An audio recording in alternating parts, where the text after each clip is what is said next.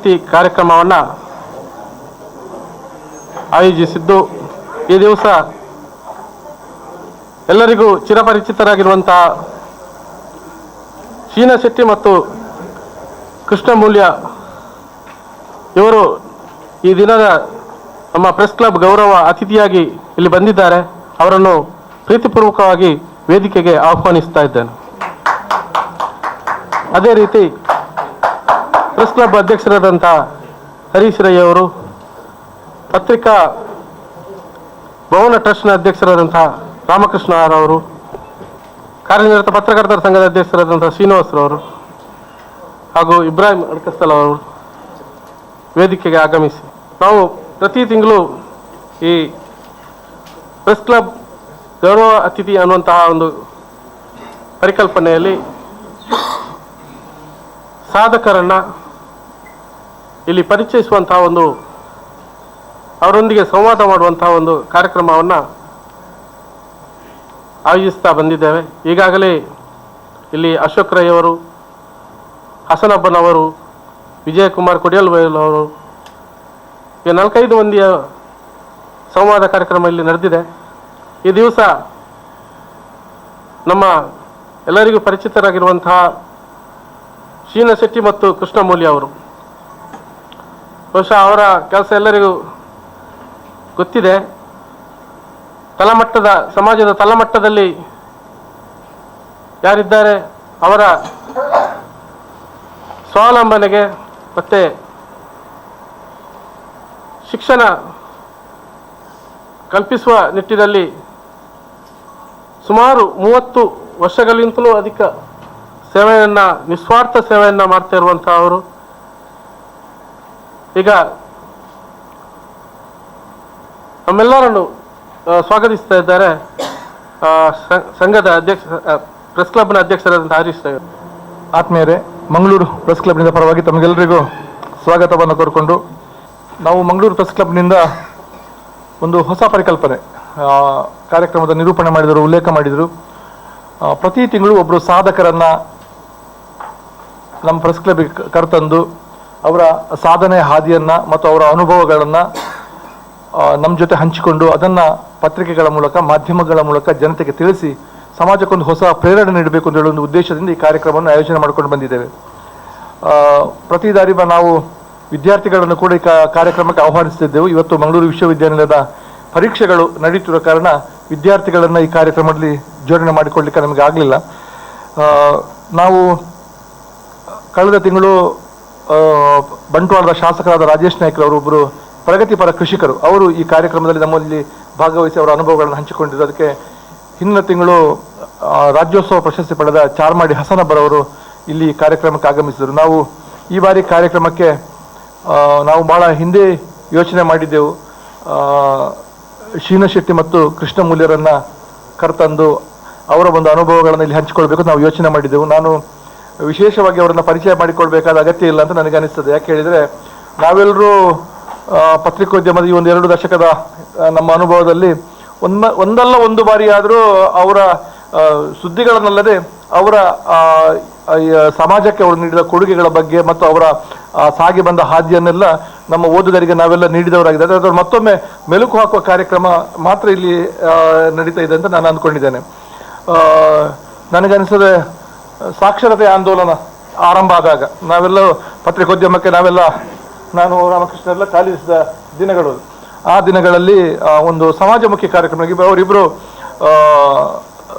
ಒಂದು ಪದವಿ ಶಿಕ್ಷಣವನ್ನು, ಸಮಾಜ ಕಾರ್ಯ ವಿಭಾಗದಲ್ಲಿ ಪದವಿ ಶಿಕ್ಷಣವನ್ನು ಪಡೆದ ಬಳಿಕ ಅವರು ಕೂಡ ಈ ಸಾಕ್ಷರತೆ ಆಂದೋಲನದಲ್ಲಿ ತಮ್ಮನ್ನು ತೊಡಗಿಸಿಕೊಂಡು, ಸಾಕ್ಷರತೆ ಆಂದೋಲನವನ್ನು ಅದು ಒಂದು ಹಂತಕ್ಕೆ ಬಂದ ಬಳಿಕ ಸಂಪೂರ್ಣವಾಗಿ ತಮ್ಮನ್ನು ಸಮಾಜಕ್ಕೆ ಅರ್ಪಣೆ ಮಾಡಿಕೊಂಡು ಒಂದು ಜನಶಿಕ್ಷಣ ಟ್ರಸ್ಟಿನ ಮೂಲಕ ಅವರು ಅದು ಬೇರೆ ಬೇರೆ ಸ್ತರದ ಕಾರ್ಯಕ್ರಮಗಳು, ಇವತ್ತು ಸ್ವಾವಲಂಬನೆಯ ಜೀವನ ಇರ್ಬೋದು, ಅದರ ಒಂದು ಸೌಹಾರ್ದ ಜೀವನ ಇರ್ಬೋದು, ಎಲ್ಲ ಸಮಾಜಮುಖಿ ಕಾರ್ಯಕ್ರಮಗಳನ್ನು ಒಂದು ತಪಸ್ಸಿನ ರೀತಿಯಲ್ಲಿ ಶೀನಾ ಶೆಟ್ಟಿ ಮತ್ತು ಕೃಷ್ಣಮೂಲ್ಯರವರು ನಮಗೆ ಅವರ ಬಗ್ಗೆ ನಿನ್ನೆ ಕಲ್ಲೂರು ನಾಗೇಶ್ವರಿಗೆ ನಾನು ಇನ್ವಿಟೇಷನ್ ಹಾಕಿದಾಗ ಹೇಳಿದರೆ, ಅವರೊಂದು ಅದ್ವಿತೀಯ ಅಂತ ಹೇಳುವ ಒಂದು ಪುಸ್ತಕವೇ ಅವರ ಬಗ್ಗೆ ಪ್ರಕಟ ಆಗಿದೆ ಅಂತ. ನಾನು ಕಳೆದ ತಿಂಗಳು ಹರೇಕಳದಲ್ಲಿ ಒಂದು ಕಾರ್ಯಕ್ರಮಕ್ಕೆ ಪುಷ್ಪರಾಜರು, ನಾನು ಭಾಸ್ಕರ್ ಎಲ್ಲ ಹೋಗಿದ್ದೆವು. ಒಂದು ಮೈಮೂನ ಅಂತ ಹೇಳುವ ಒಬ್ಬರು ಹೆಣ್ಮಗಳು ಅವರ ಮಕ್ಕಳ ಜೊತೆ ಒಂದು 50-60 ದನಗಳನ್ನು ಸಾಕಿಕೊಂಡು, ಆಡುಗಳನ್ನು ಸಾಕಿಕೊಂಡು, ಮತ್ತೆ ಕೋಳಿ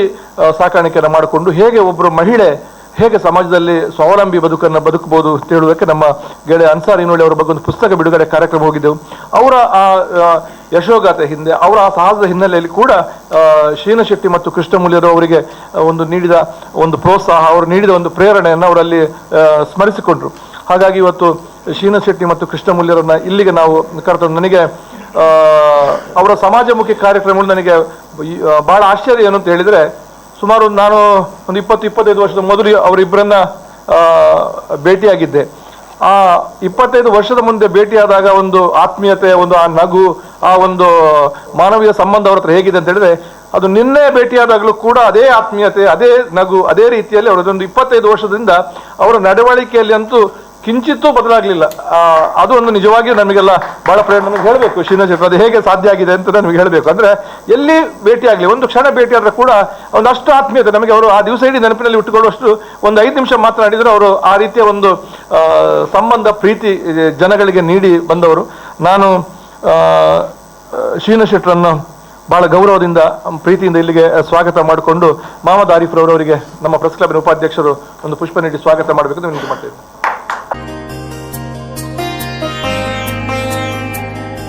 ಸ್ನೇಹಿತರೆ, ನಾವು ಸಾಮಾನ್ಯವಾಗಿ ಒಬ್ಬರನ್ನೇ ಕರೆಯೋದು. ಇದು ಗೌರವತಿ ಇದ್ದರೆ ಒಬ್ಬರು, ಆದರೆ ನಮಗೆ ಇಲ್ಲಿ ಒಬ್ಬರನ್ನು ಕರೀಲಿಕ್ಕೆ ನಾವು ಸಾಧ್ಯನೇ ಇಲ್ಲ.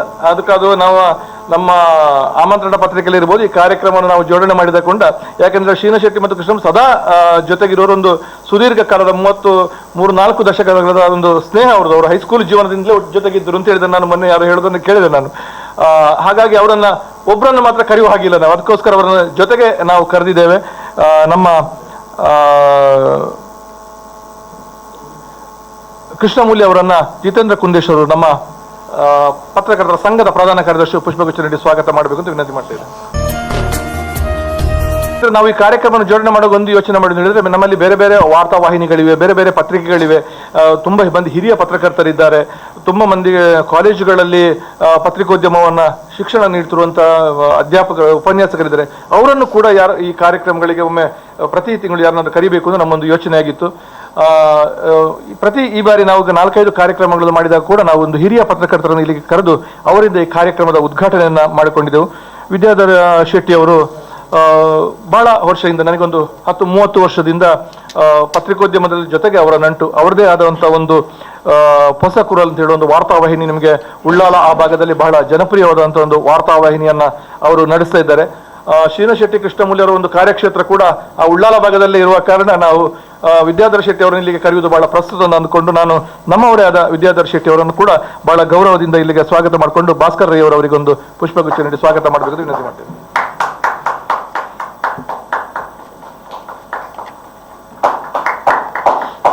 ಸ್ನೇಹಿತರೆ, ನಮ್ಮ ತುಂಬ ಮಂದಿ ಪತ್ರಕರ್ತರ ಸ್ನೇಹಿತರಿದ್ದಾರೆ, ಜೊತೆಗೆ ಬಹಳ ವಿಶೇಷವಾಗಿ ಖಾಲಿದ್ ತಣ್ಣೀರ್ ಬಾವಿರಿದೆ, ಅವರು ನಮ್ಮ ಜೊತೆಗಿದ್ದಾರೆ. ನವಮಂಗಳೂರು ಬಂದರು ಟ್ರಸ್ಟಿನ, ಅಂದರೆ ಪ್ರಾಧಿಕಾರ ಅಲ್ಲ, ಟ್ರಸ್ಟ್ ಇರುವಾಗ ಅಧಿಕಾರಿಯಾಗಿದ್ದವರು. ಮತ್ತು ಅವರು ಸಂಗೀತ ಕಲಾವಿದರಾಗಿ ತುಂಬ ಸಿನಿಮಾಗಳಲ್ಲಿ ಮತ್ತು ತುಂಬ ಸಂಗೀತ ರಸಮಂಜರಿ ಕಾರ್ಯಕ್ರಮಗಳಲ್ಲಿ ಕೂಡ ಕಾರ್ಯಕ್ರಮ ನೀಡಿದವರು. ನಮ್ಮ ಜೊತೆ ಈ ಕಾರ್ಯಕ್ರಮದಲ್ಲಿ ಉಪಸ್ಥಿತರಿದ್ದಾರೆ. ನಾನು ಪುಷ್ಪರಾಜ್ ಅವರಿಗೆ ಒಂದು ಪುಷ್ಪ ನೀಡಿ ಸ್ವಾಗತ ಮಾಡಬೇಕು ಅಂತ ವಿನಂತಿ ಮಾಡ್ತೇನೆ. ಸರ್, ನಿಮಗೆ ಕೂಡ ನಿಮ್ಮ ಜೊತೆ ಇನ್ನು ಹಂಚಿಕೊಳ್ಳಿಕ್ಕಿದ್ದಾರೆ ಅವರು. ಇದರ ಜೊತೆಗೆ ಮತ್ತು ಕೃಷ್ಣಮೂಲ್ಯ ಅವರು ಈ ಸಂದರ್ಭದಲ್ಲೂ ಅವರಿಗೆ ಅಭಿನಂದನೆಗಳನ್ನು ಸಲ್ಲಿಸುತ್ತಾ, ಮುಂದಕ್ಕೆ ಉದ್ಘಾಟನೆ ಹೊಸಕುರಲ್ ವಾರ್ತಾವಾಹಿನಿಯ ವ್ಯವಸ್ಥಾಪಕ ನಿರ್ದೇಶಕರಾದಂತಹ ವಿದ್ಯಾಧರ ಶೆಟ್ಟಿ ಅವರು ನಮ್ಮ ಈ ಕಾರ್ಯಕ್ರಮವನ್ನು ಉದ್ಘಾಟಿಸಬೇಕು ಅಂತ ಕೇಳ್ತಾರೆ.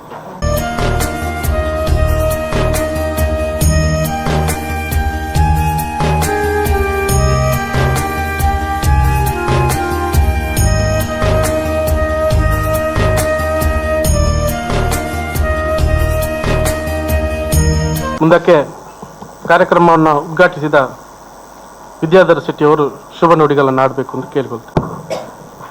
ವೇದಿಕೆಯಲ್ಲಿರುವಂತಹ ನಮ್ಮ ಪರಿಸರದ ಇಬ್ಬರು ಖ್ಯಾತನಾಮರು ಶೀನಾ ಶೆಟ್ಟಿ ಮತ್ತು ಕೃಷ್ಣಮೂಲ್ಯರು.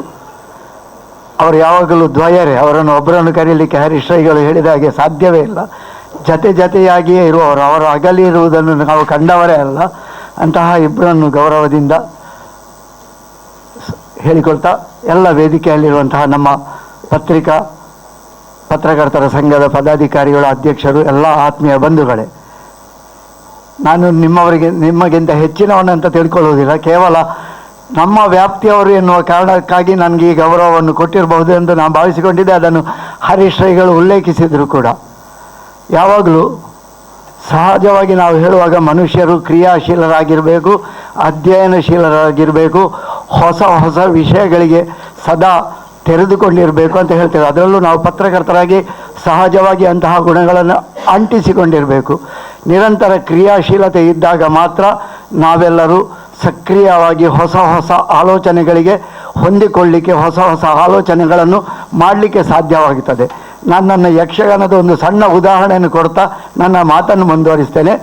ಒಮ್ಮೆ ಪರಮಾತ್ಮ ಶ್ರೀಕೃಷ್ಣನ ಬಳಿಗೆ, ಅಂದರೆ ಭಾರತ ಯುದ್ಧ ಆರಂಭವಾಗುವ ಮೊದಲು ಅರ್ಜುನ ಮತ್ತು ಕೌರವ ಇಬ್ಬರೂ ಹೋಗುತ್ತಾರೆ. ಅರ್ಜುನ ಸ್ವಲ್ಪ ಮೊದಲು ಹೋಗಿ ಕಾಲಿನ ಭಾಗದ ಹತ್ತಿರ ಕೂತ್ಕೊಳ್ತಾನೆ, ಕೌರವ ಹೋಗಿ ತಲೆಯ ಭಾಗದ ಹತ್ತಿರ ಕೂತ್ಕೊಳ್ತಾನೆ. ಅದಕ್ಕೆ ಬೇರೆ ಬೇರೆ ಕತೆ. ಆದರೆ ಇಬ್ಬರು ಹೋದ ಉದ್ದೇಶ ಒಂದೇ, ಕೃಷ್ಣ ಪರಮಾತ್ಮನಲ್ಲಿ ಸಹಾಯ ಕೇಳಬೇಕು ಮುಂದಿನ ಭಾರತ ಯುದ್ಧಕ್ಕೆ ಅಂತ ಹೇಳಿಕೊಂಡು. ಕೃಷ್ಣ ಮಲಗಿರ್ತಾನೆ, ಎದ್ದವನೇ ಇಬ್ಬರನ್ನು ಕಾಣ್ತಾನೆ. ಮೊದಲು ಅರ್ಜುನನನ್ನು ಕಾಣ್ತಾನೆ, ಸಹಜವಾಗಿ ಕಾಲ ಬಳಿಯಲ್ಲಿದ್ದವ, ತಲೆಯ ಬಳಿಯಲ್ಲಿದ್ದವ ಕೌರವನನ್ನು ಮತ್ತೆ ಗಮನಿಸ್ತಾನೆ. ಇಬ್ಬರ ವಿಷಯವನ್ನು ತಿಳಿದಾಗ, ಏನು ನನ್ನಿಂದ ಸಹಾಯವಾದೀತು, ದೇವ ನೀನು ಸಹಾಯ ಮಾಡಬೇಕು. ಇಬ್ಬರ ಉದ್ದೇಶ ಒಂದಾಗಿತ್ತು. ಕೃಷ್ಣನಿಗೆ ಅಲ್ಲಿ ದ್ವಂದ್ವ, ಇಬ್ಬರು ಬಂದದ್ದು ಸಹಾಯಕ್ಕಾಗಿ. ಆಗ ಕೃಷ್ಣ ಒಂದು ಮಾತು ಹೇಳ್ತಾನೆ, ನನ್ನ ಸುದರ್ಶನ ಭಂಡಾರಿದೆ. ಅಂದರೆ ಅದು ಎಷ್ಟೋ ಸಮಯ ಆಯಿತು ಉಪಯೋಗ ಆಗದೆ, ಉಪಯೋಗ ಇಲ್ಲದ ಒಂದು ಆಯುಧ ಒಳಗಿಟ್ಟರೆ ಅದು ತುಕ್ಕು ಹಿಡಿದು ಹೋಗ್ತದೆ, ಭಂಡಾರಿದೆ, ಹಾಗಾಗಿ ಅದರ ಪ್ರಯೋಜನ ಇಲ್ಲ, ಮತ್ತು ನಾನು ಸುದರ್ಶನ ಇಲ್ಲದೆ ನಾನು ಏನೂ ಅಲ್ಲ ಅಂತ ಹೇಳಿಕೊಳ್ತಾನೆ. ತಾತ್ಪರ್ಯ ಇಷ್ಟೇ, ಯಾವುದೇ ವಸ್ತು ಒಳಗೆ ಇಟ್ಟರೆ ಅದು ಸಹಜವಾಗಿ ಕಬ್ಬಿಣದ್ದಾದರೆ ತುಕ್ಕು ಹಿಡಿಯುತ್ತದೆ. ಅಂದರೆ ಅದರದ್ದಾದಂತಹ ವರ್ತನೆಯ ಆ ಒಂದು ಸಹಜತೆಯನ್ನು ಕಳೆದುಕೊಂಡು ಅದು ತನ್ನತನವನ್ನು ಮರೆದುಕೊಳ್ತದೆ. ನಾವು ಇತ್ತೀಚಿನ ಉದಾಹರಣೆ ಹೇಳುತ್ತಿದ್ದರೆ ನಮ್ಮ ಎಲೆಕ್ಟ್ರಾನಿಕ್ ವಸ್ತುಗಳು, ನಾವು ಕ್ಯಾಮರಾ ತೆಗೆದುಕೊಳ್ಳಿ ಅಥವಾ ಯಾವುದೇ ಎಲೆಕ್ಟ್ರಾನಿಕ್ ವಸ್ತುಗಳನ್ನು ತೆಗೆದುಕೊಳ್ಳಿ, 6 ತಿಂಗಳ ಒಳಗಿಟ್ಟರೆ ಮೊದಲು ಅದರ ಬ್ಯಾಟ್ರಿ ಹೋಗ್ತದೆ, ಕ್ಯಾಮರಾದಾದರೆ ಅದರ ಸರ್ಕ್ಯೂಟ್ ಹೋಗ್ತದೆ, ಮತ್ತೆ ಅದು ಉಪಯೋಗ ಮಾಡುವಾಗ ಸ್ವಲ್ಪ ಸಮಯದಲ್ಲಿ ಅದರ ಉಪಯೋಗ ನಿಂತು ಹೋಗುತ್ತದೆ. ಇದು ಇತ್ತೀಚಿನ ವರ್ತಮಾನ. ಅಂದರೆ ತಾತ್ಪರ್ಯ ಇಷ್ಟೇ, ಯಾವುದೇ ಒಂದು ವಸ್ತುವನ್ನು ನಾವು ಉಪಯೋಗ ಮಾಡ್ತಾ ಇದ್ದರೆ ಅದು ಸಹಜವಾಗಿ ಉಪಯೋಗಿಸ್ತಾ ಹೆಚ್ಚು ಬಾಳುವಿಕೆ ಬರ್ತದೆ, ಸಹಜವಾಗಿ ಅದು ಕ್ರಿಯಾಶೀಲವಾಗಿರ್ತದೆ. ಅಂದರೆ ಅದರ ಏನು ಸಹಜ ಪ್ರವೃತ್ತಿ ಇದೆ ಆ ಪ್ರವೃತ್ತಿಯನ್ನು ಅದು ಹಾದಿಯಲ್ಲಿ ಮುಂದುವರಿಯುತ್ತಾ ಇರ್ತದೆ. ನಾವು ಕೂಡ ಹಾಗೆ ನಮ್ಮತನವನ್ನು ನಾವು ಸದಾ ಎಚ್ಚರಿಕೆಯಿಂದ ಇರಬೇಕಿದ್ರೆ ನಾವು ಸದಾ ಕ್ರಿಯಾಶೀಲರಾಗಿರಬೇಕು. ಅಂತಹ ಕ್ರಿಯಾಶೀಲ ಕೆಲಸವನ್ನು ಇಲ್ಲಿಯ ಪ್ರೆಸ್ ಕ್ಲಬ್ ಆಗಲಿ ನಮ್ಮ ಪತ್ರಕರ್ತರ ಸಂಘ ಆಗಲಿ ಮಾಡ್ತಾ ಇದೆ ಎನ್ನುವುದಕ್ಕೆ ತಿಂಗಳಿಗೊಂದು ಆಯೋಜಿಸ್ತಿರುವಂತಹ ಇಂತಹ ಕಾರ್ಯಕ್ರಮ ಸಾಕ್ಷಿ. ಕೇವಲ ಪ್ರೆಸ್ ಕ್ಲಬ್ ಆಗಿ ಅದು ನಿಂತ ನೀರಾಗಿರದೆ ಸಮಾಜದಲ್ಲಿ ಸಾಧನೆ ಮಾಡಿದಂತಹ ಗೌರವಾನ್ವಿತ ವ್ಯಕ್ತಿಗಳನ್ನು ಕರೆದು ಇಲ್ಲಿ ಅವರಿಗೆ ಅತಿಥಿ ಗೌರವದ ಸ್ಥಾನವನ್ನು ಕೊಟ್ಟು ಅವರ ಅನುಭವಗಳನ್ನು ನಾವು ಕೇಳಿ ತಿಳ್ಕೊಳ್ಳುವುದು, ಅದರ ಮೂಲಕವಾಗಿ ಇಲ್ಲಿ ವಿದ್ಯಾರ್ಥಿಗಳನ್ನು ಕರೆದು ಅವರಿಗೂ ಸಹ ಆ ಒಂದು ಪ್ರೋತ್ಸಾಹದ ಮಾರ್ಗದರ್ಶನವನ್ನು ಕೊಡುವಂತಹ ಕೆಲಸವನ್ನು ಇಲ್ಲಿ ಪ್ರೆಸ್ ಕ್ಲಬ್ ಮತ್ತು ಪತ್ರಕರ್ತರ ಸಂಘ ಮಾಡಿಕೊಂಡು ಬರ್ತಾ ಇದೆ. ಅಂದರೆ ಎಲ್ಲರೂ ಸೇರಿ ಮಾಡಿಕೊಂಡು ಬರ್ತಾ ಇದ್ದಾರೆ. ಅದಕ್ಕಾಗಿ ಮೊದಲಿಗೆ ಪತ್ರಕರ್ತರ ಸಂಘ ಮತ್ತು ಪ್ರೆಸ್ ಕ್ಲಬ್ಬಿಗೆ ನಾನು ಅಭಿನಂದನೆಗಳನ್ನು ಸಲ್ಲಿಸ್ತಾ ಇಂತಹ ಕ್ರಿಯಾಶೀಲತೆಯ ಕೆಲಸ ಸದಾ ನಡೆಯಲಿ ಅಂತ ಹೇಳಿಕೊಳ್ಳುತ್ತಾ, ಇನ್ನು ಹೇಳಿಕೊಳ್ಳುವುದಿದ್ದರೆ ನಮ್ಮ ಶೀನಾ ಶೆಟ್ಟಿ ಮತ್ತು ಕೃಷ್ಣಮೂಲ್ಯರು ಸಾಕಷ್ಟು ಅವರ ವಿಷಯಗಳನ್ನು ಹರೀಶ್ ರೈ ಅವರು ಹೇಳಿದರು, ಮತ್ತು ನಾವು ಯಾರಿಗೂ ಅವರ ಪರಿಚಯವನ್ನು ಮಾಡಿಕೊಳ್ಬೇಕಾದ ಅಗತ್ಯವೇ ಇಲ್ಲ. ಯಾಕೆಂದರೆ ಅವರೇ ಸ್ವಯಂ ಪರಿಚಯ. ಶೀನಾ ಶೆಟ್ಟಿ ಮತ್ತು ಕೃಷ್ಣಮೂಲ್ಯ ಅಂತ ಹೇಳಿದರೆ ಅದೊಂದು ಸ್ವಯಂ ಪರಿಚಯ. ಅವರ ಕೆಲಸ ಏನು, ಅವರ ಕಾರ್ಯವ್ಯಾಪ್ತಿ ಏನು, ಅವರು ಏನು ಮಾಡಿಕೊಂಡು ಬಂದಿದ್ದಾರೆ, ಏನೆಲ್ಲ ಸಾಧನೆ ಮಾಡಿದ್ದಾರೆ ಎಲ್ಲರಿಗೂ ಗೊತ್ತಿರುವಂತಹ ವಿಷಯ. ನಾನಾದರೆ ಒಂದು ಇನ್ವಿಟೇಷನಲ್ಲಿ ಒಂದು ಗಮನಿಸಿದೆ, ಆಮಂತ್ರಣ ಪತ್ರಿಕೆಯಲ್ಲಿ ಜನಶಿಕ್ಷಣ ಟ್ರಸ್ಟ್ ಕಂಕನಾಡಿ ಅಂತ ಇತ್ತು. ಬಹುಶಃ ನಾನು ಆಲೋಚನೆ ಮಾಡಿಕೊಂಡೆ, ಕಂಕನಾಡಿಯಲ್ಲಿ ಅವರ ನೋಂದಾಯಿತ ಕಚೇರಿ ಇರಬಹುದು. ಯಾಕೆಂದರೆ ನಾನು ತಿಳ್ಕೊಂಡದ್ದು ಅವರ ಕಾರ್ಯಕ್ಷೇತ್ರ ನಮ್ಮ ಮುಡುಪುವಿನಿಂದ ಇರಾಕ್ಕೆ ತಿರುಗುವಲ್ಲಿ. ನಮ್ಮ ಸತೀಶ್ ಹೀರಾರವರಿದ್ದಾರೆ, ಅವರ ಕಾರ್ಯಕ್ರಮದಲ್ಲಿ ಯಾವಾಗಲೂ ಅವರು ಪಾಲ್ಗೊಳ್ತಾ ಇರ್ತಾರೆ, ನಮಗೂ ಅವಕಾಶ ಕೊಡ್ತಾರೆ. ನಾವು ಕೆಲವು ಸಲ ಅಲ್ಲಿ ಹೋಗ್ತಾ ಇರ್ತೇವೆ, ಹೆಚ್ಚಾಗಿ ನಾವು ಅವರ ಕಾರ್ಯಕ್ರಮಕ್ಕೆ ಹೋಗ್ತಾ ಇರ್ತೇವೆ. ಅವರೆಲ್ಲಿ ಕಾರ್ಯಕ್ರಮ ಮಾಡಿದ್ರು ಅದರಲ್ಲಿ ಒಂದು ಅಂಶ ನಾವು ಇರ್ತೇವೆ, ಪಾಲು ಪಡೆದಿರ್ತೇವೆ ಅಂತ ಹೇಳಿಕೊಳ್ಳಿಕ್ಕೆ ನನಗೆ ಹೆಮ್ಮೆ ಆಗ್ತದೆ. ಇತ್ತೀಚೆಗೆ ನಾನೊಂದು ಕಾರ್ಯಕ್ರಮದಲ್ಲಿ ಶೀನಾ ಶೆಟ್ಟಿ ಮತ್ತು ಕೃಷ್ಣಮೂಲ್ಯರನ್ನು ಕಂಡೆ. ಅವರ ಆವರೆಗಿನ ಒಂದು ವ್ಯಕ್ತಿತ್ವದ ಪರಿಚಯ ಒಂದಾಗಿದ್ದರೆ ಅಲ್ಲಿ ಅವರ ವ್ಯಕ್ತಿತ್ವದ ಪರಿಚಯ ಇನ್ನೊಂದು ಮುಖವಾಗಿ ನನಗೆ ಕಂಡಿತು. ಕಡಾಖಂಡಿತವಾದಂತಹ ವ್ಯಕ್ತಿತ್ವ, ಅದರಲ್ಲಿ ಯಾವುದೇ ಮುಲಾಜು ಇಲ್ಲ. ನಾವು ಕಡಾಖಂಡಿತ ನೇರ ಅಂತ ಹೇಳುವಾಗ ಕೆಲವು ಸಲ ಭಾವಿಸ್ತೇವೆ, ಅದು ನಮ್ಮ ಆಪ್ತತೆಯನ್ನು ಪರಿಸಮಾಪ್ತಿ ಮಾಡಿಬಿಡ್ತದೆ. ನೇರವಾಗಿ ಮುಖಕ್ಕೆ ಹೊಡೆದಾಗಿ ಹೇಳಿದರೆ ಅಲ್ಲಿಗೆ ಮತ್ತು ಕೊನೆ ಆಗ್ತದೆ. ಆದರೆ ಕೆಲವು ಸಲ ಅದರಿಂದ ಒಳ್ಳೆಯ ಬೆಳವಣಿಗೆಗಳು ಆಗ್ತವೆ. ಇತ್ತೀಚೆಗೆ ಒಂದು ಖಾಲಿ ಚಪ್ಪಾಳೆ ತಟ್ಟುವ ವಿಷಯದಲ್ಲಿ ಶೀನಾ ಶೆಟ್ಟರು ವರ್ತಿಸಿದ್ದನ್ನು ಕಂಡಾಗ ಅವರು ತಾವು ನಂಬಿದಂತಹ ತತ್ವ ಸಿದ್ಧಾಂತಗಳಿಗೆ ಎಷ್ಟು ಬದ್ಧರಾಗಿದ್ದಾರೆ ಎನ್ನುವುದನ್ನು ಅಲ್ಲಿ ಅವರ ಸ್ವಯಂ ವ್ಯಕ್ತಿತ್ವದ ಪರಿಚಯ ನನಗಾಯಿತು. ಹಾಗಾಗಿ ನೇರ ನಡೆನುಡಿ, ಅವರು ಒಂದು ರೀತಿಯಲ್ಲಿ ಅವರ ಮಾತು ಅಷ್ಟೇ ಗಡಸು ಧ್ವನಿ, ಅದನ್ನು ನಾವು ಕೇಳುವಾಗ ಉಗ್ರ ಅಂತ ಹೇಳ್ಬೋದು. ಅವರ ಜತೆಗಿರುವವರು ನೋಡಿದರೆ ಅದು ಬಹಳ ಸೌಮ್ಯವಾದಂತಹ ವ್ಯಕ್ತಿತ್ವ, ಇಬ್ಬರದ್ದು ಹೊಂದಿಕೊಳ್ಳುವಂತಹ ಸ್ವಭಾವ. ಒಬ್ಬರು ಎತ್ತರ ಒಬ್ಬರು ತಗ್ಗು, ಇಬ್ಬರು ಸರಿಯಾಗಿದ್ದರೆ ಅದು ಸಮನ್ವಯವಾಗಿ ಸರಿಯಾಗಿ ನಡೆಯುತ್ತದೆ ಎನ್ನುವುದಕ್ಕೆ ಅವರು ಇಷ್ಟು ವರ್ಷ ಜತೆಯಾಗಿ ಸರಿಸುಮಾರು ನಾನು ನೋಡಿದ ಹಾಗೆ 30 ವರ್ಷಗಳಿಗೆ ಹೆಚ್ಚಾಯಿತು. ಸಾಕ್ಷರತೆಯಲ್ಲಿ ನಾನು ಆಗ ಉಳ್ಳಾಲ ಗ್ರಾಮ ಪಂಚಾಯತ್ ಆಗಿತ್ತು, ಒಮ್ಮೆ ಮಂಡಲ ಪಂಚಾಯತ್ ಆಗಿತ್ತು. ಆ ದಿನಗಳಲ್ಲಿ ಅವರನ್ನು ಕಂಡವ. ಹಾಗೆಲ್ಲ ಸಾಕ್ಷರತೆಯ ಅವರ ಇದು ಘೋಷಣೆಗಳು, ಸ್ಲೋಗನ್ಗಳು. ಆ ನಂತರ ಸಾಕ್ಷರತೆಯ ಒಂದು ಕಾಲಘಟ್ಟ ಮುಗಿದ ನಂತರ ಸ್ವಚ್ಛತೆಗೆ ಬಂದರು, ಸ್ವಚ್ಛತೆಯಿಂದ ಸಹ ಸೌಹಾರ್ದತೆಗೆ ಬಂದರು. ಹೀಗೆ ಹೊಸ ಹೊಸ ವಿಷಯಗಳಿಗೆ ಅವರು ತೆರೆದುಕೊಂಡರು. ಅವರ ಜನಶಿಕ್ಷಣ ಟ್ರಸ್ಟ್ ತೆರೆದುಕೊಂಡಿತು. ಅದಕ್ಕಾಗಿ ಬಹುಶಃ ಅವರಿಗೆ ಈ ವರ್ಷದ ಸಂದೇಶ ಪ್ರಶಸ್ತಿ ಕೂಡ ಅವರ ಸಂಸ್ಥೆಗೆ ಬಂದಿದೆ ಅಂತ ಹೇಳಿಕೊಳ್ಳಲಿಕ್ಕೆ ನಾನು ಅಭಿನಂದನೆ ಪಡ್ತೇನೆ. ಇಬ್ಬರನ್ನು ಎಲ್ಲರ ಪರವಾಗಿ ನಾನು ಅಭಿನಂದಿಸ್ತೇನೆ. ಇಂತಹ ಅದೆಷ್ಟೋ ಪ್ರಶಸ್ತಿಗಳು ಅವರಿಗೆ ಬರಬೇಕು, ಬರಲಿ ಎಂದು ಹಾರೈಸ್ತಾ, ಇಬ್ಬರದ್ದು ಸ್ವಚ್ಛತೆಯಲ್ಲಿ ಅವರನ್ನು ಕಂಡವರು ಬಹುಶಃ ಒಂದಂತೂ ತಿಳ್ಕೊಳ್ಬಹುದು, ಸ್ವಚ್ಛತೆ ಅಂದರೆ ಅದು ಶೀನಾ ಶೆಟ್ಟಿ ಮತ್ತು ಕೃಷ್ಣಮೂಲ್ಯರ ಬದುಕು, ಅದು ಅವರ ಉಸಿರು. ಸ್ವಚ್ಛತೆಯನ್ನು ಬಿಟ್ಟು ಅವರ ಬದುಕೇ ಇಲ್ಲ, ಅವರ ಉಸಿರೇ ಇಲ್ಲ ಎನ್ನುವಂತಹ ಸ್ಥಿತಿಗೆ ಅವರು ಬೆಳೆದಿದ್ದಾರೆ. ಆ ರೀತಿಯಲ್ಲಿ ಒಂದು ಕಸ, ಒಂದು ಕಡ್ಡಿ ಅಥವಾ ಪ್ಲಾಸ್ಟಿಕ್ಕಿನ ಅದರಲ್ಲಿ ಒಂದು ಪುಸ್ತಕವೇ ಅವರು ಈಗ ತಂದಿದ್ದಾರೆ, ಪ್ರಳಯಾಂತಕ ಪ್ಲಾಸ್ಟಿಕ್ ಅಂತ ಹೇಳಿಕೊಂಡು. ಅವರ ಕೈಯಲ್ಲಿ ನೋಡಿದೆ ನಾನು. ನಿಜವಾಗಿ ಅದು ಪ್ರಳಯಾಂತಕ ಗೊತ್ತಿರುವುದು ಯಾರಿಗೆ? ಅದರ ಬಗ್ಗೆ ತಿಳ್ಕೊಂಡವರಿಗೆ. ನಾವೆಲ್ಲ ಅದನ್ನು ತಿಳ್ಕೊಳ್ಳಿಕ್ಕೆ ಹೋಗುವುದೇ ಇಲ್ಲ. ಅಂಗಡಿಯಲ್ಲಿ ಪ್ಲಾಸ್ಟಿಕ್ ಕಟ್ಟಿಕೊಟ್ಟರೆ ಅದನ್ನು ಹಿಡ್ಕೊಂಡು ಬರ್ತೇವೆ. ನಾವು ಪ್ಲಾಸ್ಟಿಕ್ಕನ್ನು ಮರುಬಳಕೆ ಎಷ್ಟು ಮಾಡ್ತೇವೆ ಎನ್ನುವಂತಹ ವಿವೇಚನೆಯನ್ನು ಕೂಡ ಅವರು ಕೊಡಲಿಕ್ಕಿದ್ದಾರೆ, ಅದು ಅವರ ವಿಷಯ. ಅಂತಹ ಒಂದು ಸ್ವಚ್ಛತೆಯ ಬಗ್ಗೆ ಸಮಗ್ರವಾದಂತಹ ನಮ್ಮ ಹರೇಕಳ ಗ್ರಾಮವನ್ನು ಸ್ವಚ್ಛ ಗ್ರಾಮ ಮಾಡಲಿಕ್ಕೆ ಅವರು ತುಂಬ ಪರಿಶ್ರಮ ಪಡ್ತಾ ಇದ್ದಾರೆ. ಅದಕ್ಕೆ ಹರೇಕಳ ಗ್ರಾಮ ಪಂಚಾಯತ್ ಕೂಡ ಅವರಿಗೆ ವಿಶೇಷ ರೀತಿಯಲ್ಲಿ ಸಹಕಾರ ಕೊಡ್ತಾ ಇದೆ. ಸಹಕಾರ ಅಂತ ಹೇಳಿದರೆ ಈರ್ಪೋಳೆ ಇರ್ನೊಟ್ಟಿಗೆ ಯಾನುಲ್ಲ ಅಂತ ಹೇಳಿ ಬಾಯಿ ಮಾತಿನಲ್ಲಿ ಹೇಳುವುದಲ್ಲ, ಅದು ಎಲ್ಲ ರೀತಿಯ ಸಹಕಾರ. ಅವರಿಗೆ ಏನು ಬೇಕು, ಯಾವಾಗ ಎಷ್ಟು ಬೇಕು ಎಲ್ಲವನ್ನು ಅವರು ಒದಗಿಸ್ತಾ ಇದ್ದಾರೆ. ಹಾಗಾಗಿ ಸ್ವಚ್ಛತೆಯ ಅವರ ಅಭಿಯಾನ ಅದು ಹರೇಕಳದಲ್ಲಿ ಅವರ ಕಾರ್ಯಕ್ಷೇತ್ರವಾಗಿದ್ದರೆ ಅದು ಎಲ್ಲ ಕಡೆಯಲ್ಲಿ ಹೋದಲ್ಲಿ ಅವರದನ್ನು ಮಾಡ್ತಾ ಇದ್ದಾರೆ. ಅದರೊಟ್ಟಿಗೆ ಸೌಹಾರ್ದತೆಗೆ ಇತ್ತೀಚೆಗೆ ಒಂದು ಕಲಾ ತಂಡ ಬಂತು. ಆ ಸೌಹಾರ್ದತೆಗೆ ಆ ಕಲಾ ತಂಡ ಅಲ್ಲಿ ಪ್ರೇರೇಪಣೆ ಆಗುವಂತಹ ಕೆಲಸಗಳನ್ನು ಮಾಡಿಕೊಂಡು ಬಂದಿತು. ಆದರೂ ಆ ಸೌಹಾರ್ದತೆಯ ನಡುವಿನಲ್ಲೂ ಕೂಡ ನಾವು ನಂಬಿದಂತಹ ತತ್ವ ಸಿದ್ಧಾಂತಗಳಿಗೆ ಬಿಟ್ಟು ನಾವಿಲ್ಲ ಎನ್ನುವ ರೀತಿಯಲ್ಲಿ ಶೀನಾ ಶೆಟ್ಟರು ವರ್ತಿಸಿದರು, ಕೃಷ್ಣಮೂಲ್ಯರು ಜೊತೆಗಿದ್ದರು. ಅಂತಹ ನೇರ ನಡೆನುಡಿ ಅಂದರೆ ಸಮಾಜದಲ್ಲಿ ನಾವು ಏನು ಕಂಡಿದ್ದೇವೆ, ಏನು ಅನುಭವಿಸಿದ್ದೇವೆ ಅದನ್ನು ಸಮಾಜಕ್ಕೆ ಕೊಡುವಂತಹ ಒಂದು ಎಲ್ಲ ರೀತಿಯ ಪ್ರಯತ್ನವನ್ನು ಅವರು ಮಾಡ್ತಾ ಇದ್ದಾರೆ. ಇದರ ಜೊತೆಗೆ ಅದೆಷ್ಟೋ ಮಂದಿಗೆ ಸ್ವಾವಲಂಬನೆಯ ಬದುಕನ್ನು ಕೊಟ್ಟಿದ್ದಾರೆ. ಅವರ ಜನಶಿಕ್ಷಣ ಟ್ರಸ್ಟ್ ಕೇಂದ್ರಕ್ಕೆ ಹೋದರೆ ಅಲ್ಲಿ ಸ್ವಾವಲಂಬನೆಯ ಬದುಕಿನ ಒಂದು ಅನಾವರಣವೇ ಆಗ್ತದೆ.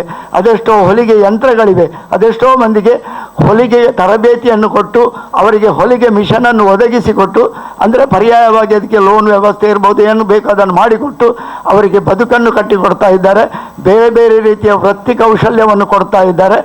ಇದರ ಜೊತೆಗೆ ಈಗ ಪ್ರೆಸ್ ಕ್ಲಬ್ ಇಲ್ಲಿ ಏನು ಮಾಡ್ತಾ ಉಂಟು, ಅತಿಥಿ ಗೌರವದ ಕಾರ್ಯಕ್ರಮವನ್ನು, ಅದೇ ರೀತಿಯ ಕಾರ್ಯಕ್ರಮವನ್ನು ಅವರು ಕೂಡ ತಮ್ಮ ಜನಶಿಕ್ಷಣ ಟ್ರಸ್ಟ್ನ ಕೇಂದ್ರದಲ್ಲಿ ಮಾಡ್ತಾ ಇದ್ದಾರೆ.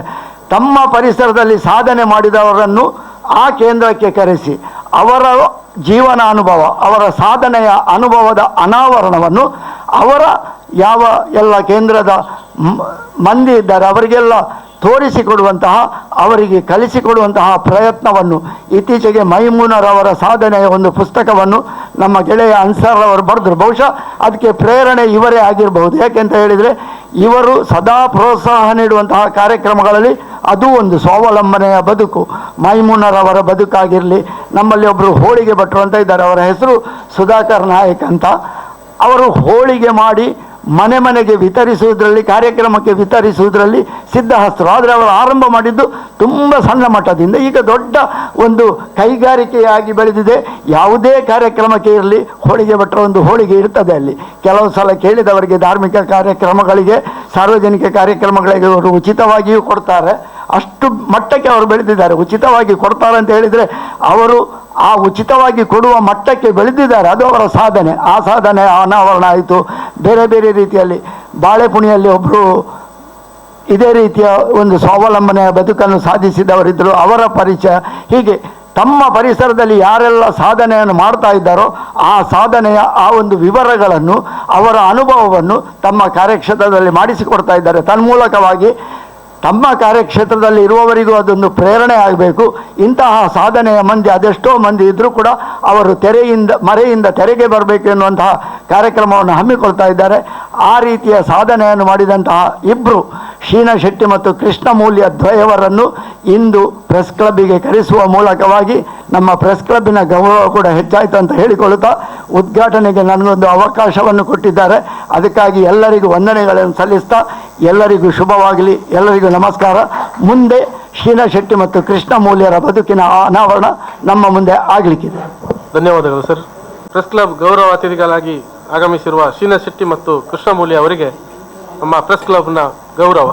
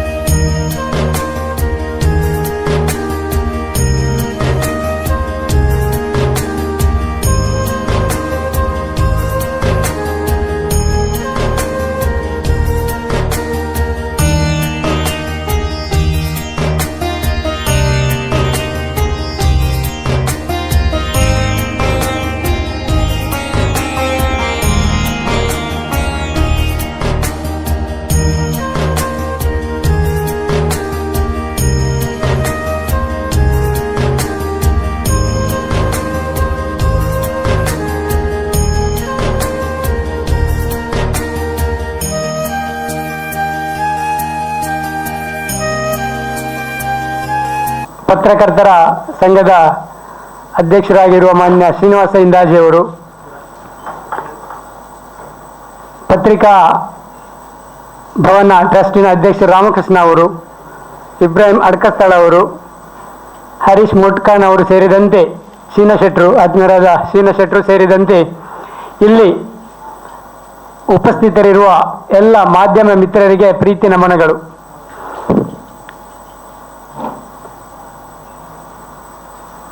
ನಿಮ್ಮ ಬಹುತೇಕರಿಗೆ ಗೊತ್ತಿರುವ ಹಾಗೆ ನಮ್ಮ ಕೆಲಸ ಮಾತನಾಡದವರನ್ನು ಮಾತಾಡಿಸುವಂಥ ಕೆಲಸವನ್ನು ಮಾಡ್ತಾ ಇದ್ದಿದ್ದು. ಈ ರೀತಿಯ ಒಂದು ಔಪಚಾರಿಕ ವೇದಿಕೆಯಿಂದ ದೀರ್ಘವಾಗಿ ವಿದ್ಯಾಧರ ಶೆಟ್ಟರ ಥರ ಮಾತನಾಡಲಿಕ್ಕೆ ನಮಗೆ ಬರುವುದಿಲ್ಲ. ಆದಾಗ್ಯೂ ನೀವು ನಮ್ಮ ಸಣ್ಣ ಸಮಾಜ ಕಾರ್ಯವನ್ನು ಗುರುತಿಸಿ ಆತ್ಮೀಯವಾಗಿ ಕರೆದಿದ್ದೀರಿ. ಪ್ರೀತಿಯಿಂದ ಬಂದಿದ್ದೇವೆ. ನಿಮಗೆ ಆತ್ಮೀಯ ಅಭಿವಂದನೆಗಳು. ನಮಗೆ ಮಾಧ್ಯಮ ಮಿತ್ರರ ಕೂಟಕ್ಕೆ ಬರುವುದು, ಜೊತೆಗೆ ಚರ್ಚಿಸುವುದಂದರೆ ಬಹಳ ಸಂತೋಷದ ಮತ್ತು ಖುಷಿಯ ವಿಚಾರ. ಯಾಕೆಂದರೆ ನಾವು ನಮ್ಮ ಸಮಾಜ ಕಾರ್ಯವನ್ನು ಪ್ರಾರಂಭಿಸಿರುವುದು ಅಭಿವೃದ್ಧಿ ಪತ್ರಿಕೋದ್ಯಮದ ಮೂಲಕ. ಅದೊಂದು ಪ್ರಯೋಗ 1981ರಲ್ಲಿ ಬಹುಶಃ ಆಗಿನ ಸಹ ಸಂಪಾದಕರು ಇರಬೇಕು, ಉದಯವಾಣಿ ಪತ್ರಿಕೆಯ ಈಶ್ವರ ದೈತೋಟರವರು ಒಂದು ಕುಗ್ರಾಮ ಗುರುತಿಸಿ, ಓದುಗರಿಂದ ಕುಗ್ರಾಮ ಗುರುತಿಸಿ ಪ್ರಯೋಗವನ್ನು ಆರಂಭಿಸಿದರು. ಅದರಲ್ಲಿ 9 ಅವಿಭಜಿತ ದಕ್ಷಿಣ ಕನ್ನಡ ಜಿಲ್ಲೆಯಲ್ಲಿ 9 ಕುಗ್ರಾಮಗಳು ಗುರುತಿಸಲ್ಪಟ್ಟವು. ಪ್ರಥಮ ಕುಗ್ರಾಮ ದಿಡುಪೆ, 9ನೇದ್ದು ನಾವೂರ. ಈ 9 ಕುಗ್ರಾಮಗಳ ಅಂದರೆ ಇದು ಒಂದು ಮೂಲಭೂತ ಸೌಕರ್ಯಗಳ ಮಾನದಂಡದಲ್ಲಿ ಆಯ್ಕೆ ಆಗಿರುವಂಥದ್ದು, ಕೊರತೆಗಳಿದ್ದನ್ನು ಪರಿಗಣಿಸಿ.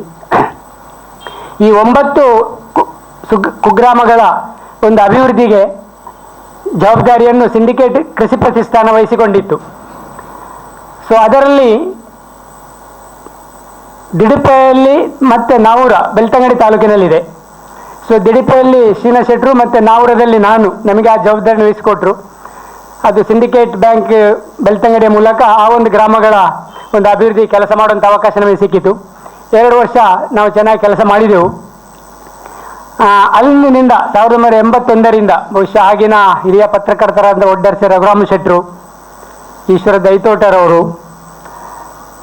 ಮತ್ತು ಆಂದೋಲನ ಪತ್ರಿಕೆಯ ಸಂಪಾದಕರ ರಾಜಶೇಖರ ಕೋಟಿಯವರು, ಇದೆಲ್ಲ ಯಾಕೆ ಹೇಳ್ತೇನೆ, ಇವರಿಂದ ಪ್ರಾರಂಭ ಆಗಿ ಬಹುಶಃ ನಿರಂತರವಾಗಿ 42 ವರ್ಷಗಳಲ್ಲಿ ಇವು ನಿಮ್ಮೆಲ್ಲರ ಜೊತೆಗೆ ನಾವಿದ್ದೇವೆ. ಈಗ ಎಲ್ಲ ಪತ್ರಕರ್ತರು ಯಾಕೆ ಹೇಳ್ತೇನೆ ಅಂದರೆ, ಬಹುಶಃ ನಾವು ಪತ್ರಿಕೆಯನ್ನು ಮಾಧ್ಯಮವನ್ನು ಖಂಡಿತ ನಮ್ಮ ವೈಯಕ್ತಿಕ ಪ್ರಚಾರಕ್ಕೆ ಬಳಸಿಲ್ಲ, ಬದಲಾಗಿ ಈ ಒಂದು ಸಂಕಷ್ಟದಲ್ಲಿರುವ ಜನರ ಸಮಸ್ಯೆಗಳ ಅಥವಾ ಸಂಕಷ್ಟದ ಪರಿಹಾರಕ್ಕೆ ಮತ್ತು ಸಾಮಾಜಿಕ ಸಮಸ್ಯೆಗಳ ಪರಿಹಾರಕ್ಕೆ ಈ ಒಂದು ಪತ್ರಕರ್ತರ ಸಹಯೋಗದೊಂದಿಗೆ ನಾವು ಕೆಲಸ ಮಾಡ್ತಾ ಬಂದವರು. ಇವತ್ತಿನ ನಿಮ್ಮ ಜೊತೆಗಿದ್ದೀರಿ. ನಮಗೆಲ್ಲ ಪತ್ರಕರ್ತರು 1981ರಿಂದ ಈವರೆಗೆ ಯಾವುದೇ ರೀತಿಯಲ್ಲಿ ನಮಗೆ ಒಂದು ಮಾಧ್ಯಮ ಮಿತ್ರರ ಸಹಕಾರ ಪಡೆಯುವಲ್ಲಿ ಅಥವಾ ಒಬ್ಬರೇ ಮಾಧ್ಯಮ ಮಿತ್ರರು ನಮಗೆ ಒಂದು ಋಣಾತ್ಮಕವಾಗಿ ಸ್ಪಂದಿಸಿದ್ದು ನಮಗೆ ಅನುಭವ ಇಲ್ಲ. ಇದು ಯಾಕೆ ಹೇಳಿದೆ ಅಂದರೆ, ಆಗ ಹೇಳಿದರು ನಾವು ಬಹುಶಃ ಖಂಡಿತ ಸಾಧನೆ ದೃಷ್ಟಿಯಿಂದ ಇಲ್ಲಿ ಬಂದಿಲ್ಲ. ಆಗಲೇ ಹೇಳಿದೆ, ನಮಗೆ ಇಂಥ ಪತ್ರಕರ್ತರ ಕೂಟಕ್ಕೆ ಬರುವುದಂದರೆ ಭಾಳ ಪ್ರೀತಿ. ಯಾಕೆ ಅಂದರೆ ನಮ್ಮ ಯಾವತ್ತೂ ಕೆಲಸಗಳ ಹಿಂದೆ ಯಾವುದೇ ಕೆಲಸ ನಾವು ಪ್ರಾರಂಭ ಮಾಡಿ 81ರಿಂದ ಈವರೆಗಿನ ಎಲ್ಲ ಕೆಲಸ ಎಲ್ಲೇ ಚಿಕ್ಕ ಚಿಕ್ಕ ಪ್ರಯೋಗಗಳನ್ನು ಮಾಡಿದ್ದೇವೆ. ಈ ಎಲ್ಲ ಪ್ರಯೋಗಗಳ ಒಂದು ಅರ್ಧಕ್ಕಿಂತ ಹೆಚ್ಚು ಭಾಗ ನಮ್ಮ ಮಾಧ್ಯಮ ಮಿತ್ರರಿಂದಲೇ ಅದು ಹೇಗೆ ಆ ಸಹಯೋಗದಲ್ಲಿ ಆದಂಥ ಕೆಲಸ. ಹಾಗೆ ಯಾವುದೇ ಸಾಧನೆಯನ್ನು ನಾವು ಕ್ಲೈಮ್ ಮಾಡುವಂಗಿಲ್ಲ ನಮ್ಮ ಯಾವುದೇ ಕೆಲಸಗಳು ಹಾಗೆ. ಸೊ ಈ ದಿಸೆಯಲ್ಲಿ ನನಗೆ ಹಾಗೆ ಹೇಳಿದೆ, ಯಾಕೆ ಖುಷಿ ಪತ್ರಕರ್ತರು ಬರಲಿಕ್ಕೆ ಅಂತ ಹೇಳಿದರೆ, ಈ ಒಂದು ದಿಸೆಯಿಂದ ಮಾಧ್ಯಮದವರ ಜೊತೆಗೆ ಮಾತನಾಡೋದು, ಚರ್ಚೆ ಮಾಡೋದಾದ್ರೆ ಖುಷಿಯಿಂದಾಗಿ ನಾವಿತ್ತು ನಿಮ್ಮ ಜೊತೆ ಬಂದಿದ್ದೇವೆ. ಇದು ನಮಗಿಲ್ಲಿ ಬರಲಿಕ್ಕೆ ಕೊಟ್ಟಂಥ ಪ್ರೇರಣೆ. ಬಹುಶಃ ನಾನಿನ್ನು ಶ್ರೀನಿವಾಸ್ ಶೆಟ್ಟರು ಮತ್ತು ನಮ್ಮ ಬಗ್ಗೆ ಹೇಳ್ತಾ ಇದ್ರು, ನಾವು 1973ರಿಂದ ಅಂದರೆ ಜೊತೆಗೆ ಓದಿದವರು, ಜೊತೆಗೆ ಕೆಲಸ ಮಾಡಿದವರು, ಒಟ್ಟಿಗೆ ವಾಸಿಸ್ತಾ ಇದ್ದೇವೆ.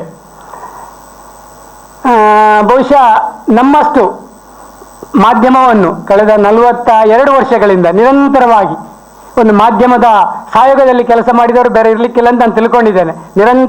ನಿರಂತರವಾಗಿ ಈ ಒಂದು ಅವರು, ಯಾಕೆ ನಮ್ಮ ಯಾವುದೇ ಕೆಲಸ ಅದು ಮಾಧ್ಯಮವನ್ನು ಬಿಟ್ಟಿಲ್ಲ. ಅಂದರೆ ಅಭಿವೃದ್ಧಿ ಪತ್ರಿಕೋದ್ಯಮದಲ್ಲಿ ನಂಬಿಕೆ ಇಟ್ಟು ಕೆಲಸ ಮಾಡ್ತಾ ಬಂದವರು. ಒಂದು ಪತ್ರಿಕೆಯನ್ನು ಯಾವ ರೀತಿ ಬಳಸಲಿಕ್ಕೆ ಸಾಧ್ಯ ಇದೆ ಅಂತ ನಮಗೆ ಅರಿವಾಗಿದೆ.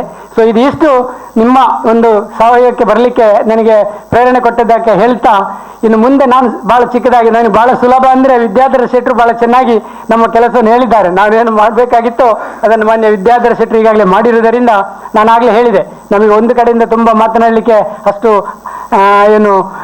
ತುಂಬ ಅನುಭವಗಳು ಕಡಿಮೆ ಇದೆ. ಹಾಗಾಗಿ ನಾವು ಸ್ವಲ್ಪ ಸಂವಾದ ಮಾಡೋಣ, ನೀವು ಸ್ವಲ್ಪ ಮಾತುಕತೆಯಲ್ಲಿ ನಮಗೆ ಹೆಚ್ಚು ಸಂವಾದ ಆಗಲಿ ಅಂತ ನಾನು ಹೇಳ್ತಾ, ಆದರೂ ಭಾಳ ಸೂಕ್ಷ್ಮವಾಗಿ ನಮ್ಮನ್ನು ಮಾಡಿದ ಕೆಲಸಗಳ ಪರಿಚಯ ಮಾಡ್ತೇನೆ. ಮುಂದಕ್ಕೆ ಶ್ರೀನಿವಾಸ್ ಶೆಟ್ಟರು ನಾವು ಮುಂದಕ್ಕೆ ಏನು ಮಾಡಬೇಕು, ನಾವು ನೀವು ಒಟ್ಟಿಗೆ ಸೇರಿ ಏನು ನಿಮ್ಮಿಂದ ಸಹಕಾರ ಬೇಕು ಅದನ್ನು ಶ್ರೀನಿವಾಸ್ ಶೆಟ್ಟರು ಪ್ರಸ್ತಾಪ ಮಾಡಬೇಕು ಅಂತ ಕೇಳಿಕೊಳ್ತೇನೆ. ನಮ್ಮ ಕೆಲಸ 81ರಿಂದ ಪ್ರಾರಂಭ ಆಯಿತು. ಬೇರೆ ಬೇರೆ ನಮ್ಮ ಒಂದು ಕೆಲಸದ ನಂಬಿಕೆ ಏನಂದರೆ, ನಾವು ಒಂದು ನಂಬಿಕೆ ಆಧಾರದಲ್ಲಿ ಕೆಲಸ ಪ್ರಾರಂಭ ಮಾಡಿದವರು. ಅದೇನೆಂದರೆ, ಬಡ ಜನರು ತಮಗೆ ತಾವೇ ಸಹಾಯ ಮಾಡಿಕೊಳ್ಳುವಂತಾಗದಿದ್ದರೆ ಪ್ರಪಂಚದ ಸರ್ವ ಸಂಪತ್ತನ್ನು ತಂದು ಭಾರತದ ಒಂದು ಹಳ್ಳಿಗೆ ಸುರಿದ್ರು ಆ ಹಳ್ಳಿ ಉದ್ಧಾರ ಆಗಲಿಕ್ಕಿಲ್ಲ ಅಂತ ಹೇಳುವಂಥದ್ದು ಸ್ವಾಮಿ ವಿವೇಕಾನಂದರ ಒಂದು ವಾಣಿ. ಬಹುಶಃ ನಾವು ಇದರಲ್ಲಿ ತುಂಬ ನಂಬಿಕೆ ಇಟ್ಟವರು.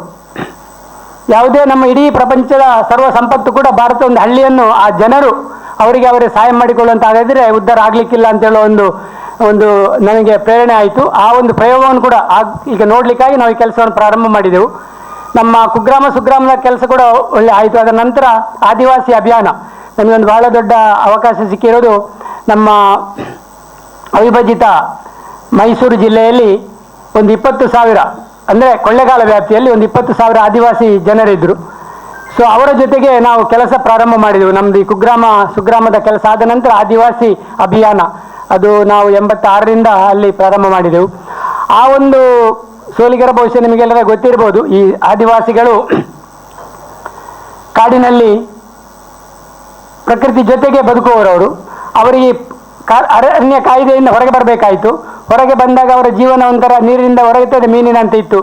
ನಾವು 86ರ ಸಂದರ್ಭದಲ್ಲಿ ಅಷ್ಟು ಜನನು ಜೀತಗಾರರಾಗಿದ್ದವರು, 20,000 ಜನ. ಅವರದ್ದೇ ಆದಂಥ ಮನೆ ಇಲ್ಲ, ಬೆಳಗಿನಿಂದ ಸಾಯಂಕಾಲ ಜೀತ ಮಾಡುವಂಥ ಪರಿಸ್ಥಿತಿ, ಬಹಳಷ್ಟು ಸಂಕಷ್ಟದಲ್ಲಿದ್ದವರು. ಈ ಜನರ ಜೊತೆ ಒಂದು 5 ವರ್ಷ ನಾವಲ್ಲಿ ಕೆಲಸ ಮಾಡಿದೆವು. ಅದರ ಪೂರ್ತಿ ವಿವರಣ ಹೇಳಲಿಕ್ಕೆ ಹೋಗುದಿಲ್ಲ. ಈ 20,000 ಜನವನ್ನು ಇದ್ದಾರೆ ಅಂತ ಅವರಿಗೆ ಗೊತ್ತಿರಲಿಲ್ಲ. ಆ 20,000 ಜನರನ್ನು ಒಗ್ಗೂಡಿಸಿ ಅವರ ಮೂಲಕ ನಮ್ಮ ಏನೇ ಕೆಲಸ ಇದ್ರೂ ಆ ಮೂಲಕ ಅವರಿಗೆ ಅವರೇ ಸಹಾಯ ಕೊಡುವಂಥ ಒಂದು ಪ್ರಯೋಗನಲ್ಲಿ ಪ್ರಾರಂಭ ಮಾಡಿ ಕೇವಲ 5 ವರ್ಷದಲ್ಲಿ ಆ ಸಂಪೂರ್ಣ 20,000 ಜನರನ್ನು ಕೂಡ ಒಂದು ಜೀತದಿಂದ ಹೊರಬರುವ ರೀತಿ ಮಾಡಲಿಕ್ಕೆ ಆಯಿತು. ಅಂದರೆ ನಾವು ಪ್ರಾರಂಭವಾಗಿ ಜೀತ ಬೆಳೆಸಿದ್ದಲ್ಲ, ಅವರಿಗೆ ಅವರ ಶಕ್ತಿ ಅರಿವು ಮಾಡಿದ್ದು, 20,000 ಜನ ಇದ್ದಾರಂತೆ ತಿಳಿಸಿಕೊಟ್ಟದ್ದು. ಆ ಮೂಲಕ ಅವರಿಗೆ ಮತ್ತೆ ಅರಣ್ಯದಲ್ಲಿ ಅವರ ಒಂದು ಹಕ್ಕನ್ನು ಮರುಸ್ಥಾಪಿಸುವಂಥ ಒಂದು ಕೆಲಸ ಪ್ರಥಮ ಬಾರಿಯಲ್ಲಿ ನಮ್ಮ ರಾಜ್ಯದಲ್ಲಿ ಕೊಳ್ಳೇಗಾಲದಲ್ಲಿ ಆಯಿತು. ಸೊ ಅದು 5 ವರ್ಷದ ಕೆಲಸ. ಅಲ್ಲಿ ಕೂಡ ಒಂದು ನಮ್ಮ ಒಂದು ಸ್ಟ್ರಾಟಜಿ ಅಂತ ಹೇಳ್ತೇವೆ, ವಿ ಕಾಲ್ ಇಟ್ 5 Ps ಅಂತ. ಅಂದರೆ ಮೊದಲನೇದಾಗಿ ಪೀಪಲ್ಸ್ ಆರ್ಗನೈಸೇಷನ್, ಜನ ಸಂಘಟನೆ. ಆಮೇಲೆ ಪಿಟಿಷನ್ ಅಂದರೆ ಅರ್ಜಿ ಬರೆಯುವಂಥದ್ದು, ಅವರ ಸಮಸ್ಯೆಗಳನ್ನು ಕೆಳಗಿನಿಂದ ವ್ಯವಸ್ಥಿತವಾಗಿ ಬರೆಯುವಂಥದ್ದು ಪಿಟಿಷನ್. ಆಮೇಲೆ ಪಬ್ಲಿಕ್ ಕಾಂಟ್ಯಾಕ್ಟ್, ಸಾರ್ವಜನಿಕ ಸಂಪರ್ಕ ಸಭೆಗಳು. ಆಮೇಲೆ ಪ್ರೆಸ್, ಲಾಸ್ಟ್ ಈಸ್ ಪ್ರೊಟೆಸ್ಟ್. ಇದು 5 ಏನು ಹೇಳ್ತೇವೆ ಒಂದು ಸ್ಟ್ರಾಟಜಿ ನಮ್ಮದು. ಈ ಸ್ಟ್ರಾಟಜಿ ನಮ್ಮ ಕೆಲಸ ಮಾಡ್ತಾ ಇವಾಲ್ವ್ ಆಯಿತು. ಬಟ್ ಈ ಸ್ಟ್ರಾಟಜಿ, ಈ ವಿಧಾನ ಎಲ್ಲ ಕಡೆ ಸೂಕ್ತ ಆಗುವಂಥದ್ದು. ಅಂದರೆ ನಾನು ವಿವರಿಸಲಿಕ್ಕೆ ಹೋಗುದಿಲ್ಲ, ಯಾಕೆಂದರೆ ಜನ ಸಂಘಟನೆಯಲ್ಲಿ ಯಾವುದೇ ಆಗುದಿಲ್ಲ. ಶೋಷಿತ ಜನರು ಅವರ ಅರಿವಾಗಿ ಕೆಲಸ ಮಾಡಬೇಕು. ಅದರಿಂದ ಅವರ ಸಂಘಟನೆ ಮೂಲಕ ಸಂಬಂಧಿತವರಿಗೆ ತಿಳಿಸುವಂಥದ್ದು ಪಿಟಿಷನಿಂಗ್. 3ನೇದು ಪಬ್ಲಿಕ್ ಕಾಂಟ್ಯಾಕ್ಟ್, ಅವರ ಹತ್ರ ಸಂವಾದ ಮಾಡುವಂಥದ್ದು, ಸಂಬಂಧಿತ ಅಧಿಕಾರಿ ಇರ್ಬೋದು, ಜನಪ್ರತಿನಿಧಿಗಳಿರ್ಬೋದು, ಯಾರಿದ್ದಾರೆ ಅವರ ಜೊತೆಗೆ. 3ನೇದು ಪ್ರೆಸ್, 4ನೇದು ಪ್ರೊಟೆಸ್ಟ್. ಪ್ರೆಸ್ ಅಂದ ಕೂಡಲೇ ಆ ಸಮಸ್ಯೆಗಳನ್ನು ಹೆಚ್ಚಿನ ಜನರಿಗೆ ತಿಳಿಸುವಂಥದ್ದು, ಹೈಲೈಟಿಂಗ್ ದ ಇಶ್ಯೂಸನ್ನು ಮಾಡಲಿಕ್ಕೆ ಆ ಪ್ರೆಸ್ಸನ್ನು ಬಳಸುವಂಥದ್ದು. 5ನೇದು ಪ್ರೊಟೆಸ್ಟ್ ಅಂದ ಕೂಡಲೇ ನಾನ್ ವೈಲೆಂಟ್ ಗಾಂಧಿಯನ್ ಅಪ್ರೋಚ್. ಪ್ರೊಟೆಸ್ಟ್ ಅಂದಾಗ ಯಾವುದೇ ಸಮಸ್ಯೆ ಆಗುವಂಥದ್ದಲ್ಲ, ಶಾಂತಿಯುತವಾದ ಪ್ರೊಟೆಸ್ಟ್. ಯಾಕಂದ್ರೆ ಇದೆಲ್ಲ ಒಂದೊಂದು ಹಂತದಲ್ಲಿ ಕೆಲಸ ಆಗ್ತಾ ಹೋಗ್ತದೆ. ಅಲ್ಟಿಮೇಟ್ಲಿ ಪ್ರೊಟೆಸ್ಟ್ನಲ್ಲಿ ಎಲ್ಲ ಕೆಲಸವನ್ನು ಮಾಡಲಿಕ್ಕೆ ಆಗ್ತದೆ. ಇದು ನಾವು ಕಂಡುಕೊಂಡದ್ದು. ಈ ರೀತಿಯಲ್ಲಿ 5 ವರ್ಷದಲ್ಲಿ ಅಂಥ ಜನರನ್ನು ನಮಗೆ ಬರೀ 5 ವರ್ಷದಲ್ಲಿ ನಾವು ಕೆಲಸ ಮಾಡಿ ಅಲ್ಲಿಂದ ಹೊರ ಬಂದಿದ್ದೇವೆ. ಯಾವುದೇ ಹಣ ಹೊರಗಿನಿಂದ ಕೊಂಡೋಗಲಿಲ್ಲ. ನಮ್ಮ ಒಂದು ನಿರ್ವಹಣೆಗೆ ಬೇಕಾಗಿ ಮಾತ್ರ ಸ್ವಲ್ಪ ಹಣವನ್ನು ನಾವು ಪಡ್ಕೊಂಡಿದ್ದೆವು ಒಂದು ಸಂಸ್ಥೆಯಿಂದ. ಮತ್ತು ಪೂರ್ತಿ ಆ ಜನರದೇ ಹಣದಲ್ಲಿ ಮಾಡಿ 5 ವರ್ಷದಲ್ಲಿ ಬಹುಶಃ ಅದೊಂದು ನಮ್ಮ ರಾಜ್ಯದ ಅತ್ಯುತ್ತಮ ಒಂದಂದರೆ ಬಹಳಷ್ಟು ಶಕ್ತಿಯುತವಾದ ಸಂಘಟನೆಯಾಗಿ ರೂಪುಗೊಂಡಿದ್ದು ಸೋಲಿಗ ಅಭಿವೃದ್ಧಿ ಸಂಘ. ಅದು ಅದರ 5 ವರ್ಷದ ಪ್ರೋಸೆಸ್ ಇದೆ, ಅದನ್ನು ನಾನು ಹೇಳಲಿಕ್ಕೆ ಹೋಗುದಿಲ್ಲ. ಸೊ ಈ ರೀತಿಯಲ್ಲಿ ನಮಗೆ ಅಲ್ಲಿಂದ ಅದೊಂದು ಪ್ರಯೋಗ ಇತ್ತು ನಮಗೆ. ಆ ಬಡ ಜನರಿಗೆ ಅವರೇ ಸಹಾಯ ಮಾಡಿಕೊಳ್ಳಿಕ್ಕೆ ಆಗ್ತದಾ ನೋಡ್ಲಿಕ್ಕೆ ನಾವು ಮಾಡಿದೆವು. 5 ವರ್ಷ ನಮಗೆ ಕಂಡುಕೊಳ್ಳಿಕ್ಕೆ ಆಯಿತು. ಆದ್ದರಿಂದ ಅದು ಬಹಳ ಯಶಸ್ವಿ ಆಯಿತು. ಆ ಒಂದು ಕತೆ ಕೂಡ ಬಹುಶಃ ನಾನಾಗಲೇ ಹೇಳಿದ ಹಾಗೆ ಆ ಒಂದು ಪ್ರಯೋಗವನ್ನು ಜರ್ಮನಿಯ ಆಗಿನ ಸಂಬಂಧದಲ್ಲಿ ಒಬ್ಬರು ಪತ್ರಕರ್ತರು ಬಂದು ಆದಿವಾಸಿ ಪವರ್ ಸಕ್ಸಸ್ ಸ್ಟೋರಿ ಅಂತ ಅದನ್ನು ಪಬ್ಲಿಷ್ ಮಾಡಿದರು. ಅಂದರೆ ಮಾಧ್ಯಮದ ಎಲ್ಲಿಂದವರೆಗೆ ನಮಗೆ ಆ ರೀತಿಯ ಸಹಕಾರ ಬಂತು. ಸೊ ಹೀಗೆ ಅದು 5 ವರ್ಷ ಅಲ್ಲಿ ಕೆಲಸ ಆದ ನಂತರ ಅಲ್ಲಿ ನಮಗೆ ಬಹಳಷ್ಟು ಸಹಕಾರ ಕೊಟ್ಟವರು ರಾಜಶೇಖರ ಕೋಟಿ ಅವರು ನಾನು ಹೇಳಿದೆ. ಅವರು ಒಬ್ಬರು ಪತ್ರಕರ್ತರಿದ್ದರು. ಅವರು ಎಲ್ಲಿ ಹೇಳ್ತಾ ಇದ್ರು ಅಂದರೆ, ಸೋಲಿಗರ ವಿಚಾರದಲ್ಲಿ ನಾನು ಕೋರ್ಟಿಗೆ ಹೋದರೂ ತೊಂದರೆ ಇಲ್ಲ, ನೀವು ಅವರ ವಿಷಯಗಳನ್ನು ಕೊಡಿ ಅಂತ ಹೇಳಿ ಕೊಟ್ಟು ಪ್ರೋತ್ಸಾಹ ಮಾಡುವವರು. ಆಗ ತುಂಬಷ್ಟು ಬೆಳೆದಿರಲಿಲ್ಲ ಪತ್ರಿಕೆ. KR ಸರ್ಕಲ್ನವರೇ ಪತ್ರಿಕೆ ಮಾಡ್ತಾಯಿದ್ರು ಬೆಳಿಗ್ಗೆ. ಮತ್ತೆ ತುಂಬ ಉತ್ತಮವಾಗಿ ಆ ಪತ್ರಿಕೆ ಬೆಳೆಯಿತು ಅಂತ ರಾಜಶೇಖರ ಕೋಟಿಯವರಂಥ ಒಂದು ಬೆಂಬಲದಿಂದ ನಮಗೆ ಅಲ್ಲಿ ಆ ಕೆಲಸವನ್ನು ಮಾಡಲಿಕ್ಕೆ ಆಯಿತು. ಇದಕ್ಕೆ ಮಾಧ್ಯಮದ ಕೆಲಸ ಹೇಗೆ ಅಂತ ಅಲ್ಲಿ ನಮ್ಮ ಇಬ್ಬರ ಕೆಲಸವನ್ನು ನಮಗೆ 4 ಜನರ ಕೆಲಸ ನಮಗೆ ಪತ್ರಿಕೆ ಅಲ್ಲಿ ಮಾಡಿಕೊಟ್ಟಿದೆ ಎಲ್ಲ ಪತ್ರಕರ್ತರು. ಸೊ ಈ ರೀತಿಯಲ್ಲಿ ನಮ್ಮ ಅಲ್ಲಿ ಪ್ರಾರಂಭದ ನಂತರ ನಮ್ಮ ಕೆಲಸಕ್ಕೆ ಅಲ್ಲೇ ಕೆಲಸ ಮಾಡಿದಾಗ ನಾವು ಒಂದು ಸಮಾನ ಮನಸ್ಕರ ತಂಡ ನಮ್ಮ ಜೊತೆಗಿರ್ತದೆ. ಅಲ್ಲಿ ಕೆಲಸ ಮಾಡೋ ಕೂಡ ಹಾಗೆ ಬಹಳ ಉತ್ತಮವಾದ ಅಧಿಕಾರಿಗಳಿದ್ರು. VP ಬಳಿಗಾರ್ ಅಂತ ಹೇಳುವ ಒಬ್ಬರು ಅಧಿಕಾರಿ, ಬಹುಶಃ ಅವರು ಇಲ್ಲಿ ಜಿಲ್ಲೆಯವರಿಗೆ ಪರಿಚಯ ಇದೆ. ಅವರು ಜಿಲ್ಲೆಯಲ್ಲಿ ಜಿಲ್ಲಾಧಿಕಾರಿಯಾಗಿದ್ದರು. ಬಹುಶಃ ಪ್ರಥಮ ನಮ್ಮ ರಾಜ್ಯದಲ್ಲಿ ಒಬ್ಬರು ಎಷ್ಟು ಅವರು ಪವರ್ಫುಲ್ ಅಂದರೆ ಒಬ್ಬರು ದಲಿತರನ್ನು ಒಂದು ದೇವಸ್ಥಾನಕ್ಕೆ ನೇಮಕ ಮಾಡಿದಂಥವ್ರು ಆ ಸಂದರ್ಭದಲ್ಲಿ. ಅಂದರೆ ಅಷ್ಟು ಅದೇ ಒಪ್ಪಿಗೆ ಮಾಡಿ ಆ ರೀತಿ ಒಬ್ಬರು ಅಧಿಕಾರಿ ಅವರು DC ಆಗಿದ್ದರು. ಅವರು ನಮಗೆ ಅಲ್ಲಿ ನಮ್ಮ ಕೆಲಸವನ್ನು ನೋಡಿ ಇಲ್ಲಿ ದಕ್ಷಿಣ ಕನ್ನಡಕ್ಕೆ ಸಾಕ್ಷರತಾ ಆಂದೋಲನ ಪ್ರಾರಂಭ ಆದಾಗ ಸಾಕ್ಷರತಾ ಆಂದೋಲನ ನಂತರ ಏನು ಅಂತ ಹೇಳೋ ದೃಷ್ಟಿಯಲ್ಲಿ ಯಾರಿಗೂ ಸರಿಯಾದ ಒಂದು ಕಲ್ಪನೆಗಳಿರಲಿಲ್ಲ. ಹಾಗೆ ಅದೇ ಮಾದರಿಯ ಜನರ ಸಂಘಟಿಸುವ ದೃಷ್ಟಿಯಿಂದ ಆ ನವಸಾಕ್ಷರ ಸಂಘಟನೆ ಕೆಲಸವನ್ನು ನಾವಿಲ್ಲಿ ಪ್ರಾರಂಭ ಮಾಡಿದೆವು. ಅಂದರೆ ಎಲ್ಲರ ಅದು ಒಂದು ಸರ್ಕಾರದ ಕಾರ್ಯಕ್ರಮ. ಅದರ ನಂತರದ ಕಾರ್ಯಕ್ರಮ ಜವಾಬ್ದಾರಿಯನ್ನು ಸ್ವಲ್ಪ ಅದರಲ್ಲಿ ಕೆಲಸ ಮಾಡಿದವರೆಲ್ಲ ತುಂಬ ಜನ ಇದ್ದಾರೆ. ವಿಶೇಷವಾಗಿ ಪುಷ್ಪರಾಜರು ಕೂಡ ಸಂಯೋಜಕರಾಗಿ ಕೆಲಸ ಮಾಡಿದರು. ಭಾಳಷ್ಟು ಜನ ಸ್ವಯಂ ಸೇವಕರಾಗಿ ಕೆಲಸ ಮಾಡಿದವರು ನಮ್ಮ ಜೊತೆಗೆ ಇದ್ದಾರೆ. ಸೊ ಈ ರೀತಿ ಆ ಒಂದು ಪ್ರಯೋಗ ಕೂಡ ಭಾಳ ಯಶಸ್ವಿ ಆಯಿತು. ನವಸಾಕ್ಷರ ಸಂಘಟನೆ ಪ್ರಯೋಗವನ್ನು ನೋಡಿ ನಮ್ಮ ರಾಷ್ಟ್ರೀಯ ನ್ಯಾಷನಲ್ ಲಿಟ್ರಸಿ ಮಿಷನ್ ಅವರು ಅವರ ಒಂದು ಮ್ಯಾಗಝಿನಲ್ಲಿ 3 ಸೀರೀಸ್ನಲ್ಲಿ ಡಾಕ್ಟರ್ ಮ್ಯಾಥ್ಯೂ ಅಂತ ಹೇಳುವವರು ಅದನ್ನು ಪ್ರಕಟ ಮಾಡಿದರು. ಇಡೀ ದೇಶಕ್ಕೆ ಹಾಡಬೇಕು ಅಂತೆಲ್ಲ ಪ್ರಯತ್ನ ಆಯಿತು. ಡೆಲ್ಲಿ ದೂರದರ್ಶನದವರು ಒಂದು ಚಿತ್ರ ಮಾಡಿ ಪ್ರದರ್ಶಿಸಿದರು. ಆದರೆ ಅದರ ಮುಂದೆ ಕೊಂಡೋಗ್ಲಿಕ್ಕೆ ಆಗಲಿಲ್ಲ ಎಲ್ಲಿಯೂ. ಅದು ನಮ್ಮ ಜಿಲ್ಲೆಯಲ್ಲಿ ಮಾತ್ರ ಈಗ, ಯಾಕೆಂದರೆ ಅದು ಅಷ್ಟು ಆ ಜನರನ್ನು ಸಂಘಟಿಸಿ ಮಾಡುವಂಥ ಸ್ವಲ್ಪ ಕಷ್ಟದ ಪ್ರಕ್ರಿಯೆ ಇದೆ. ಸೊ ಅದು ಬಹಳ ಸರ್ಕಾರಕ್ಕೆ ಆಗಬೇಕು ಅಂತ ಇತ್ತು, ಅದರ ಮುಂದೆ ಆಚೆ ಆಗಲಿಲ್ಲ. ನಮ್ಮ ಜಿಲ್ಲೆಯಲ್ಲಿ ಮಾತ್ರ ಅದು ಈಗ ನಿರಂತರವಾಗಿ 91ರಿಂದ ಇವತ್ತಿನವರೆಗೆ ಅದರ ಕಾರ್ಯಕ್ರಮ ನಡೀತಾ ಇದ್ರೆ ಅದು ನಮ್ಮ ದೇಶದಲ್ಲಿ ದಕ್ಷಿಣ ಕನ್ನಡ ಜಿಲ್ಲೆಯಲ್ಲಿ ಮಾತ್ರ. ಇದು ಕೂಡ ಆಗಲಿಕ್ಕೆ ಸಾಧ್ಯ ಆಗಿರೋದು ಬಹುಶಃ ಶ್ರೀನಾ ಶೆಟ್ಟಿ ಕೃಷ್ಣಮೂಲ್ಯರಿಂದ, ನಿಮ್ಮಂಥ ಜನರಿಂದಾಗಿ ಅದು ಆ ರೀತಿ ನಡೆದು ಬಂದಿದೆ. ಸೊ ಇದಾದ ನಂತರ ಇಂಥ ಬೇರೆ ಬೇರೆ ಕ್ಯಾಂಪೇನ್ಗಳು, ಇದು ಯಾವುದೇ ಅದು ಆದಿವಾಸಿ ಅಭಿಯಾನ, ಆಮೇಲೆ ಸಾಕ್ಷರತಾ, ಇದು ಕಾನೂನು ಸಾಕ್ಷರತಾ ಅಭಿಯಾನ, ಜಲ ಸಾಕ್ಷರತಾ ಅಭಿಯಾನ, ಬೇಟಿ ಬಚಾವೋ ಬೇಟಿ ಪಡಾವೋ ಸರ್ಕಾರದ ಕಾರ್ಯಕ್ರಮ ಇದೆ, ಮಹಿಳಾ ಸಬಲೀಕರಣ, ಇಂಥ 17 ರೀತಿಯ ಚಿಕ್ಕ ಚಿಕ್ಕ ಸೌರ ಶಕ್ತಿ ಅಭಿಯಾನ, 17 ಅಭಿಯಾನಗಳನ್ನು ನಾವಿಲ್ಲಿ ನಮ್ಮ ಮಟ್ಟದಲ್ಲಿ ಅದನ್ನು ನಾವು ಇನಿಷಿಯೇಟ್ ಮಾಡಿದ್ದೇವೆ. ಈ ಎಲ್ಲ ಅಭಿಯಾನಗಳು ಕೂಡ ನಾವು ಅದನ್ನು ಪೀಪಲ್ ಲೆಡ್ ಮೂವ್ಮೆಂಟ್ ಅಂತ ಹೇಳ್ತೇವೆ. ಯಾವುದೇ ಅಭಿಯಾನ ನಮ್ಮ ನೇತೃತ್ವ ಅಲ್ಲ, ಅದು ಜನ ನೇತೃತ್ವ. ನಾವು ಮಾಡಿದ ಯಾವುದೇ ಕೆಲಸವನ್ನು ಕೂಡ ಯಾರು ಕೂಡ ಅದನ್ನು ಸಾಮಾಜಿಕ ಪರಿಶೋಧನೆಗೆ ಒಡ್ಡಬಹುದು. ಈಗ ಕೊಳ್ಳೇಗಾಲಕ್ಕೆ ಇವತ್ತು ಕೂಡ ಹೋಗಿ ಅಲ್ಲಿಯ ಕೆಲಸದ ಬಗ್ಗೆ ಒಂದು ಸಾಮಾಜಿಕ ಪರಿಶೋಧನೆ ಮಾಡಬಹುದು. ಯಾಕೆ ನಾವು ನಂಬಿಕೆ ಇಟ್ಟುಕೊಂಡದ್ದು ಪೇಪರ್ ಆಡಿಟ್ನಲ್ಲಿ ಇಲ್ಲ, ಸಾಮಾಜಿಕ ಆಡಿಟ್ನಲ್ಲಿ ಸಾಮಾಜಿಕ ಪರಿಶೋಧನೆ. ನಮ್ಮ ಎಲ್ಲ ಮೂವ್ಮೆಂಟ್ಗಳು ಕೂಡ ಅದು ಜನ ಆಧಾರಿತ ಕಾರ್ಯಕ್ರಮ.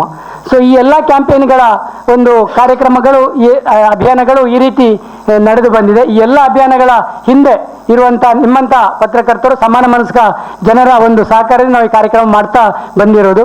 ಮತ್ತು ನಮ್ಮ ಈಗಾಗಲೇ ಹೇಳಿದ ಹಾಗೆ ನಮ್ಮ ಇಷ್ಟೆಲ್ಲ ಮಾಡುವುದರ ಹಿಂದಿನ ನಮ್ಮ ತುಂಬ ಜನ ನಾವು ಮ್ಯಾಥಮ್ಯಾಟಿಕ್ಸ್ ಓದಿರ್ತೇವೆ. ಈ ಮ್ಯಾಥಮ್ಯಾಟಿಕ್ಸ್ ಓದಿದವರಿಗೆ ಗೊತ್ತಿದೆ, ಈ ಆ ಸಮಸ್ಯೆಯನ್ನು ಪರಿಹರಿಸಬೇಕಾದ್ರೆ ಒಂದು ಫಾರ್ಮುಲಾ ಇರ್ತದೆ. ಆ ಫಾರ್ಮುಲಾ ಅಡಾಪ್ಟ್ ಮಾಡಿದರೆ ಮಾತ್ರ ಒಂದು ಅದರ ಇದಕ್ಕೆ ಬರ್ಬೋದು, ಕರೆಕ್ಟ್ ಆನ್ಸರ್ ಸಿಗ್ತದೆ. ತುಂಬ ಇದೆ. ಆದರೆ ನಮ್ಮ ಈ ಸಾಮಾಜಿಕ ಸಮಸ್ಯೆಗಳ ಪರಿಹಾರಕ್ಕೆ ಕೂಡ ಒಂದು ಅತ್ಯುತ್ತಮವಾದ ಫಾರ್ಮುಲಾ ನಾವು ಕಂಡುಕೊಂಡಿದ್ದೇವೆ. ಅದೇನೆಂದರೆ ಇದು ನಮ್ಮ ವಿಧಾನ ಅಂತ ಹೇಳಿದೆ, ಕಾರ್ಯವಿಧಾನ. ಜನರ ಬಳಿಗೆ ಹೋಗೋಣ, ಜನರೊಂದಿಗೆ ಜೀವಿಸೋಣ, ಜನರಿಂದ ಕಲಿಯೋಣ, ಜನರಿಗೆ ಗೊತ್ತಿರುವುದರಿಂದ ಪ್ರಾರಂಭಿಸೋಣ, ಜನರ ಜೊತೆಗೆ ಯೋಜಿಸೋಣ, ಜನರಲ್ಲಿ ಲಭ್ಯವಿರುವುದರಿಂದ ನಿರ್ಮಿಸೋಣ. ಜನರ ಬಳಿಗೆ ಹೋಗೋಣ, ಜನರೊಂದಿಗೆ ಜೀವಿಸೋಣ, ಜನರಿಂದ ಕಲಿಯೋಣ, ಜನರ ಜೊತೆಗೆ ಯೋಜಿಸೋಣ, ಜನರಿಗೆ ಗೊತ್ತಿರುವುದರಿಂದ ಪ್ರಾರಂಭಿಸೋಣ, ಜನರಲ್ಲಿ ಲಭ್ಯವಿರುವುದರಿಂದ ನಿರ್ಮಿಸೋಣ. ಇದು ನಮ್ಮ ಒಂದು ಸೂತ್ರ. ಈ ಸೂತ್ರ ಬಹಳ ಸರಳ ಸೂತ್ರ ಇದೆ. ಸೊ ಈ ಒಂದು ಸೂತ್ರದ ಮೂಲಕ ನಾವು ಕೆಲಸ ಮಾಡಿದರೆ ನಮ್ಮ ವಿಶ್ವದ ಎಲ್ಲಿ ಕೂಡ ಒಂದು ಸಾಮಾಜಿಕ ಒಂದು ಸಮಸ್ಯೆಯ ಪರಿಹಾರವನ್ನು ಮಾಡ್ಬೋದು ಅಂತ ನಾವು ಕಂಡುಕೊಂಡಿದ್ದೇವೆ. ಸೊ ಇದು ಇಷ್ಟು ನಮ್ಮ ಒಂದು ಸುಮಾರು 42 ವರ್ಷಗಳ ಅವಧಿಯ ಕೆಲಸ ಸಂದರ್ಭದಲ್ಲಿ ನಾವು ಈ ರೀತಿಯ ಕೆಲವು ಒಂದು ನಮ್ಮ ಸೂತ್ರಗಳನ್ನು ಅಳವಡಿಸಿಕೊಂಡು ಕೆಲಸ ಮಾಡಿದ್ದೇವೆ. ಯಾವುದೇ ಕೆಲಸವನ್ನು ಕೂಡ ನಾವು ಕ್ಲೈಮ್ ಮಾಡುವಂಥದ್ದಿಲ್ಲ. ನಮ್ಮ ಇಷ್ಟುವರೆಗೆ ಮಾಡಿದ ಯಾವುದೇ ಕೆಲಸ ಇದ್ರೂ, ಈಗ ಜನಶಿಕ್ಷಣ ಟ್ರಸ್ಟ್ ಒಂದು ಚಿಕ್ಕ ಸಂಸ್ಥೆ ನಾವು ಅದಕ್ಕೆ ಪ್ರಾರಂಭ ಮಾಡಿದ್ದೇವೆ. ಆದರೆ ಇವತ್ತು ಜನಶಿಕ್ಷಣ ಟ್ರಸ್ಟು ಅದು ಪ್ರಾರಂಭ ಮಾಡಿದವರ ಹತ್ರ ಇಲ್ಲ, ಆ ಜನರ ಹತ್ರ ಇದೆ. ನಮ್ಮ ಈಗ ಬಾಳೆಪುಣಿ ಪ್ರದೇಶಕ್ಕೆ ಬಂದರೆ ಅಲ್ಲಿ ಒಂದು ಜನಜೀವನ ಬಾಳೆಪುಣಿ ಅಂತ ಹೇಳಿ ಒಂದು ತಂಡ ಇದೆ. ಇಡೀ ಆ ತಂಡದವರ ಸಂಸ್ಥೆಯನ್ನು ಅವರ ಪ್ರಯೋಗ ಮತ್ತು ಮಾಧ್ಯಮ ಮಿತ್ರರ ಒಂದು ಸಹಕಾರ ಜೊತೆಗೆ ನಡೀತಾ ಇದೆ. ಆ ಸಂಸ್ಥೆ ಯಾವತ್ತೂ ಪ್ರಾರಂಭ ಮಾಡಿದವರ ಜೊತೆಗಿಲ್ಲ, ಅದು ಸಮುದಾಯದ ಸಂಸ್ಥೆಯಾಗಿ ರೂಪುಗೊಂಡಿದೆ. ಇದಿಷ್ಟು ಸಂಕ್ಷಿಪ್ತವಾಗಿ ನಮ್ಮ ಒಂದು ಕೆಲಸದ ಪರಿಚಯ ನಿಮ್ಮ ಮುಂದೆ ಇಟ್ಟಿದ್ದೇನೆ. ಮುಂದಕ್ಕೆ ನಾವು ಸ್ವಲ್ಪ ಮಾತುಕತೆ ಮಾಡೋಣ. ಬಟ್ ಒಟ್ಟಿನಲ್ಲಿ ನಾನು ಹೇಳುವುದಾದರೆ ಈ ಎಲ್ಲ ಕೆಲಸಗಳು, ಯಾವುದೇ ಕೆಲಸಗಳು ನಾವು ಮಾಡಿದರೂ ಅದು ಒಂದು ಸಮಾನ ಮನಸ್ಕ ಜನರ ಸಹಕಾರ ಮತ್ತು ಬೆಂಬಲದಿಂದ ಮಾಡಿಕೊಂಡು ಬಂದಿರುವುದರಿಂದ ನಮಗೆ ಇಷ್ಟರವರೆಗೆ ಯಾವುದೇ ರೀತಿಯ ಒಂದು ಫ್ರಸ್ಟ್ರೇಷನ್ ಇಲ್ಲದೆ ನಾವು ಈ ಕೆಲಸವನ್ನು ತುಂಬ ಖುಷಿ ಪಡ್ತೇವೆ. ಆ ರೀತಿಯಲ್ಲಿ ನಮಗೆ ಕೆಲಸ ಮಾಡಿಕೊಂಡು ಬರಲಿಕ್ಕಾಗಿದೆ. ಎಲ್ಲದಕ್ಕೂ ಮಿಗಿಲಾಗಿ ನಮ್ಮ ಈ ಪತ್ರಿಕಾ ಮಾಧ್ಯಮ ಮಿತ್ರರು, ನಮ್ಮ ಈ ಕೆಲಸದ ಸಹಭಾಗಿಗಳು ಅಂತ ಹೇಳ್ತಾ ಈ ಒಂದು ಕಾರ್ಯಕ್ರಮಕ್ಕೆ ಇಲ್ಲಿ ಕರೆದಿದ್ದೀರಿ, ನಮ್ಮನ್ನು ಗುರುತಿಸಿದಿರಿ. ನಿಮ್ಮ ಎಲ್ಲರಿಗೂ ಪ್ರೀತಿಪೂರ್ವಕವಾದ ಅಭಿವಂದನೆಗಳು. ಮುಂದಕ್ಕೆ ಶ್ರೀನಾ ಶೆಟ್ಟರು ನಮ್ಮ ಮುಂದಿನ ಕೆಲಸ ಮತ್ತು ನಿಮ್ಮಿಂದ ನಾವು ಬಯಸುವಂಥ ಸಹಕಾರವನ್ನು ಅವರು ಪ್ರಸ್ತಾಪಿಸಬೇಕು ಅಂತ ಕೇಳ್ಕೊತೀನಿ. ಪತ್ರಕರ್ತ ಮಿತ್ರರಿಗೆ ಆತ್ಮೀಯ ಅಭಿವಂದನೆಗಳು. ಪತ್ರಕರ್ತರು ನಮ್ಮ ಮಿತ್ರರು, ಪತ್ರಿಕೆ ನಮ್ಮ ಶಕ್ತಿ. ಪತ್ರಕರ್ತರು ನಮ್ಮ ಮಿತ್ರರು, ಪತ್ರಿಕೆ ನಮ್ಮ ಶಕ್ತಿ. ಪತ್ರಿಕೆ ನಮ್ಮ ಶಕ್ತಿ ಅಂದರೆ ಶ್ರೀನಾ ಶೆಟ್ಟಿ ಕೃಷ್ಣಮೂಲ್ಯ ಜನರ ಶಕ್ತಿ. ಕಾರ್ಯಾಂಗ, ಶಾಸಕಾಂಗ, ನ್ಯಾಯಾಂಗ ಮತ್ತು ಪತ್ರಿಕಾ ರಂಗ, 4 ರಂಗಗಳ ಸಹಯೋಗದಲ್ಲಿ ಕೆಲಸ ಮಾಡಿದವರು ನಾವು. ಶಾಸಕಾಂಗ, ಕಾರ್ಯಾಂಗ, ನ್ಯಾಯಾಂಗ, ಪತ್ರಿಕಾ ರಂಗ ಎಲ್ಲರೊಟ್ಟಿಗೆ ಕೆಲಸ ಮಾಡಿದ್ದೇವೆ. ಅದು ಹೆಚ್ಚು ನಮಗೆ ನಮ್ಮ ಕೆಲಸಕ್ಕೆ ಸಪೋರ್ಟ್ ಕೊಟ್ಟದ್ದು ಪತ್ರಿಕಾ ರಂಗ. ಸಂಪೂರ್ಣ ಸೇವೆಯ ಭಾವನೆ, ನಿಸ್ವಾರ್ಥವಾಗಿ ಪತ್ರಿಕಾ ರಂಗ ನಮಗೆ ಬೆಂಬಲ ಕೊಟ್ಟಿದೆ. ಅದು ಈಶ್ವರ ದೈತೋಟ ಅವರಿಂದ ಹಿಡಿದು ಇಲ್ಲಿಯವರೆಗೆ ಅದು ಅದ್ಭುತವಾದ ಶಕ್ತಿ. ನಾವು ಇನ್ನೂ ಕೂಡ ಸ್ವಲ್ಪ ಒಂದು ಛಲದಲ್ಲಿ ಗಟ್ಟಿಯಾಗಿ ಕೆಲಸ ಮಾಡಲಿಕ್ಕೆ ಕಾರಣಕರ್ತರು ತಾವಿದ್ದೀರಿ. ನಾವು ಮತ್ತು ನೀವು ಬೇರೆಲ್ಲ ಜನ ಶಿಕ್ಷಣ ಟ್ರಸ್ಟ್ ಮತ್ತು ಈ ಪತ್ರಿಕಾ ಬಳಗ ಒಂದು ನಾಣ್ಯದ ಎರಡು ಮುಖ ಅಂದರೆ ತಪ್ಪಾಗಲಿಕ್ಕಿಲ್ಲ. ಇಲ್ಲಿ ಹಲವು ಪುಸ್ತಕ ತಂದಿದ್ದೇವೆ. Role of NGOs and media in total sanitation campaign ಅಂತ. ಬರೀ ಸ್ಯಾನಿಟೇಷನ್ಗಳ ಸಾಕ್ಷರತಾ ಅಭಿಯಾನದ ಶುರುವಾಗಿದೆ.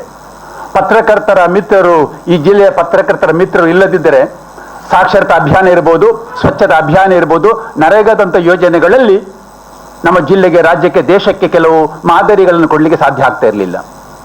ನಾವು ಇವತ್ತು ಈ ಕಾರ್ಯಕ್ರಮ ಒಪ್ಪಿಕೊಂಡದ್ದು ಒಂದು ಮುಖ್ಯವಾದ ಉದ್ದೇಶ ಇಟ್ಕೊಂಡು ಬಂದಿದ್ದು. ಈಗ ಸದ್ಯಕ್ಕೆ ನಮ್ಮ ಜಿಲ್ಲೆಯಲ್ಲಿ ಕಸ ಅಥವಾ ಸ್ವಚ್ಛತೆಗೆ ಸಂಬಂಧಪಟ್ಟ ಹಾಗೆ ಒಂದು ಸ್ವಚ್ಛತಾ ತುರ್ತು ಪರಿಸ್ಥಿತಿ ಘೋಷಣೆ ಮಾಡುವಂತಹ ಸ್ಥಿತಿ ನಮ್ಮ ಜಿಲ್ಲೆಯಲ್ಲಿ ನಿರ್ಮಾಣ ಆಗಿದೆ. ಸ್ವಚ್ಛತಾ ತುರ್ತು ಪರಿಸ್ಥಿತಿ, ಕೊರೋನಾದ ಅವಧಿಯಲ್ಲಿ ಏನೋ ಒಂದು ಆರೋಗ್ಯ ತುರ್ತು ಪರಿಸ್ಥಿತಿ ಮಾಡಬೇಕು ಅಂತ ಅಭಿಯಾನ ಇತ್ತು. ಈಗ ಸದ್ಯಕ್ಕೆ ನಮ್ಮ ಜಿಲ್ಲೆಯಲ್ಲಿ ಸ್ವಚ್ಛತಾ ತುರ್ತು ಪರಿಸ್ಥಿತಿ ಘೋಷಣೆ ಮಾಡುವಂಥ ಸ್ಥಿತಿಯಲ್ಲಿ ನಾವಿದ್ದೇವೆ. ಇವತ್ತು ನಾವು ಬಂದದ್ದು ಈ ಕಸದ ಸಮಸ್ಯೆಗೆ, ಗಂಭೀರ ಸಮಸ್ಯೆಗೆ ಪರಿಹಾರ ಕಂಡುಕೊಳ್ಳಲಿಕ್ಕೆ, ನಿಮ್ಮಿಂದ ಸಹಕಾರ ಕೇಳಲಿಕ್ಕೆ, ಈಗಲೂ ಮತ್ತೆ ಮನವಿ ಮಾಡಲಿಕ್ಕೆ ಬಂದಿದ್ದು. ನಾವು ನೀವು ಈ ಜಿಲ್ಲೆ ಎಲ್ಲರೂ ಸೇರಿ ಸ್ವಚ್ಛತೆಗಾಗಿ ಒಂದು ಜಂಟಿ ಕಾರ್ಯಾಚರಣೆ ಮಾಡಬೇಕು. ಜಂಟಿ ಕಾರ್ಯಾಚರಣೆ. ನಾವೀಗ ಒಂಟಿ ಕಾರ್ಯಾಚರಣೆ, ಒಬ್ಬೊಬ್ಬರು ವ್ಯಕ್ತಿಗಳು ಚಿಕ್ಕ ಚಿಕ್ಕ ಗುಂಪುಗಳು ಕಾರ್ಯಾಚರಣೆ ಮಾಡ್ತಾ ಉಂಟು. ಆದರೆ ಈ ಕಳೆದ 3-4 ದಶಕಗಳಲ್ಲಿ ಯಾವುದೇ ವಿಷಯದಲ್ಲಿ ನಾವು ಕೆಲಸ ಮಾಡಿದ್ರು ನಮಗೆ ಗೆಲುವು ಪಡ್ಕೊಳ್ಳಿಕ್ಕೆ, ಅಂದರೆ ನಮ್ಮ ಜಿಲ್ಲೆ ಗೆಲುವು ಪಡ್ಕೊಳ್ಳಿ ಇಷ್ಟು ಕಷ್ಟ ಆಗಿಲ್ಲ. ಆದರೆ ಸ್ವಚ್ಛತೆ ವಿಷಯದಲ್ಲಿ ನಾವು ನಿರಂತರವಾಗಿ ಸೋಲುತ್ತಾ ಇದ್ದೇವೆ. ಈ ಸೋಲು ಬಗ್ಗೆ ಗಂಭೀರವಾಗಿ ಚಿಂತನೆ ಮಾಡಬೇಕು.